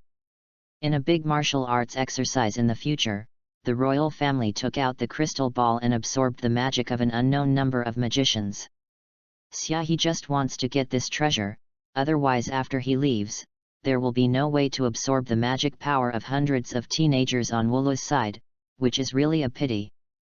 Think about getting a few magic crystal balls in the future, one in the extreme northern cold region, and the other in the tail of the goblin. He will absorb it regularly, and it is estimated that he can harvest hundreds of thousands of magic values at one time. What an exciting number! I'm going to go out in a while, you two don't be lazy. Xiaohe looked at the two sweaty figures and said. Laxus and Natsu's hearts suddenly rejoiced. Is this demon finally leaving? As if seeing through their thoughts, Xiaohe said happily, I won't be able to come back in a few days. If I hear that you are lazy after I come back, you will die. As he spoke, he pinched his hand bones and made a crackling sound, and Laxus and Natsu felt sad in their hearts. This demon would not let them go when he left. I'll go wherever Xiaohe goes. Ilusa hugged one of Xiaohe's arms tightly and said. Myra blushed on the side and said arrogantly, Miss Ben is also going with her, maybe I can repay your kindness on the way. You two guys, I'm brother Xiaohe's bride, why are you going? Arusha said angrily. Looking at the three girls, Xiaohe smiled and shook his head. Let's go together. The royal capital of Kurikas. P.S. Thank you for voting for the flower appointment vote, thank you very much. The author starts with 7 chapters today, it may be 9 chapters, or it may be 10 chapters. Chapter 36. After saying goodbye to the reluctant members of the demon tail, Xiaohe took the three girls on the train to the royal capital. Although he could also run past in the form of a white tiger, it was a bit too eye-catching, not to mention that he didn't know the way, so he had to reluctantly get on the slow train. Attracted a lot of attention along the way. After all, the combination of a handsome noble son and 3 young girls is still rare. After about 5 hours of train ride, Xiaohe finally arrived at the royal capital. The old buildings, the majestic sights, everything shows the spirit of being the capital. Is this the capital of the kingdom of Fior? It's beautiful. Arusha's eyes were full of surprise. She had never been out of the far north cold regions, and it was the first time she had seen such a spectacular city. Ilusa's eyes were also full of surprise. I wonder if there will be armor she likes in such a beautiful city? Myra smiled proudly. She had been here with the president a few times, and she was not as shocked as the second daughter. She turned her head to look at Xiaohe, and found that Xiaohe's eyes were not shocked, and she couldn't help but admire. It is worthy of being a genius who has reached the Saint 10 Magiers at a young age, and he is really extraordinary, and he is so handsome. Let's go. Xiaohe walked out with his legs raised, not in a hurry to go to the palace, but took the 3 girls around and walked around. Looking at the stunning look on the 3 girls, Xiaohe smiled and took them to buy a lot of things, but the things that the 3 girls wanted were a little weird. Arusha buys various types of crystal balls, as well as various robes. Ilusa bought dozens of armors and a wedding dress. Holding the wedding dress expectantly, looking at Arusha and Myra, she couldn't help but snort. As for the things that Myra bought, they were more hardcore, and there were 3 boxes of water of life, which made Xiaohe couldn't help but mourn for the people of Demon Tail. Was originally a powerful bartender talent, but he was forced to become a demon-level bartender, and it is estimated that the gang will have to cry after going back. After storing his things in a hotel, Xiaohe's face returned to calm, and he strode towards the palace in a white robe. Stop! The 2 guards at the door shouted loudly and blocked in front of Xiaohe. Who? My name is Xiaohe, and I have some things I want to discuss with the king. Xiaohe said calmly. The faces of the two guards suddenly darkened. Nima, they asked you who you are, not to know your name, invitation, or personal business card, but you took it out? You name it, how do they know who you are? You are not allowed to enter without an invitation or a recommendation. One of the guards said with a dark face. That's right. Xiaohe touched it indifferently and nodded, as if Wulu didn't give him any personal introduction when he came out, and Marlov probably forgot about it. I know you're Makarov of the Holy Ten Magi, so let's go and report it. Xiaohe said indifferently. As soon as these words came out, the guard's face darkened. Nima, he still knows the god Serena, and he wants him to report with just one mouth. If he is a liar, he will not be scolded to death. You are not allowed to enter without an invitation or a recommendation, this is the rule, leave quickly. The guard said with a dark face. If it weren't for Xiaohe's appearance as a noble son, and his expression was indifferent, he would have driven people out a long time ago. Seeing that Xiaohe was rejected several times, Arusha and Alyssa both showed anger and wanted to step forward but were stopped by Xiaohe. After all, this is the capital of a country, and he also intends to save some face for that king, but his brows are still furrowed. At this time, Myra clapped her hands proudly, so that the guard's eyes looked over, and her face suddenly changed. I've seen Miss Myra. The two guards said respectfully. Myra pointed at Xiaohe and said ostentatiously, this guy is a friend of our guild, the strength of the Holy Ten Magi, there is indeed something to do this time, go and report it. Hearing Myra's words, the pupils of the two guards shrank sharply, and they didn't dare to hesitate anymore, and quickly took out a magic stone to contact the people inside. Not to mention the friends of the Demon Tail Guild, even the strength of the 10 Saint Wizards is not something they can offend. Seeing that Myra's words made the two guards so respectful, Arusha and Alyssa both snorted angrily, but Myra was not angry, but looked proud. Xiaohe touched Myra's head with a smile and said gently, it's a big favor, Myra. Myra's face suddenly turned red, and she forcibly explained, you, don't get me wrong, I'm not here for you, I'm just trying to repay you for making my brother stronger before. Yes, Myra is so cute. Xiaohe said with a dumb smile. Myra's face suddenly turned red and she couldn't even speak. If Xiaohe said two more words, she might have a white mist. Arusha and Alyssa looked very envious, and hugged Xiaohe's hand tightly from left to right, and Xiaohe also smiled and touched their heads. This feeling was quite amazing. When he thought of the character of the third daughter when she grew up, Xiaohe wanted to laugh even more. At this moment, the city gate clicked open, and out came a middle-aged man, wearing armor and a long sword at his waist, who should be a general. Chapter 37. May I ask if Your Excellency recommended it by fairy tale? The middle-aged general glanced around, and then asked Xiaohe, with a suspicious look in his eyes. Does such a young man have the strength of the 10 Saint Magisters? Why does it always feel like you're deceiving people? No, that old man Makarov didn't give me a recommendation. Xiaohe said indifferently. The middle-aged general's pupil shrank, and when he found that Xiaohe was talking about Makarov as an old man, Myra was not angry at all. It seemed that it was the fairy tale friend who was real, but the strength of the Saint 10 Magicians was not clear. Please, the king is already waiting for you in the main hall. The middle-aged general tilted his hand to the side and motioned for Xiaohe and the others to follow him. Soon, under the guidance, Xiaohe and the others quickly walked to the center of the palace, where there were already many people waiting. Your Majesty, I have brought the boy in. The general said respectfully while half kneeling on the ground. A short old man sitting at the upper hand looked at Xiaohe, and a strange light flashed in his eyes. Fairy tale recommended it, and he knows Makarov Ulu, and it is said that he is still at the level of the 10 Saint Magicians, which is really unbelievable. Xiaohe, hurry up and kneel. Suddenly, Myra tugged at Xiaohe's clothes and said anxiously. Syahi reacted at this time and looked around, only he and Arusha did not kneel down in the entire hall. Suddenly frowned, forgetting this stubble, this world is still in the feudal society of the kingdom, and anyone who sees the king has to kneel. But Syahi is an outstanding young man in the 21st century, and he is also arrogant, how can he be willing to kneel? Seeing Syahi frowning and looking arrogant, Myra was not only more anxious, didn't Syahi come to discuss with the king? Seeing that the king didn't even kneel, how could he still talk? Presumptuous, don't kneel down when you see the king. The middle-aged general shouted loudly. Ilusa and Arusha not only became anxious, but also tugged at Syahi's clothes.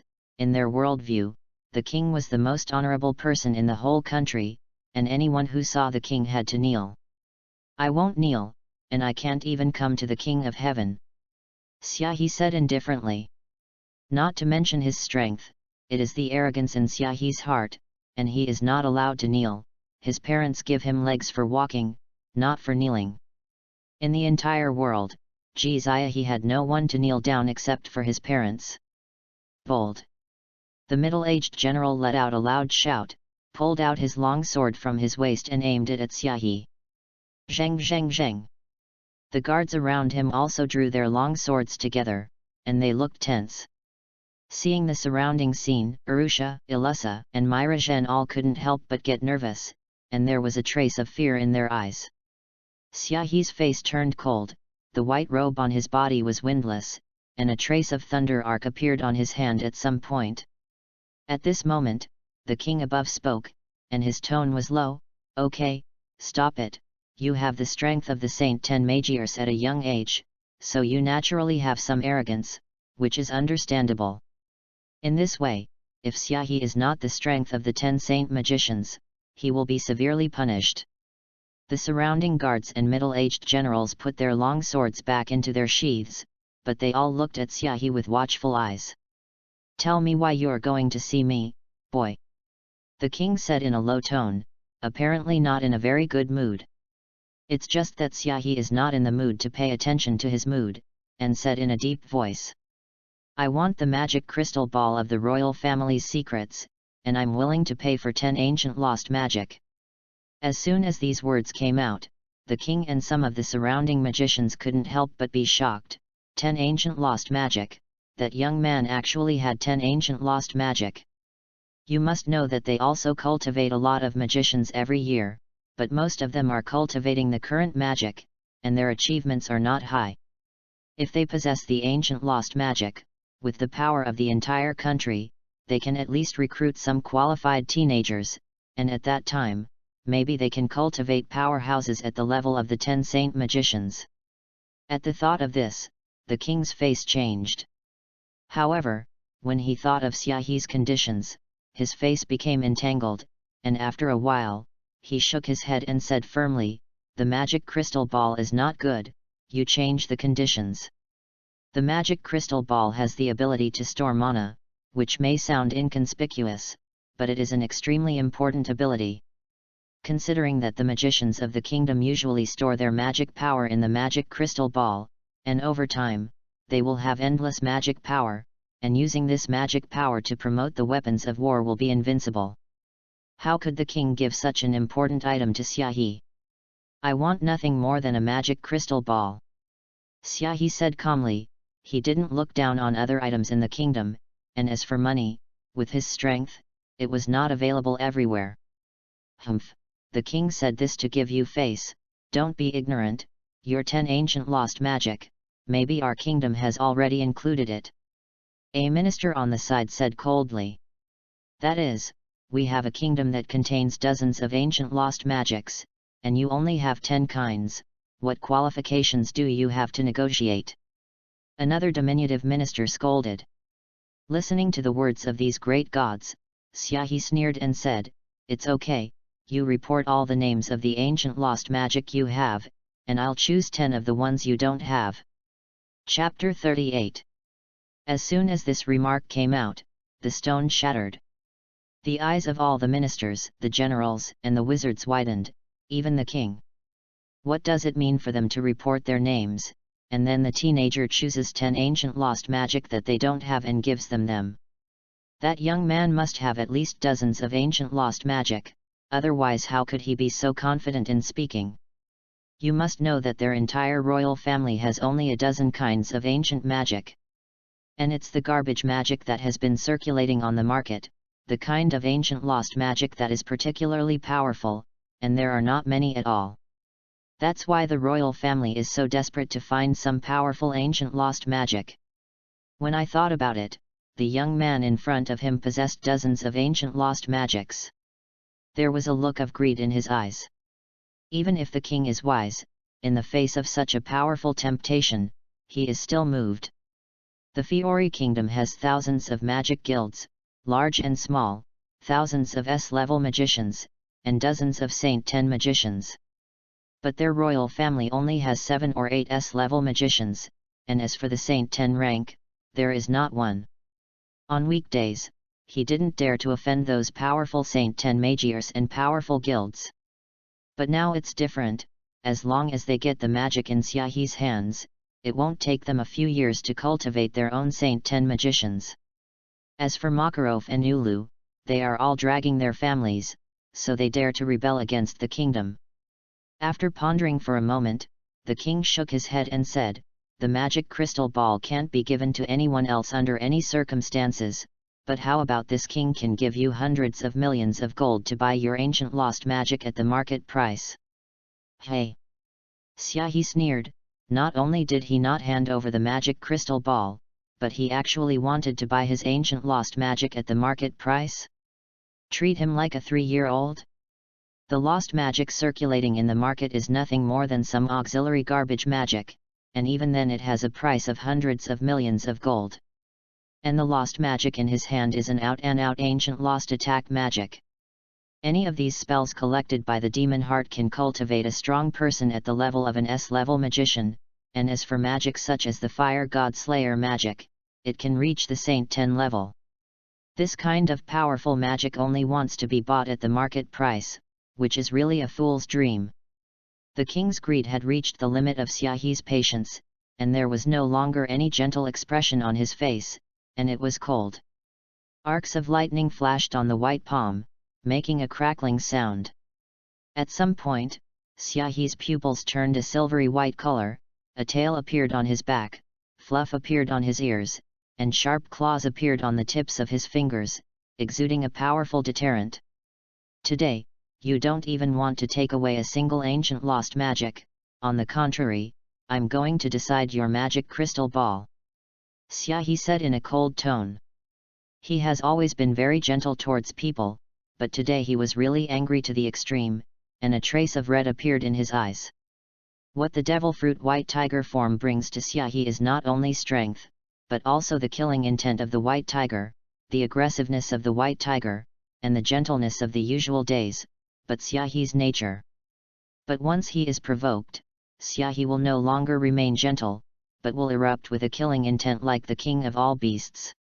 The surrounding guards were shocked, and they stood in front of Xiaohi with trembling all over, feeling their hearts pounding. There were really people who dared to be so arrogant in the palace and dare to do something in the main hall, which made them feel a little frightened in their hearts. They were so arrogant before, because they expected that Xiaohi would not dare to make a move in the main hall, but now that Xiaohi walked over with cold eyes, these guards who had never experienced any war were already frightened. "Do a bunch of rat guts dare to stand in my way?" Xiaohi's silver eyes glared, and a terrifying ferocity spread out, as if a mountain white tiger phantom appeared behind Xiaohi. "Roll!" With Xiaohi's cold snort, the white tiger phantom behind Xiaohi also seemed to roar, surging forward with a wave of qi. The tiger is the king of all beasts, and the momentum it exudes is like the killing intent of a top hunter, which makes these guards scatter in an instant. Their legs are weak, and they fall to the ground with a plop. Dozens of the most elite guards were dealt with in an instant, and the other guards trembled when they saw this scene, and they didn't dare to step forward to block Xiaohi's way. Xiaohi strode forward, surrounded by guards who fell to their knees and trembled, and for a while it seemed like no one's land. The king saw that his pupils shrank sharply, and the white tiger phantom behind Xiaohi just now really scared him a lot, and when he saw Xiaohi coming over at this time, he couldn't help but roar in horror. Quick! Stop him, don't let him lean over. Chapter 39.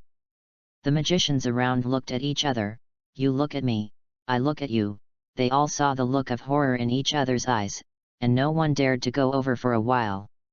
With his momentum alone, he killed dozens of elite soldiers in seconds, and this strength was at least the level of an S-level magician. They are just some A-class mages or B-class mages, how can they be the opponents of S-class mages? But seeing Xiaohi gradually coming up. Finally, some of the magicians gritted their teeth and rushed forward. After all, they eat the king's food, and if the king has 3 longs and 2 shorts, none of them want to live. Before the king, you must not be rude. A middle-aged magician let out a loud shout, and a blue magic array appeared in his hand. Water magic, water blade. Bang! Before the water blade could shoot out of the magic array, it was kicked and shattered by Xiaohi and the magic array, and the castration did not decrease, and with the violent force, the magician was kicked away. Boom! The sorcerer didn't know how many walls he had smashed along the way, and when he barely stopped, his face was covered with blood. Even if he survives, he will probably only be paralyzed. Some rebel also wants to be my way, I don't know whether I am alive or dead. Xiaohi kicked the magician away and gave him a cold look, striding towards the king on the throne. It's just the king of a kingdom, and he dares to be so arrogant, he doesn't know whether he is alive or dead, he really doesn't know whether he is alive or dead. Hurry up and stop him, I'll contact someone from the Senate to come over, and I'm going to take down this guy. The king shouted loudly, and at some point a magic stone appeared in his hand. Hearing the king's words, there was a glimmer of hope in the eyes of the magicians present. That's right, contact the Senate can contact the 10 saint magicians directly, and when the time comes, you will definitely be able to suppress this arrogant guy. Thinking of this, the magicians present suppressed the fear in their hearts and stopped in front of Xiaohi. An old sorcerer walked out and said in a didactic tone, "Young man, the power of the entire kingdom is not something you can resist, so listen to my advice and hand over all the ancient lost magic you have, then the king may still be lenient on you." Arashikato, Broken Mountain. Xiaohi looked at the old magician, his eyes were cold, and he didn't listen to his chatter, and kicked him with a leg blade. The azure leg blade slammed into the old magician's body in an instant, causing him to scream, and flew out upside down, following in the footsteps of the previous magician. Even worse than him, maybe both legs would have to be amputated. What are you? Worthy of teaching me, too? Xiaohi said with a cold gaze and strode forward. Asking him to hand over all of his ancient lost magic, and just to do it lightly, what do these guys think of themselves? Is it a god who controls the fate of others? This kind of garbage that relies on the old and sells the old, relying on his age to wantonly preach to other people, Xiaohi is the most disdainful. Seeing Xiaohi's decisive move, the faces of the magicians gathered together changed greatly, and they didn't dare to hesitate anymore and released their magic together. Magical magic, can't use magic in this area. Word magic, iron. Plant magic, vines. Shadow magic, shadow mage. Sand magic, sand rain. Open, maverick door. Dozens of magic spells converged to form a torrent of magic, exuding powerful fluctuations, even comparable to the level of the 10 saint magicians. It made the magicians smile. Although their joint attack was only the strength of the weakest saint 10 strong, at least they could hold Xiaohi back. However, before they could relax for a while, they heard Xiaohi's cold voice, which was actually coming from the front. Iron steel. Moonwalk, thorny path. Arashi's feet, moonblade. With 3 consecutive 6-style combination techniques, Xiaohi's body was as hard as steel, stepping in the air, and suddenly kicked down, and the azure leg blade instantly cut off the violent torrent of magic power. The leg blade had no intention of stopping, and forcibly cut the palace in half, leaving a deep crack in the ground, as if it were reaching the abyss. Didn't stop, Xiaohe carried the aftermath of the torrent of magic in front of him, and rushed into the crowd of those magicians. Finger spear, yellow lotus. In an instant, Xiaohe seemed to have several more hands, and his index finger quickly pierced the chests of several magicians, making them spit out a mouthful of blood and kneel on the ground. In the face of extreme speed, any resistance is vain. Those magicians didn't even have time to use their magic before they were pierced by Xiaohe's fingers, or smashed into the air with a leg blade, and they had no power to fight back. No, this guy's speed is too fast. The magician, hurry up and imprison this piece of overspeed. A magician yelled anxiously. In the face of such a strong speed, if they don't take measures, they may be completely defeated. However, as soon as the words fell, the magician was dumbfounded, and Xiaohe's figure appeared in front of him. Without waiting to use the magic, Xiaohe grabbed his neck and said coldly, "Do you also want to dance?" Chapter 40. Boom! Xiaohe threw the magician in his hand out, shattering several surrounding walls, and several entire palaces were crumbling, as if they might collapse at any time. Under the frightened gaze of the magicians, Xiaohe's figure flickered several times, and all of them were knocked out. The speed that followed him was difficult to react at all, and he only felt that Xiaohe appeared in front of him in the blink of an eye. Before the king could finish talking to the magic stone, Xiaohe had already settled the battle. The king couldn't help but be dumbfounded. Are you kidding? Was he dreaming? Was the elite mage troupe he was so proud of so easily dealt with? There's a limit to joking, okay? Is this still the level of the 10 Saint Magi? I'm afraid that even Makarov can't solve dozens of A-class magisters so easily. At this time, the king completely believed that Xiaohe was at the level of the 10 Saint Magicians, but he knew it a little too late. You must know that the level of the Holy 10 Magicians is privileged, and the founding king does not need to bow down, but has a status similar to that of the king, and is the patron saint of the country and the whole country. If he had known that Xiaohe was at the level of a Grand Master Magister, how could he possibly bring it up? Buy ancient lost magic for 100 million gold. I thought Xiaohe was a soft persimmon, but I didn't expect to kick it on the iron plate. However, Xiaohe didn't pay attention to it so much, and after solving dozens of magicians, he walked forward with a cold face.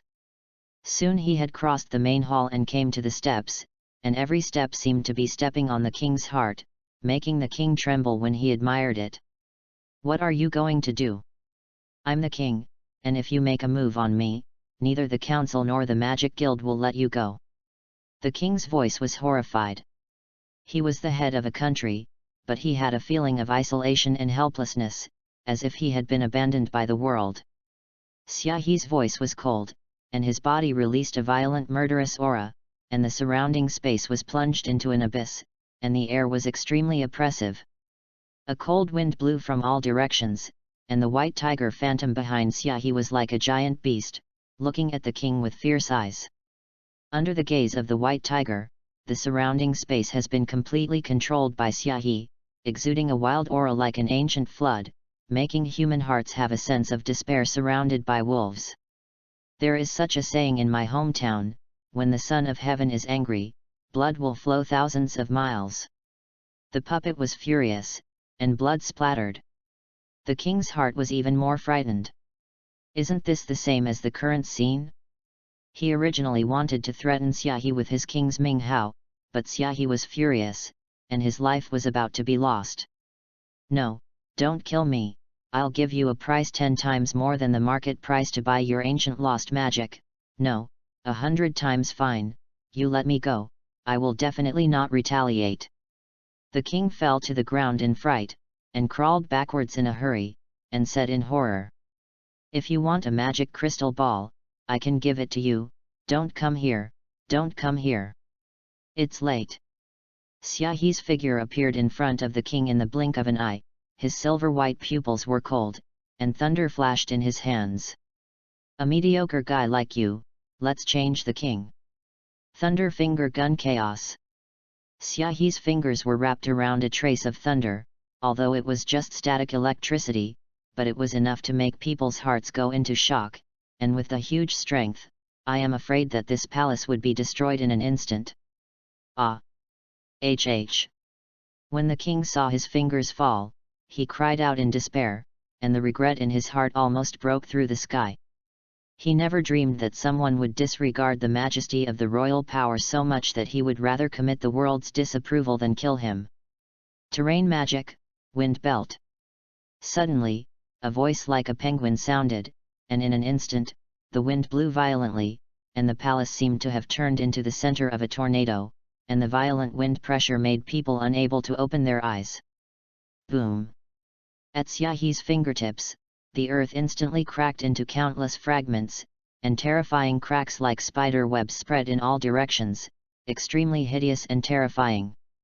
The walls were crawling with cracks all around, making a clattering sound, and collapsed with a loud bang.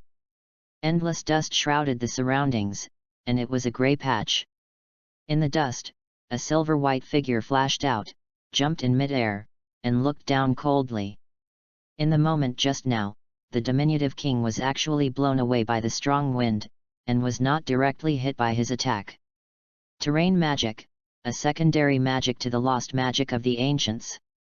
Xiaohi looked around with cold eyes, and sure enough, he saw several figures in a corner of the palace, 2 women and 3 men, looking at the king with anxious faces.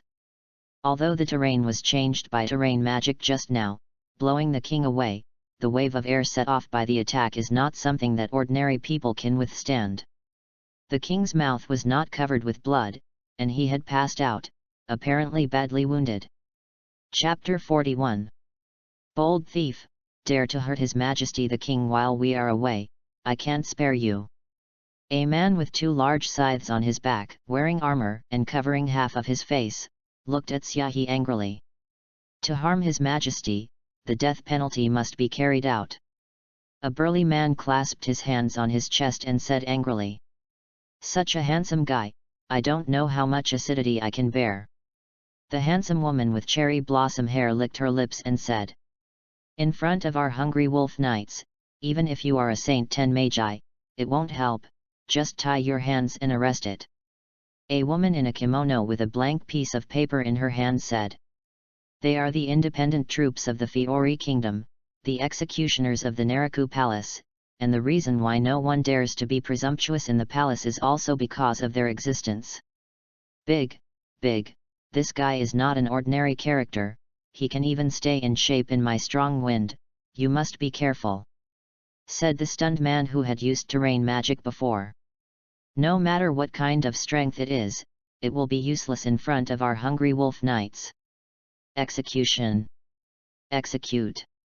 Suddenly, the 5 of them attacked together, exuding powerful magic power in their bodies, and they had the aura of an S-level top. No, Xiaohi didn't mean it, don't fight anymore. Myra walked up anxiously and blocked in front of Xiaohi. The other 2 women also ran over, and they didn't expect things to get worse to this point. If the fight continues, once the people of the council come over and gather a few Saint 10 magicians, maybe Xiaohi will be suppressed. Thinking of this, the 3 girls were so anxious that they didn't care whether their strength could resist the hungry wolf knights. Commander, what should I do? The woman with cherry blossom hair asked the head of the regiment who wielded 2 black scythes. The regiment commander's eyes flashed coldly, he held the 2 scythes, and said in a cold voice, they are all accomplices of the thieves, kill them together. Okay. The burly fat man agreed, and spat out a large mouthful of brown-black mucus from his mouth, which smelled like sulfuric acid. The squeaky sound sounded in the places where the scattered slime was sticking, as if it had been corroded. The 3 women's eyes became frightened, they didn't expect these people to dare to make a move on them, they were the disciples and children of the 10 saint magicians. Little girl, back to the back. Xiaohi stretched out his hand to stop the 3 girls behind him, kicked out a leg blade, kicked the sticky acid liquid in the sky, and looked at the 5 people without fear. It's really a handsome little guy, I'm embarrassed to kill you. The woman with cherry blossom hair chuckled softly, and a wave of magic appeared under her feet. "Please eat a little plum." As he spoke, plum trees grew on the ground, and the plum trees were red, exuding a sweet and sour taste. Xiaohi stretched out his hand and grabbed a plum, put it in his mouth and tasted it under the surprised eyes of the 5 people, nodded and said, "Yes, the sweet and sour is just right, take a little back when you leave in a while." The cherry blossom-colored woman covered her mouth in surprise, her little eyes full of shock. "That's 100 times the acidity. Normally, May is sour enough, and the plum she spawned with magic has an acidity that is hundreds of times stronger than that of normal May, and normally, even steel can't withstand the corrosion of such acidity. Ordinary people will immediately be stunned by the acidity once they enter this piece of Merlin, and it can be said that this is not for eating at all. It doesn't matter what kind of monster he is, wouldn't it be nice to kill him? Sign."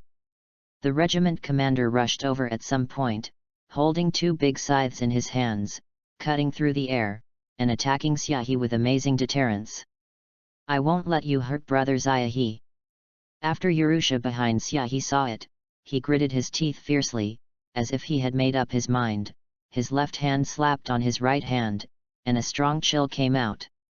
"Ice magic, Garden of Ice Roses." Click! Click!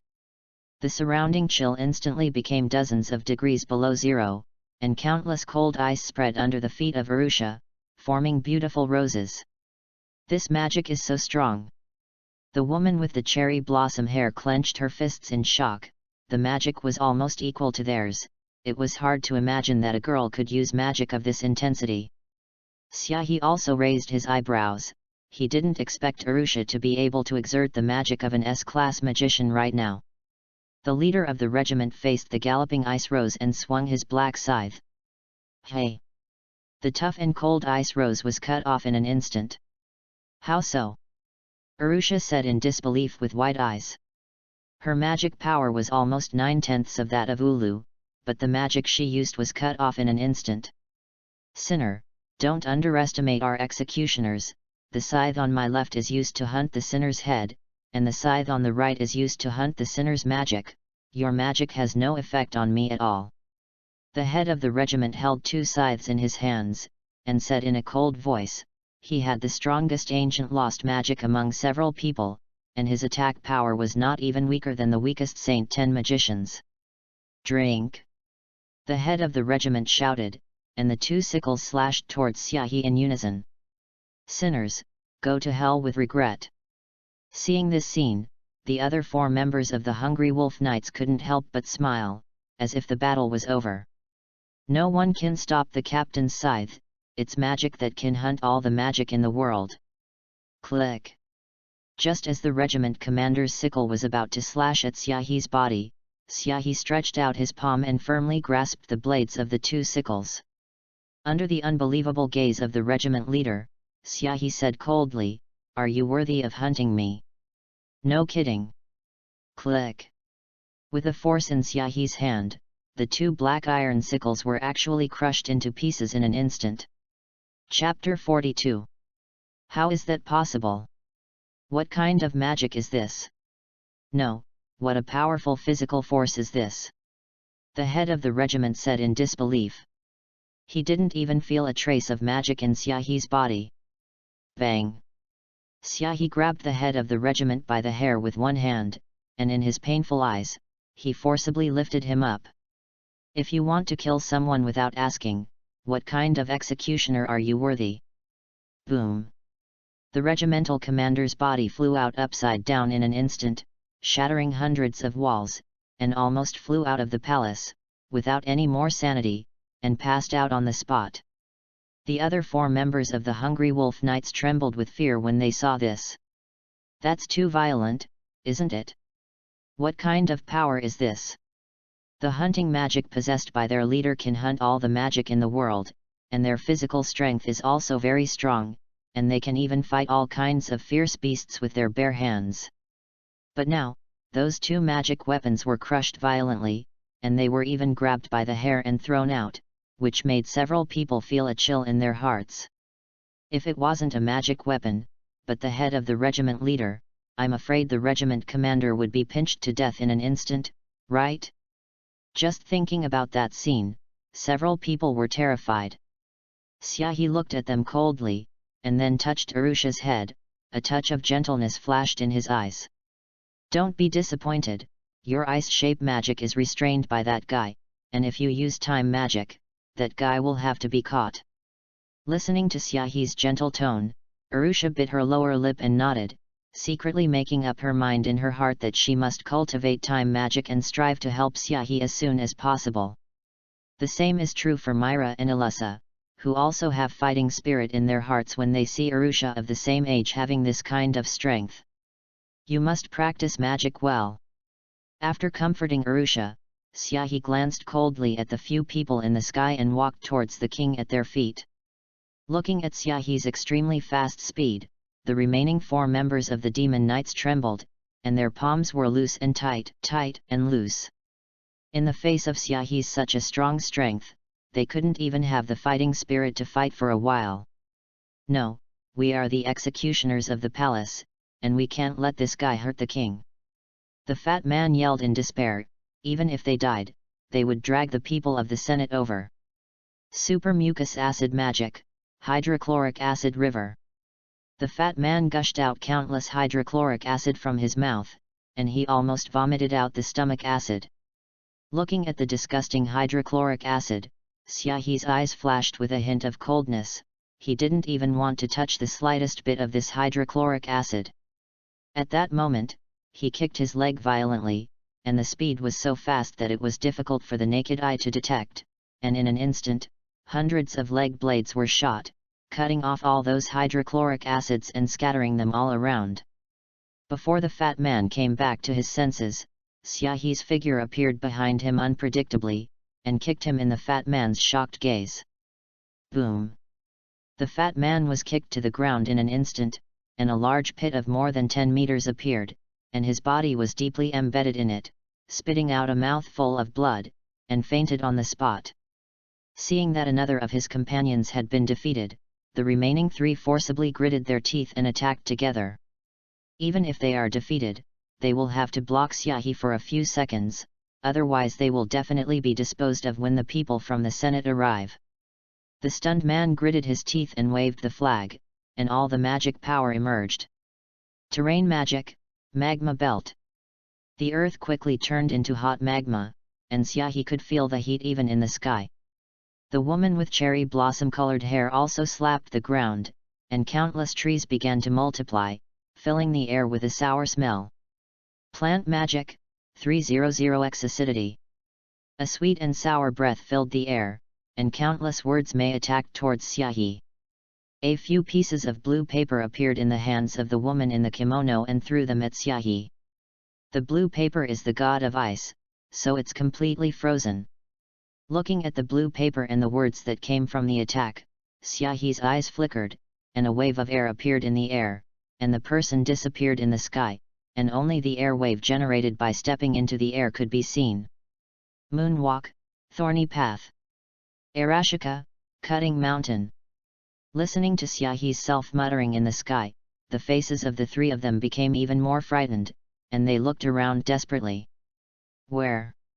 Where is it? Where will he appear? Xiaohe's strange and unpredictable speed made the 3 of them fearful, for fear that they didn't know when Xiaohe would appear in front of them. Bang!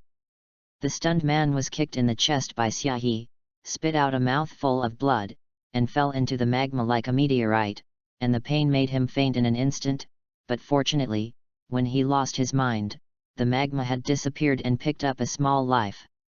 Seeing that their other companion had been defeated, the faces of the 2 women showed despair. They never thought that they, who were comparable to the 10 holy magicians, would be solved unscathed, and they didn't even wipe the edge of Xiaohe's clothes, which was really desperate. Let's run away, we're definitely not the opponent of this monster. The woman in the cheongsam said in horror, and a cyan piece of paper appeared in her hand. The cyan paper is the god of the wind. Paper blowing snow, wind ship. The two women jumped into a small paper-folded boat and were about to flee with a gust of wind. Two beauties can't leave like this. Xiahi's figure appeared in front of them like a ghost, and flicked his fingers in their desperate gaze. Bang! It hurts. The two women were flicked on the foreheads, and the pain fell from the sky, and tears welled up at once. The two women fell to the ground, rubbing their red foreheads, and there was a hint of surprise in their eyes. Xiahi was not as rough as those men to them. Xiahi's figure appeared in front of them, and said flatly, "I usually don't like to shoot at women, but don't think that you have escaped. You must be punished for doing such a wrong thing." P.S. In order to write this chapter, the author deliberately renewed the big members of IKEA, and it was originally because the things that had been celebrated for more than 1 year had been broken, and I was in tears, sad for my $12. Chapter 8 of today, Ask for Flowers, Ask for a Monthly Ticket, Ask for a Reward. See how hard the author works so hard to leave a little flower, and when it is put on the shelf, it will be at least 10,000 flowers, tears. Chapter 43. The two girls glanced at each other, seeing the joy of the aftermath in each other's eyes, and at the same time there was a deep fear that Xiahi would do with them. Seeing that the two girls were about 17 or 18 years old, Xiahi thought for a while and said, "From today onwards, you two will follow me, when your values change, when you are leaving." Most of the members of the Hungry Wolf Knights were cultivated by the royal family, and they began to brainwash them from a young age to make them loyal to the royal family, and they did not understand the concept of good and evil. If it weren't for that, Xiahi would not be able to show mercy. The two girls breathed a long sigh of relief, revealing a look of joy. They thought that Xiahi was going to torture them. "I didn't expect the gentleman to let them go." Glancing at the two girls again, Xiahi walked in the direction of the king. The two girls sighed helplessly, seeing the fear in each other's eyes, and didn't dare to stop it. "Xiahi has already let them go once leniently. If they don't know what to do, I'm afraid Xiahi won't show mercy, right? They just can't distinguish between values, not even their lives. Even if they can save their lives and be beaten, they can't tolerate it, and appearance is the most important thing for a woman." Xiahi picked up the king on the ground and shook him a few times, only to find that the king had fallen into a deep coma and couldn't wake up no matter how he got it. The aftermath of the previous attack was not this kind of body at all, and fragile ordinary people could resist it, and if the king in this state was forcibly woken up, it was estimated that he would be killed on the spot.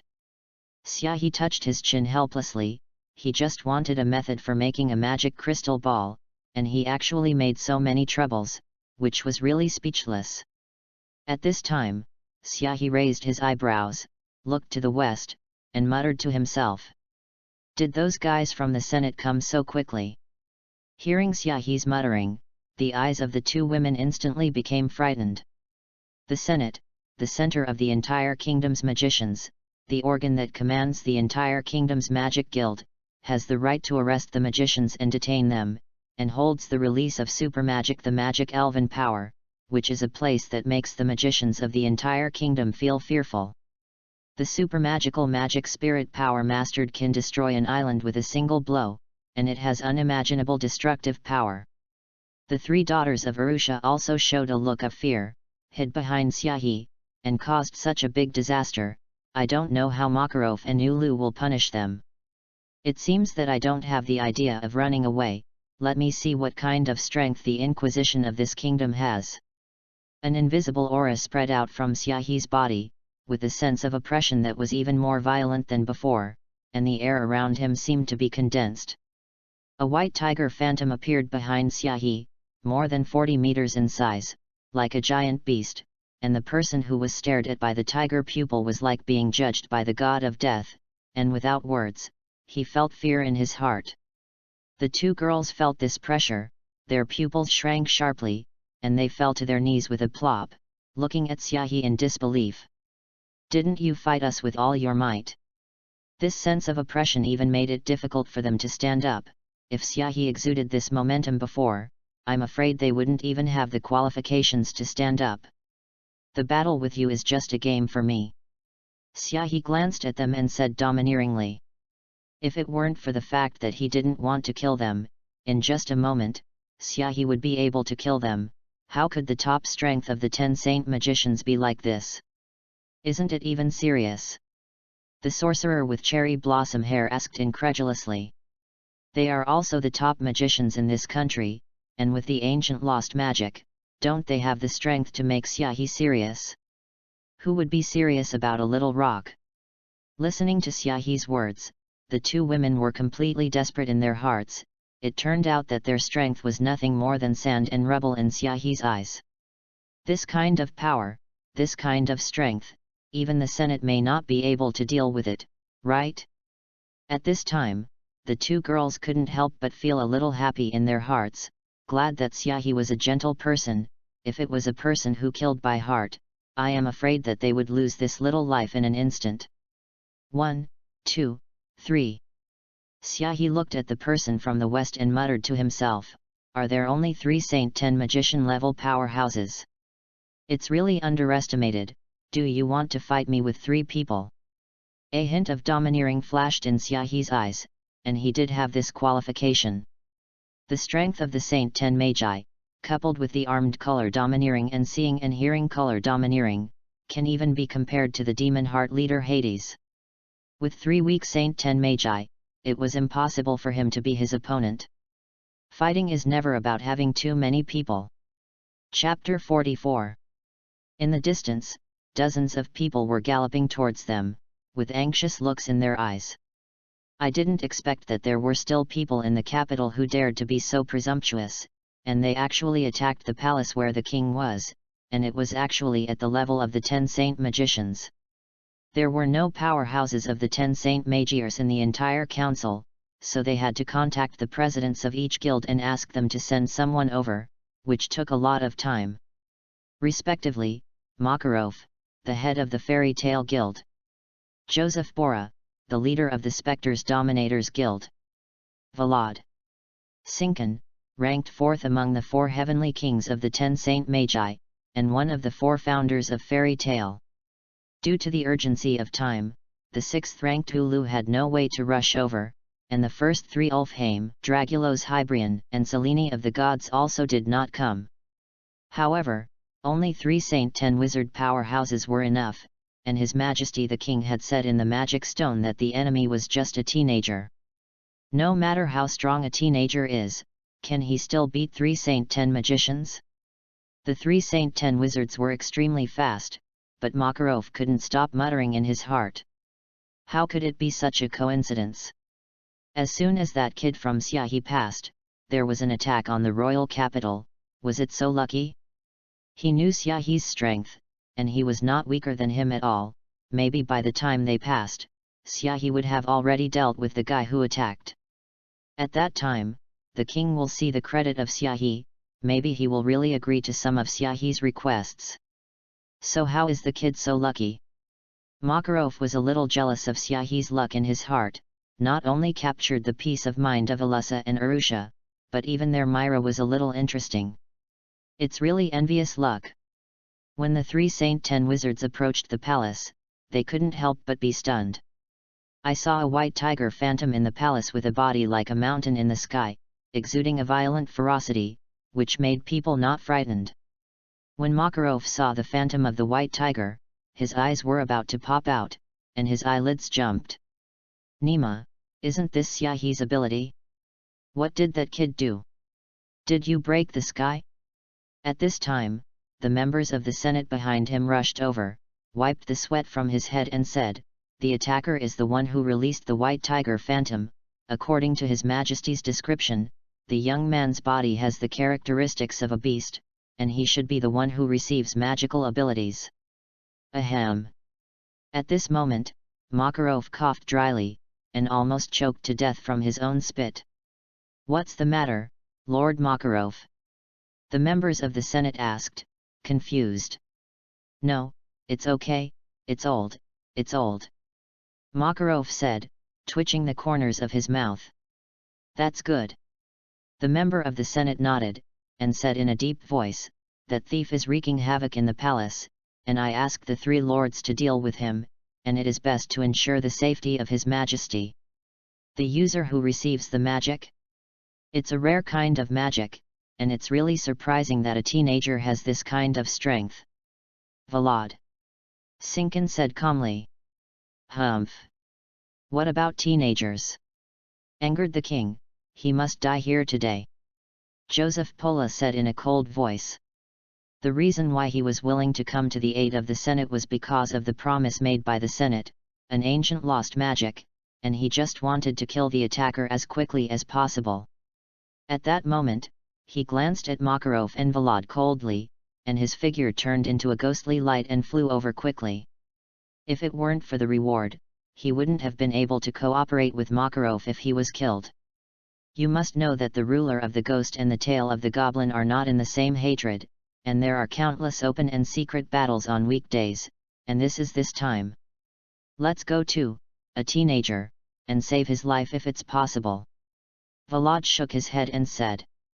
He has lived for more than 100 years, has a gentle personality, and really does not want to see such a talented young man fall.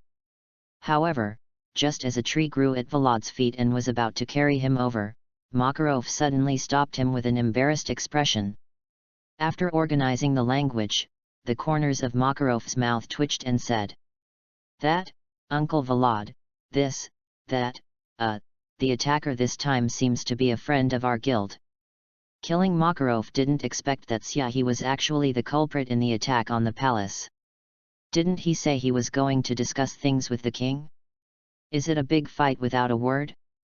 But he also knows Syahi's character, he is very gentle, he has never seen Syahi angry. What is it that makes Syahi angry like this? Hearing that the attacker was actually a friend of Fairy Tale, Vlad's deadwood-like face was speechless. Was it their guild friend who beat the king? What an embarrassing piece of news! But after all, Vlad has lived for more than 100 years, and he has seen countless winds and waves, so he quickly reacted, and said with a hint of eagerness in his tone. Then why don't you hurry up? What if Joseph's little cub kills our guild friend? You must know that Joseph is a cultivator of dark magic, has a cold personality, likes to kill, and will not show mercy to his subordinates at all. Makarov's face was even more embarrassed, and he coughed a few times and said. You may not believe it, Uncle Vlad, that young man's strength may be stronger than yours. If this is in the past, it would be too unjust to be slapped to death by Syahi without paying attention. Hey! Vlad couldn't help but be stunned. What? Is he deaf? What did he hear? A teenager is stronger than him? He has lived for hundreds of years, and the magic power in his body is almost the strongest among the 10 saint magicians. If it weren't for the cultivation of plant magic, I'm afraid he would be the strongest among the 10 saint magicians. However, in the face of this strength, Makarov actually said that he was not a young opponent. Makarov tugged at the corners of his mouth and looked at the mountain-like white tiger phantom. Don't say it's you, I'm afraid the three of us together may not be able to beat that boy. Makarov was also deeply shocked by Syahi's strength. P.S. Thank you for the flowers, thank you readers, thank you so much, I actually broke 10,000 flowers in one night, thank you so much. Chapter 45. What about us? Vlad asked, hesitating. Just watch the show. Makarov looked like he was watching the show. Syahi is a very mature teenager who does things in a measured manner. Even anger doesn't make it a big mistake, and Makarov can see this. Since Joseph Bora was going to look for trouble, he wanted to see how he was unlucky, and he was still very interested in seeing the bad luck of his old rival. As for the king's side, as long as he intercedes and adds Vlad, the face of Zinkin and Wulu, the king will definitely not pursue it. Then let's stay and watch the play. Vlad smiled and shook his head. I didn't expect this era to be so outstanding, and it was shocking that a teenager had the strength to surpass him. The two of them muttered to each other, then wrapped their bodies together, and the magic quickly flew out of the palace, standing on a large tree. At this time, Syahi, who was in the palace, seemed to be targeted by something, and there was a sense of danger. Knowing that at this time, Xiaohi's body defense power was even 1,000 refining steel, and the attack of a strong person at the level of the Saint 10 magicians might not be able to hurt him, and there would be such a dangerous feeling. Intuitively, Xiaohi glanced into the sky and frowned. Is it the magic elven power? Xiaohi muttered to himself. The Senate's magical elven power is a combination of magicians of various attributes, and then launched from a distance, using the transcendent space-time destruction magic emitted by the satellite magic array, which is powerful enough to destroy a country. If there's anything that threatens him, it's the magic of outer space satellites. Although it is impossible for the Senate to release a magic of this intensity in the capital, Xiaohi is still more cautious. After all, there is only one life. The body gradually became huge, and in the shocked gaze of the two women of the Hungry Wolf Knights, the teeth turned into sharp teeth, the fingernails turned into sharp claws, and a trace of wonderful lines appeared all over the body. In an instant, a giant beast with a body size of more than 40 meters appeared in the palace. After taking this form, his attack and defense power are greatly increased, and even if he smashes the magic elf power down, he can leave the area before the attack arrives. However, when the people of the entire capital saw him, they were all stupid. How could such a huge beast appear? Could it be that Warcraft is attacking the city? Where are those magicians? Hurry up and let them come. Let's hurry up, we can't stay in this kind of city, such a huge beast, I'm afraid that one claw can destroy the palace to the ground. That white tiger appeared in the palace. Has His Majesty the King been killed? Not only did the people in the entire capital talk in horror, but some even dragged their families with them, and they didn't even dare to stop and flee for a moment. The battle between the top magicians, they know it, not to mention a city, even an island can be destroyed in an instant. Once a magician fights with such a huge white tiger, I am afraid that the entire king will be destroyed. And at this time on a tree outside the palace, Vlad, Sinkin and Makarov were looking at the white tiger in the palace with shocked expressions. Is there an invasion of alien beasts? A white tiger bigger than a mountain?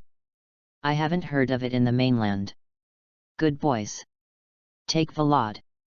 Sinkin had never seen it in his hundreds of years of life, but he had heard of the size of a dragon, but it was only about 20 or 30 meters. It is estimated that this white tiger can fit 2 giant dragons. Look at Vlad. Zinkin looked at him, and Makarov hurriedly waved his hand and said, I didn't know that the Sia River could actually transform into such a big white tiger. Makarov's heart was shocked as he spoke. He thought he had understood Xiaohi's strength, but he didn't expect to underestimate it. With such a huge white tiger, I'm afraid that even if you don't use magic, the destructive power is extremely amazing.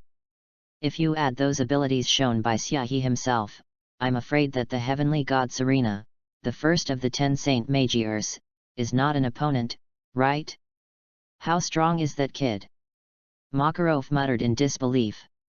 At this moment, Joseph Borah turned into a ghostly light and came to the top of the palace, looking at the Sia River, which was comparable to the mountains, and there was a trace of horror in his eyes. Not to mention what kind of strength this white tiger has, this huge size alone is enough to make people feel terrified. On the spot, Joseph Borah had an urge to escape. He came to take advantage of it, but he didn't say that he wanted to play with his life. However, just as Joseph Borah was about to escape, he inadvertently felt that Xiaohi had no magic in his body, and he suddenly came to his senses. What is there to be afraid of a beast that doesn't even have magical power? Isn't that just a beast to be slaughtered?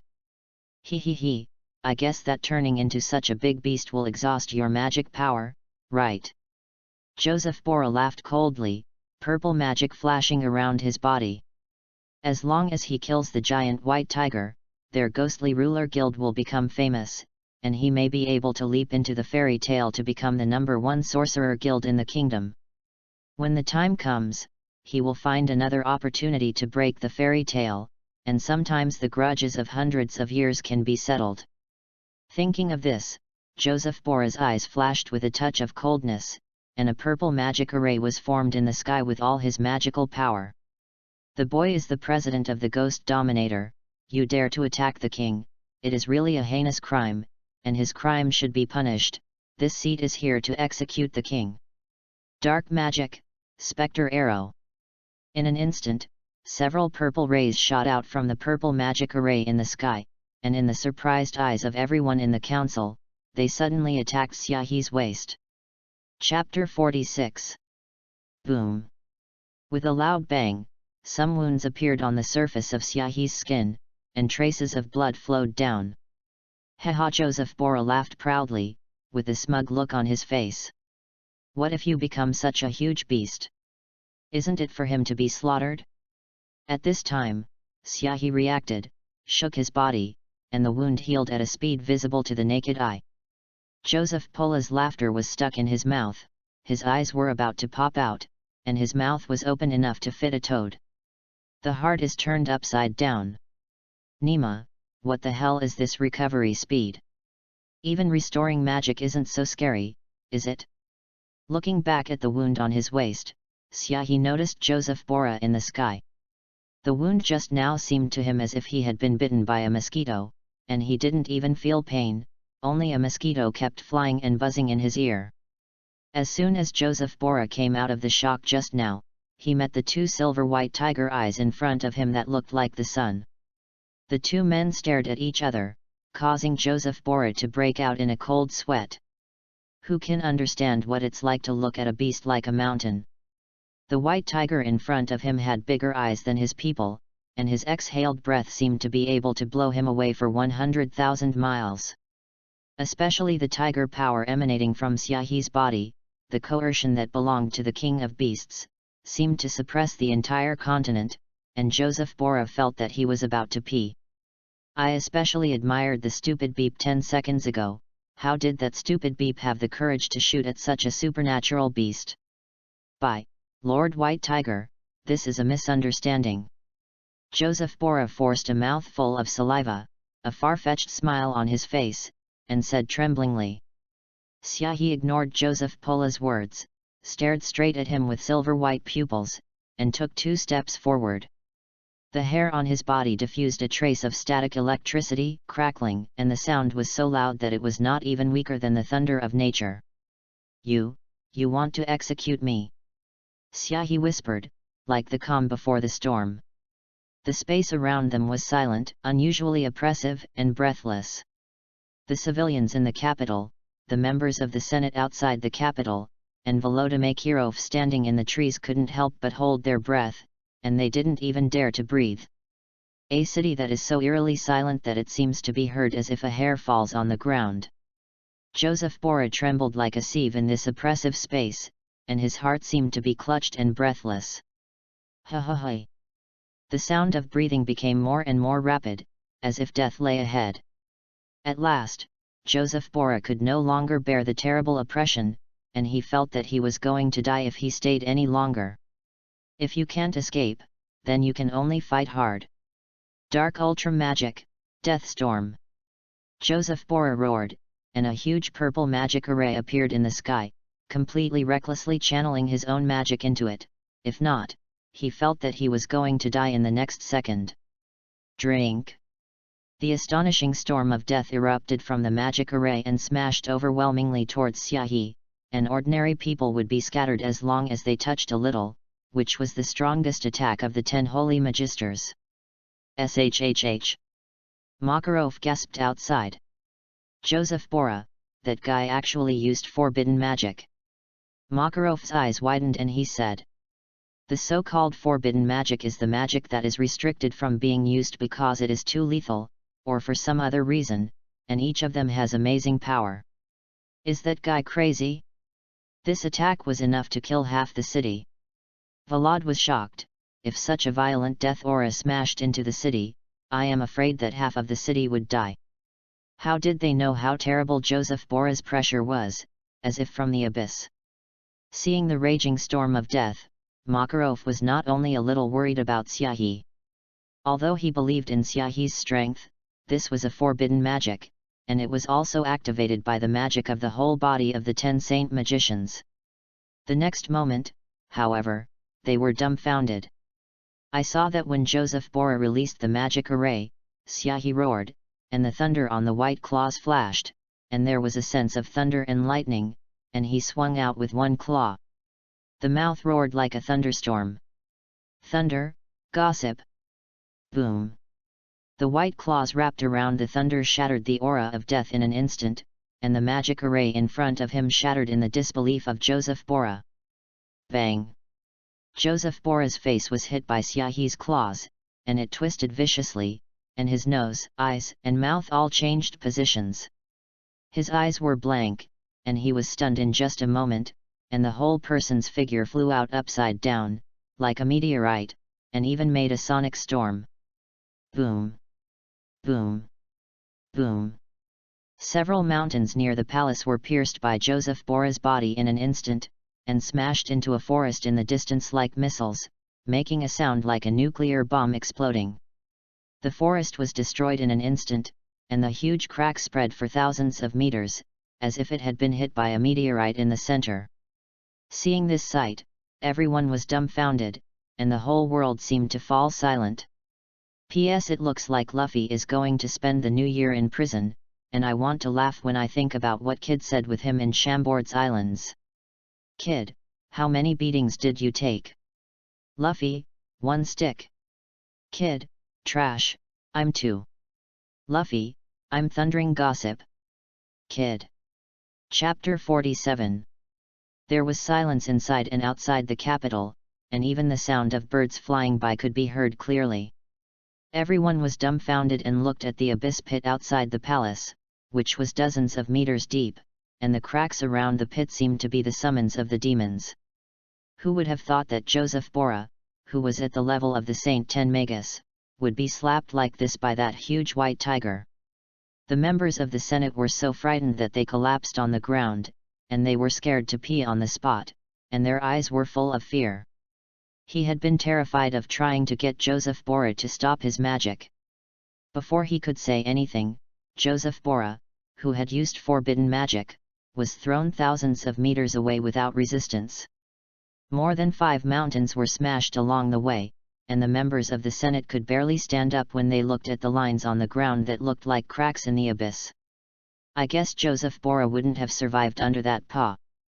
The members of the Senate felt that even a diamond would be shattered if it was hit head-on by that claw, let alone a human body. That's not the power that humans can have. It's a demon. It's God. It is the power that God can control. The Senate headquarters also watched this scene through satellite magic, and the entire Senate headquarters fell silent. Bordeaux, you go over and ask and see what the purpose of that powerful magician is. After hearing this, the stupid member of the Senate almost scolded. Even Joseph Bora of the Saint Ten Magus level was beaten and didn't know whether he was alive or dead. Did he go over to find death? He didn't have the strength of Joseph Bora, and if he had been hit by that claw, he would have been cremated on the spot. Fortunately, before he could scold, a cold voice came from the sky. Senate, don't put your broken brass and iron at me, believe it or not. The cold voice brought a violent wave of air, and gusts of wind spread out in all directions. The counselor heard this voice through the magic stone, and their faces changed in an instant, and several counselors stood up in disbelief. How is that possible? Could it be that he had discovered the power of the magic elves? One of the commentators said incredulously. Impossible, the activation of the magic elf power is in outer space, 1,000,000 meters above the ground. How can it be detected by people? Another commentator retorted with an ugly face. How could anyone use magic to feel the magic spirit power millions of meters away? Is that still human? Maybe he's bluffing, let's see for a while. One of the counselors said with an ugly face. In the face of this kind of thing, no one knows what to do. Feeling that the sense of danger in his heart still existed, a trace of coldness flashed in Syahi's silver-white pupils. How? The Senate is eyeing him? Ready to find a place where no one is to unleash their magical powers? Senate, are you going to start a war with me? Syahi's voice was cold, exuding a violent killing intent, which made people tremble, as if they were on a battlefield. This is the murderous aura brought by the white tiger form, which is particularly amazing. Even many people had an illusion of a mountain of corpses and a sea of blood in front of their eyes, which was brought about by the violent murderous aura. If Xiaohe burst out all the killing intent in the state of the white tiger, it would be enough to drive an ordinary person crazy. Hearing Xiaohe's words, the headquarters of the Senate was in an uproar. Just kidding, he can actually feel the magic of satellites at a height of millions of meters. What kind of monster is this?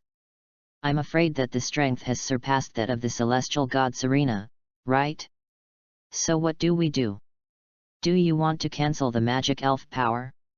Nonsense, of course it has to be cancelled, otherwise once that monster is killed, who of us can stop it? No, it must not be cancelled. Once the magic spirit power is cancelled, doesn't it mean that we are afraid of that monster? What is the majesty of the Senate? Fart, what kind of majesty do you pay attention to at this time? If we don't cancel it, we'll lose our lives. That's right, it must be cancelled, and even if it is not cancelled, can we still unleash the magic spirit power in the capital? Many members of the Senate quarreled with each other, some agreeing and some disagreeing, and for a while they quarreled. And the Speaker of the Senate felt a tremor in his heart involuntarily after seeing Xiaohe release such a terrifying murderous aura, and he felt that his scalp was a little hairy. Their Senate is in the capital, and with the size of Xiaohe, it is estimated that they can reach them in 2 minutes, and then this place will be a sea of corpses and blood. Thinking of this, the speaker showed fear in his eyes, forcibly gritted his teeth, coughed twice and said, "In order to ensure the safety of His Majesty the King, I use the power of the speaker to turn off the magic elf power." Xiaohe felt that the sense of crisis was gone, and he silently breathed a sigh of relief, and then his figure turned around, turning into a human form wearing a white robe, black hair, and black eyes. Glancing coldly at the members of the Senate, he shouted, "Get out! If you dare to continue to aid the abuse, you will definitely smash the door of your Senate." After the members of the Senate were scolded, they didn't even have the courage to refute it, and ran away in disgrace, and after those civilians saw this scene, they were even more shocked. Who is the white-robed young man? Could it be the giant white tiger just now? It turned out to be not a demonic beast, but a magician, and the council didn't dare to do it at all, and the strength was too amazing. Chapter 48. Seeing that the people in the Senate had run away, the guards in the palace not only showed despair. Even the Magus were no match for it, so how could they just be able to stop this monster?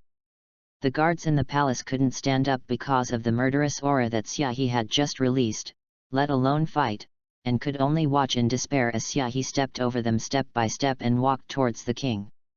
The king of the country is so mediocre, it seems that he is not qualified to be this king, and a new king should be established. Xiaohe said calmly.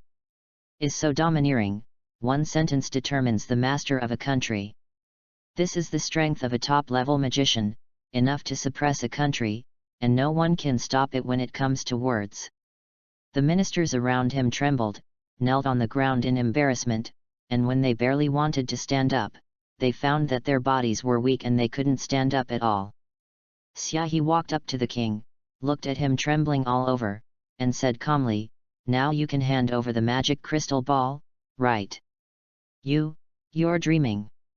The king lay on the ground with a weak body, and said in a trembling voice, "I'm going to depose him as a king, and I want him to hand over the magic crystal ball. Then the meaning of your existence is gone, and a greedy person like you should be punished." Xiaohe's eyes were calm, and he stretched out a finger with an amazing thunderbolt wrapped around it, enough to send people to hell in an instant. At this moment, 2 guys with black faces ran in from outside the palace in a panic. Xiaohe, be merciful." Xiaohe raised his eyebrows and looked at the distance where the voice came from. A trace of speechlessness flashed in his eyes. "President Makarov, how did you get this way?" The people who came were Makarov and Vlad. "Sinkin, it's just that the image of the two is a little too messy, more beggars than beggars." "Bah, it's not you kid, you almost stoned me to death when you threw that guy Joseph out. Makarov said angrily. God knows that when Joseph's sky was smashed and flew out, he actually passed by him without dying, and he was stoned to death. However, even if it didn't hit him, Joseph's deterrent impact on the ground destroyed the forest, nearly injuring Makarov. Vlad also nodded speechlessly. God knows how that young man had this kind of power and smashed a person out of the effect of an intercontinental missile. After hearing this, a touch of embarrassment flashed in Xiaohe's eyes. He really didn't look at the surrounding environment when he used that trick. Although it can cover about 2 kilometers, the place where the forest is located is 4 kilometers away. At the moment, he shook his head speechlessly and asked, "Is there anything you are stopping me for?" "He's going to slash this king." Makarov glanced at the king on the ground, shook his head and said, "Please spare his life, the country cannot be without a king now, otherwise other countries will definitely start a war when they hear about it." Xiaohe waved his hand absently.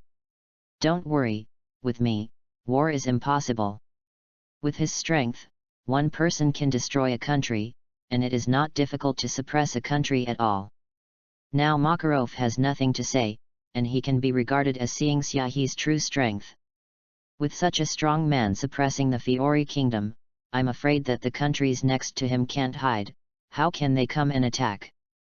Just as Xiaohe looked at the king again, a girl with jade hair ran out of the palace in a panic, holding a beautiful crystal ball in her hand. Lord White Tiger, this is the crystal ball you want, please spare my father's life."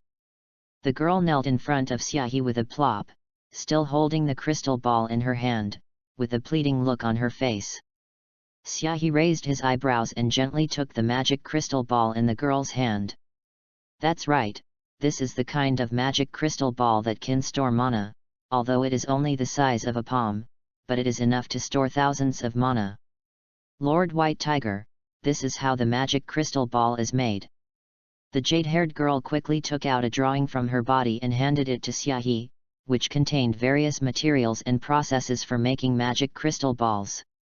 Xiaohe put away the blueprint and the magic crystal ball with his backhand, looked at the girl and asked, "What's your name?" The girl knelt on the ground and said respectfully, "Back to Lord White Tiger, my name is Jade E. Fiori, the daughter of the king." Xiaohe nodded. He had heard of this name. In the original book, this woman seemed to have appeared, and she was a relatively powerful star spirit magician, but it was still a little too weak for him. "What good will it do me if you let me spare him?" Xiaohe asked calmly. "In the future, the Fiori kingdom will be honored by the White Tiger Lord, and you have all the privileges in the Fiori kingdom, and you can also dispatch troops as long as you need it," Princess Emerald said respectfully. Listening to the words of this jade princess, Xiaohe raised his eyebrows. "Doesn't this mean that the Fiori kingdom will be dominated by him in the future? It's a pity he doesn't need to. A kingdom is tempting, but it is a drag on him. The only people he wants to protect are his companions and family." Smiling, Xiaohe hooked Princess Jade's chin with her index finger, making Princess Jade's eyes meet his own, seeing the fear and determination in Princess Jade's eyes. Xiaohe withdrew his finger and smiled, involuntarily thinking in his heart that what he had just done was really like a villain. "I can grant you this request, but he, the king, can't do it again under any circumstances," Xiaohe said indifferently. Since he wanted to snatch the ancient lost magic from his hands, he must be punished. A flash of gloom flashed in the Jade Princess's eyes, and then she nodded and said respectfully, "Listen to your will." Xiaohe smiled and touched Princess Jade's hair. "Well then, from today onwards, you are the queen of this country." Chapter 49. In this way, Princess Emerald became the new king of the country and the only queen in the history of the country. Princess Jade's crown was even put on by Xiaohe for her. Although the residents of the capital did not understand what was happening, they heard Princess Emerald say that Xiaohe would be the patron saint of the country in the future. They all involuntarily showed a look of surprise. Xiaohe turned into the figure of the white tiger that covered the sky, and they all saw it with their own eyes. What a bold spirit that is! That's a lot of strength. What a coercion that was. This kind of strong man is actually the patron saint of their country. The inhabitants of the royal capital instantly accepted Princess Jade, a girl queen who was more than 13 years old. Originally, Princess Jade thought that Xiaheli made her queen because she wanted to listen to politics and better control the country. Unexpectedly, the day after she was established as the king, Xiahe was about to leave, and he couldn't help but be stunned. Could it be that Xiahe's purpose was just a small magic crystal ball from beginning to end? Thinking of this, Princess Emerald couldn't help but sigh. He shook his head helplessly. His father is really too stingy.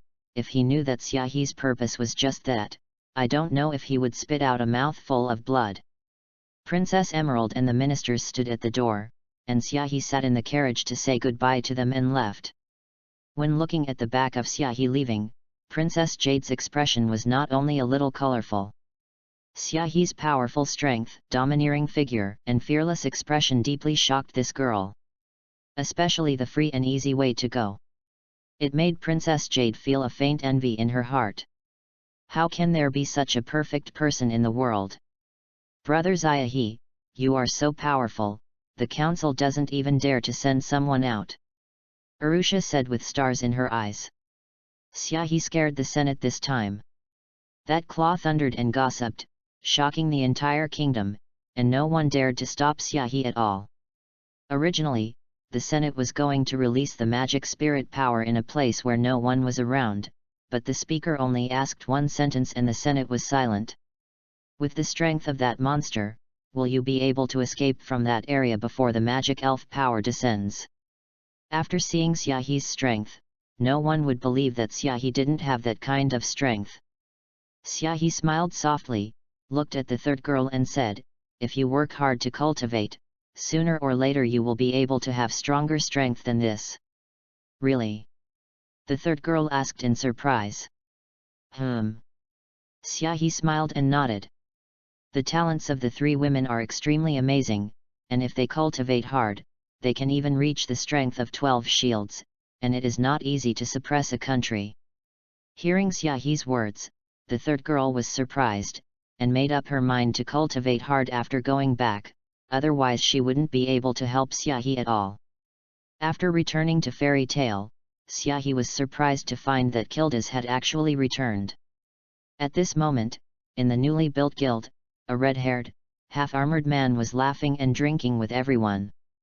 Laxus Naz, it's the first time I've seen you two so honest, ha ha ha, I'm afraid it was cleaned up by that young man named Xiahe, right? Kildas looked at the sweaty Laxus and Natsu next to him, laughing and mocking. In the past, when he came back, these two guys took turns to challenge him, but this time when he came back, he didn't even have the strength to move, which almost made him die of laughter. Kildas, don't be complacent, you bastard, you don't know how powerful that monster is. Laxus said through gritted teeth. With his physical body, he carried the mystery of destroying the dragon. Is this something that humans can do? That's it, I'm afraid Kurdath is no match for that monster. Natsu chimed in, he had never seen a wizard as powerful as Xiahe, not even Kildas. Really? When the boy comes back, I'll have to have a good fight with him, but... You still have 30,000 push UPS? Ha ha ha. Kildas burst into tears of laughter, and the other members of the Demon Tail followed suit. Since Mr. Kildas is so interested, I can't help but live up to your interest. Xiahe walked in from outside the door with a smile, and suddenly the guild must have erupted in a heaven-shattering voice. The patron saint of the kingdom is back, let's celebrate Xiahe. Take out the wine, and the meat, and have a banquet today. The Demon Tail member said excitedly. Macau even ran to Xiahe's side and said excitedly. I didn't expect you to become the patron saint of the country, it's amazing. Fairy Tale was almost dumbfounded after learning the news. Could it be that Xiahe's trip to the palace was about this? What happened in the palace did not spread much, only that it was the king who was attacked by the assassins, and Xiahe turned into a white tiger and defeated the assassins. And just as Xiaohe was smiling and talking to the Demon Tail members, Kildes couldn't help but be a little dumbfounded. Macau, they say that Xiaohe is just a teenager. But Xiaohe, who is about 1.7 meters in front of him, is basically the appearance of a handsome son. There is still a trace of a teenager there. This body must be too well developed, right? PS Chapter 7 Asking for Flowers. Chapter 50. Xiaohe smiled and chatted with the Demon Tail members for a while, then looked at Kildes. He had long had the idea of sparring with Kildes, but Kildes was on a mission and was not in the guild, so he could only let go. I didn't expect to come back now, so he naturally had to have a good exchange. After all, this can be regarded as the only powerhouse with the strength of 12 shields in the Demon Tail Guild, and it has always been the existence of the strength ceiling. Fighting with him can also make Xiaohe more aware of what realm his strength is. Mr. Kildes, I've admired my name for a long time. Xiaohe walked over with a smile and said. Ahem. Kildes coughed awkwardly. Where did he have any big name? It's just that this town has a bit of notoriety. Since he has the shattering magic of the ancient lost magic, he can smash anything. The magic is difficult to control, it is easy to destroy buildings, and every time he comes back, basically the entire town has to be renovated. Over time, it was almost infamous. This can be seen in the Kildes pattern in towns and cities. Presumably, the Demon Tail's tradition of destruction began with Kildes. After his face was a little embarrassed, Kildes returned to his serious appearance, and looked at Xiaohe with a hint of war intent burning in his eyes. He also chose to return to the guild after hearing about Xiaohe. It's been a long time since anyone has made him feel like fighting, and since Xiaohe can suppress the entire kingdom, the strength he has is bound to be top-notch. If you can have a fight, you will definitely gain a lot. Xiaohe saw the battle intent in Kildes's eyes, and an invisible coercion in his body spread out, and his black pupils turned into silver pupils, containing deep excitement. The momentum between the two collided with each other, almost forming a small whirlpool, raging in the guild. After seeing this scene, the Demon Tail members rubbed their temples speechlessly. How could they not know that Xiaohe was a battle maniac before? Before I could say a few words, the fight would begin. Brother Xiaohe, help me beat up this Kildes, this guy is too arrogant. Natsu said excitedly on the sidelines. It is rare to see Kildes being beaten. Laxus also stood up from the ground, his eyes revealing a hint of war, but he knew that he was no match for anyone, but he was content to watch this battle. Such a strong spirit, worthy of being a strong man who suppresses the entire kingdom. There was a hint of shock in Kildes's tone.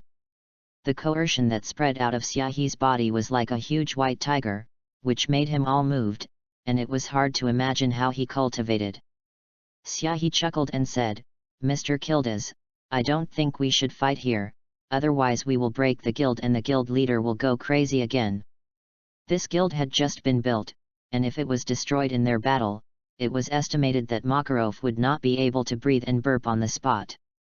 Hearing Xiaohe's words, Makarov, who was originally watching the show, suddenly reacted, and his face changed greatly. Kildes, you bastard, get out of here and fight, if you break the guild, Lao Tzu, and you will fight hard. Kildes almost destroyed the guild unintentionally, and if it were to fight, it was estimated that it would be destroyed within a radius of several kilometers. Kildes smiled awkwardly, retracting the magic on the surface of his body. If he really destroyed the guild, he would not have the money to pay for it. All right then, let's go and have a chat in the clearing. Kildes said with a warlike expression, turning and walking outside. Boom! A large hole popped into the guild wall. The walls shattered into countless small pieces of stone, and Makarov's face instantly darkened, and he yelled at Kurdosh. Doesn't this bastard know to walk through the door? Xiaohe smiled, the white robe on his body swayed with the wind, and in an instant, he turned into a white figure and disappeared in place, and the Demon Tail members didn't even see Xiaohe's movements clearly. What a speed! Kildes's eyes widened in shock, and the speed of the white figure was difficult to see even with the naked eye. However, the fighting wool in Kildiz's eyes became more enthusiastic, the white magic in his body spread out, the road under his feet shattered, and the whole person rushed out, trying to compete with Xiaohe in speed. Hey!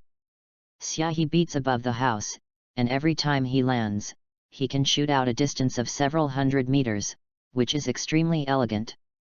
On the other hand, Kildiz ran wildly across the land, smashing an unknown number of houses along the way, leaving the residents behind to curse. Fortunately, they were Xi to Kildiz, and they were not angry in their hearts. After all, the stronger Kildiz's strength, the less anyone would dare to provoke their town, and as for the loss, as long as they had to find Fairy Tale for reimbursement. Makarov seemed to see a hand that only cared about his own money, and his face was darker than the bottom of the pot. But there is no need to care so much at the moment, all the members of the Demon Tail are dispatched, and they chase after them with excitement, they also want to see this peerless battle. The top-level Saint 10 magician-level battles are not something that can be seen casually. PS Chapter 8 of today, write another one. The author is going to sleep, otherwise I'm afraid I'm going to die suddenly, and finally ask for flowers, ask for evaluation votes, and ask for rewards.